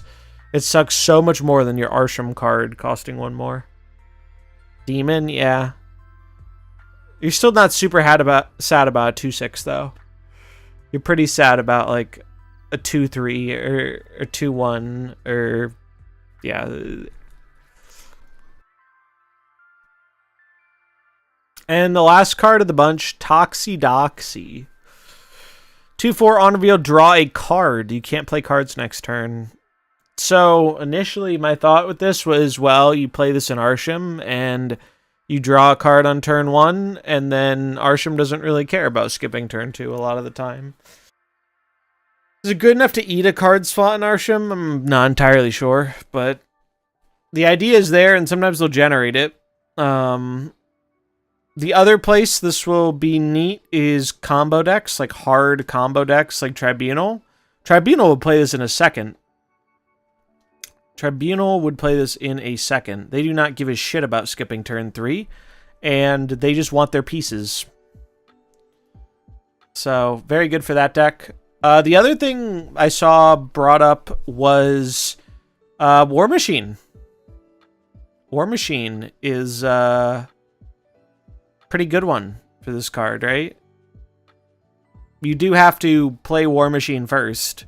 So that means you only have a 1-turn window for this, or 2 turns if you cheat it out early on turn 3 with Zabu or Psylocke. But there's potential there, or an energy floating deck. I think that might actually be the best deck for it, or one of the best.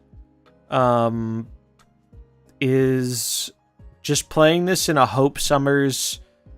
I don't even know if you have to run High Evo. You just play She-Hulk Infinite, and you do this on Hope, and you get 6 energy, and you float on 5, and then you slam some big fucking dudes. Seems pretty good at that. Seems pretty good.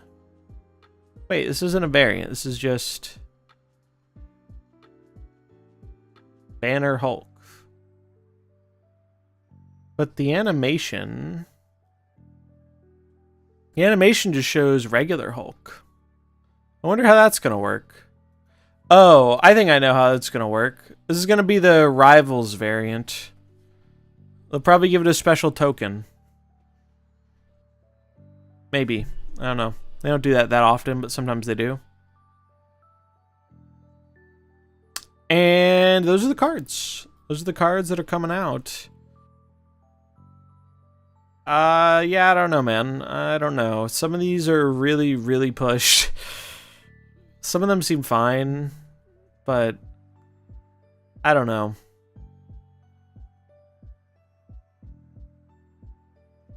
Viper, Toxie, Misery.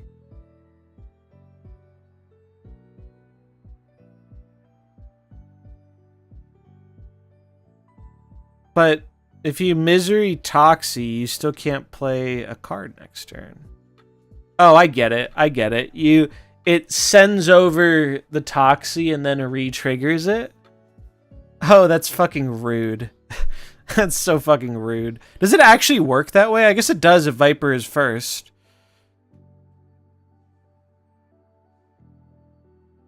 That's really funny. That is... There's no shot that ends up being, like, consistently good, right? Maybe if you find the right shelf where you want to run those cards. You already want to run Viper and Misery together sometimes. Interesting idea. Interesting idea.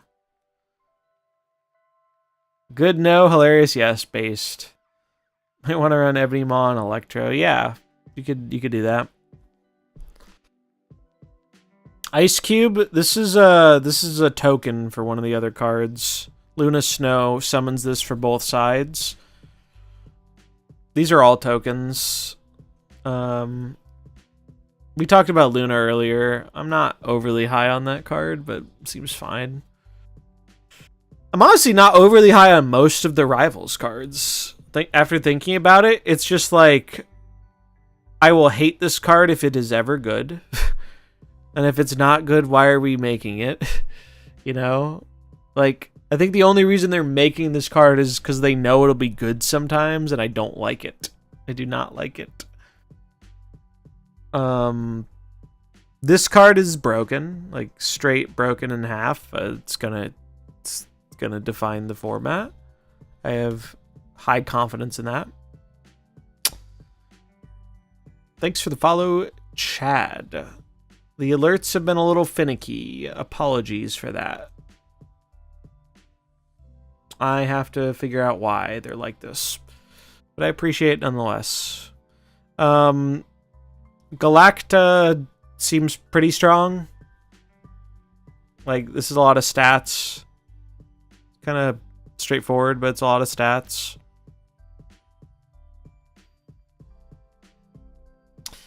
Luna Snow seems kind of mid to me, but is probably fine.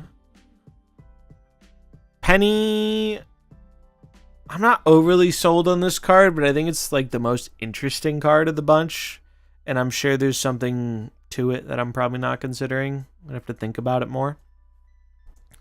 But Penny is cool, and I like I really like support being given to a group of cards that have not really had much support. I think that's good.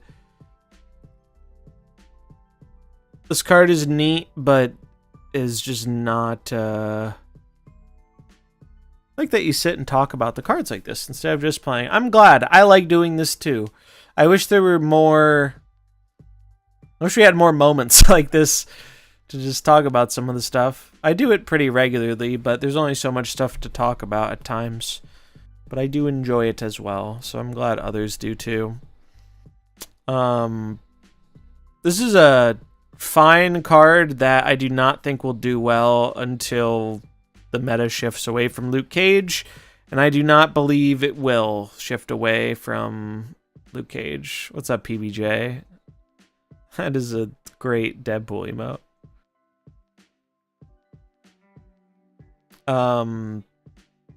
So yeah, this card will be good eventually, probably, but I don't think I'm seeing it on release if Luke Cage is still as prominent. Sorry for breaking the intimacy. No, I mean, that only adds to the intimacy. And wait, wasn't there another card? Or was that the mall?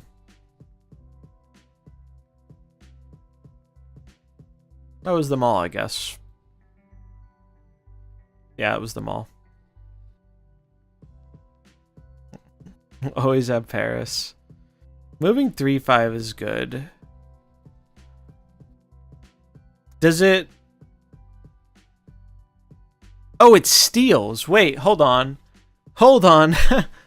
It steals. Alright, I'll keep it real with you guys. My card gamer brain read steal as afflict. I didn't realize this was a transactional process. I thought it was I thought this was just an affliction card. I did not compute that it was Scream or Cassandra Nova. I thought it was just dealing 1, which might explain why I was so low on it. Yeah, alright, this card's probably fine. This card's probably fine and probably good if Luke Cage is not popular. Yeah, that's I did not realize that. This explains so much. This explains so much. Remember, kids, reading the card explains the card. It's an old lesson, but it's one that we often have to relearn. Yeah, alright. The fact that this just grows, even if it's not giving the minus power, yeah. I believe. Reading is bad for you, true. It makes you a worse card game player. It's like math. We don't do math. Alright, yeah, I'm sold. I wonder if I read that wrong in the video. I probably just read it. It did not compute to me that was steal. Reading still fundamental hearsay, yeah. Alright, well, my opinion on this card has been changed. I kept not understanding why. I don't know who brought it up in chat before, but when one of you was like telling me the stats on it, I couldn't figure out how you were getting those numbers. I was like, how does this... It doesn't make sense. Oh.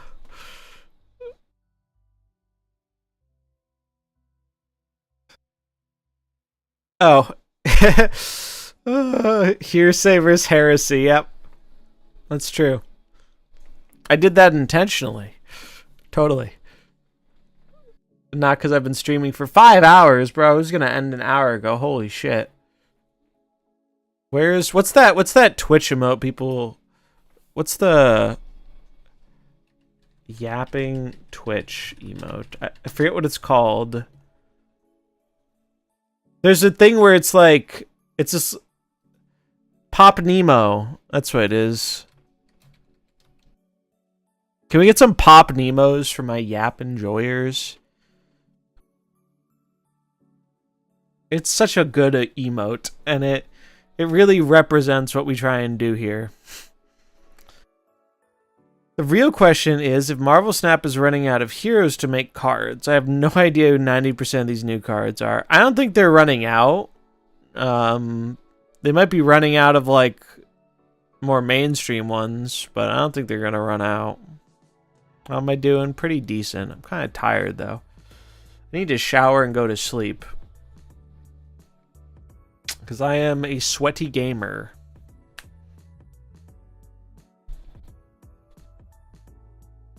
After you play a card here, move it. After turn 3, add the destroyer to the winning side. Cards can't be discarded. These annoy me.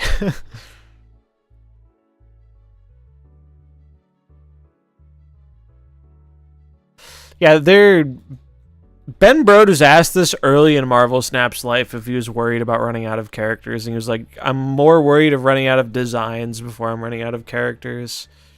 And I believe that 100%. Ask Ben Brode when Captain British will be coming out. It's a shame they're not doing like a What If season. What If is one of the few Marvel things I've very much enjoyed in the last few years. When do we get soft serve? When they fix the economy.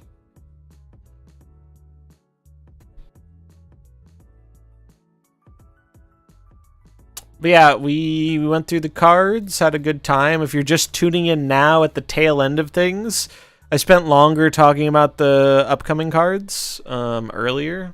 So if you want to see more discussion on that, you can pop back in the VOD. We talked about them for quite a bit. But yeah, I don't know.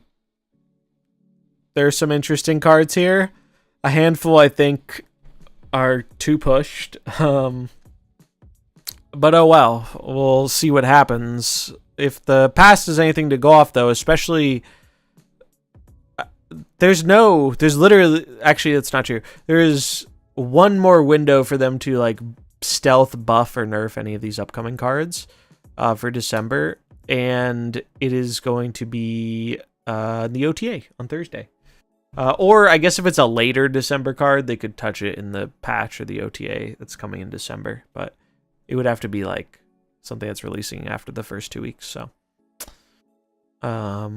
Yeah. That is, I think that's going to be it for today. Imagine you play Conquest with discard, you have 1 health as your opponent, and you see you can't discard on the last turn. It's going to tilt the shit out of discard players, for sure. It's so much more annoying, too, because it's like, most of the other hateful locations, or not most, but like the one that comes to mind is like, you know, the Wakanda stopping a destroy deck. It's like, you still got 2 other lanes. Not a great location design. I don't know if I like any of these. I mean, this one's kind of funny. Like, this is, I don't know. I think this one's kind of interesting. I do not like Tokyo 2099, and I don't really like Spider Island either. When are we going to get the most based location to return? Who remembers this one?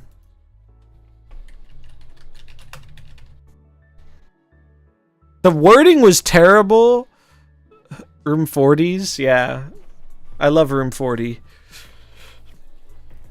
It's my favorite place to be. That's where they host SawCon. Yoshida Base. At the end of the game, destroy the last card to get here. This part of the wording was stupid. Get here was unintuitive. Because, like, if you play a Magneto and you pull stuff into the base, that technically happens before the Magneto resolves is played, because on reveals go before in-play effects. So if they didn't play anything in that lane and you Magneto their cards to it, your Magneto will die. That almost cost me a game in Infinite Conquest when this came out. I was mad. I mean, it did cost me a game, but it didn't lose me the series. The peak needs to come back. Is that one of the ones they axed? They got rid of some locations. Remember when that leaked and nobody believed it? Wasn't this only available for like a week? It was a short period of time, yes. I don't know how long exactly. It was bugged too, apparently. There were bugs with it, which is why they got rid of it. Reminds me of the Magneto Negasonic interaction. Yep, same kind of thing. What did it do? The peak swapped the cost and power of all your cards in hand.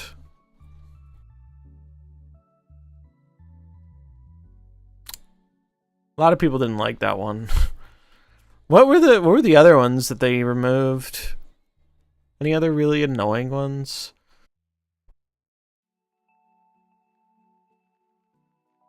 Lamentus.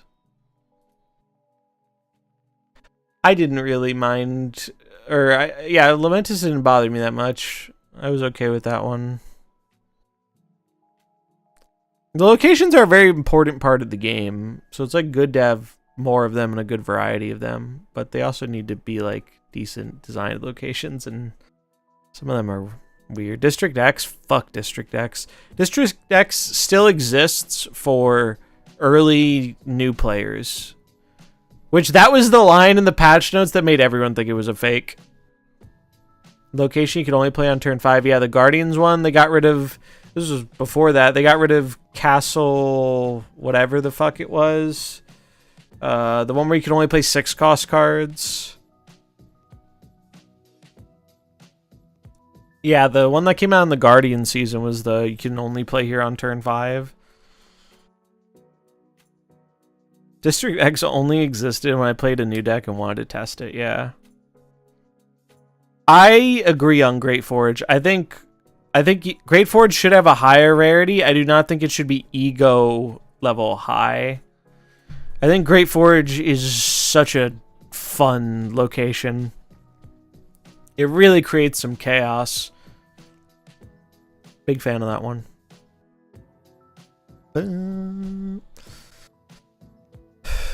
Yeah, I wonder if they're ever going to bring this back. I wonder if they're ever going to bring this back. I would like them to, but please, for the love of God, change the wording and make it make more sense. But anyway, that's it for me. I am tired. I want to go to sleep. So, thanks for hanging. If you're new, Krakoa, yeah, they reworked Krakoa. Remember when Krakoa took your turn for you on turn 5? Nobody seemed to like that. I kind of like Krakoa, I'm not gonna lie. It's my end of stream confession. I kind of liked Krakoa, and I'm not gonna apologize for it. If you're new around here, feel free to drop a follow if you enjoyed what you saw, and or check out the YouTube.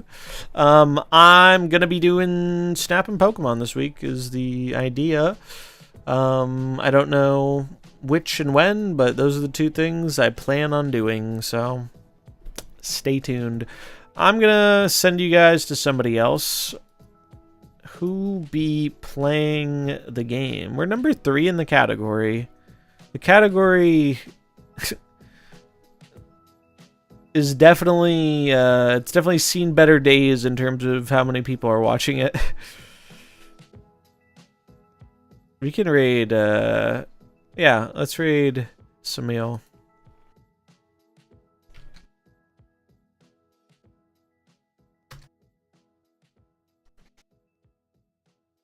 400 enormous, yeah. Alright, have a good night, y'all. I'll be back tomorrow. Take it easy. Peace.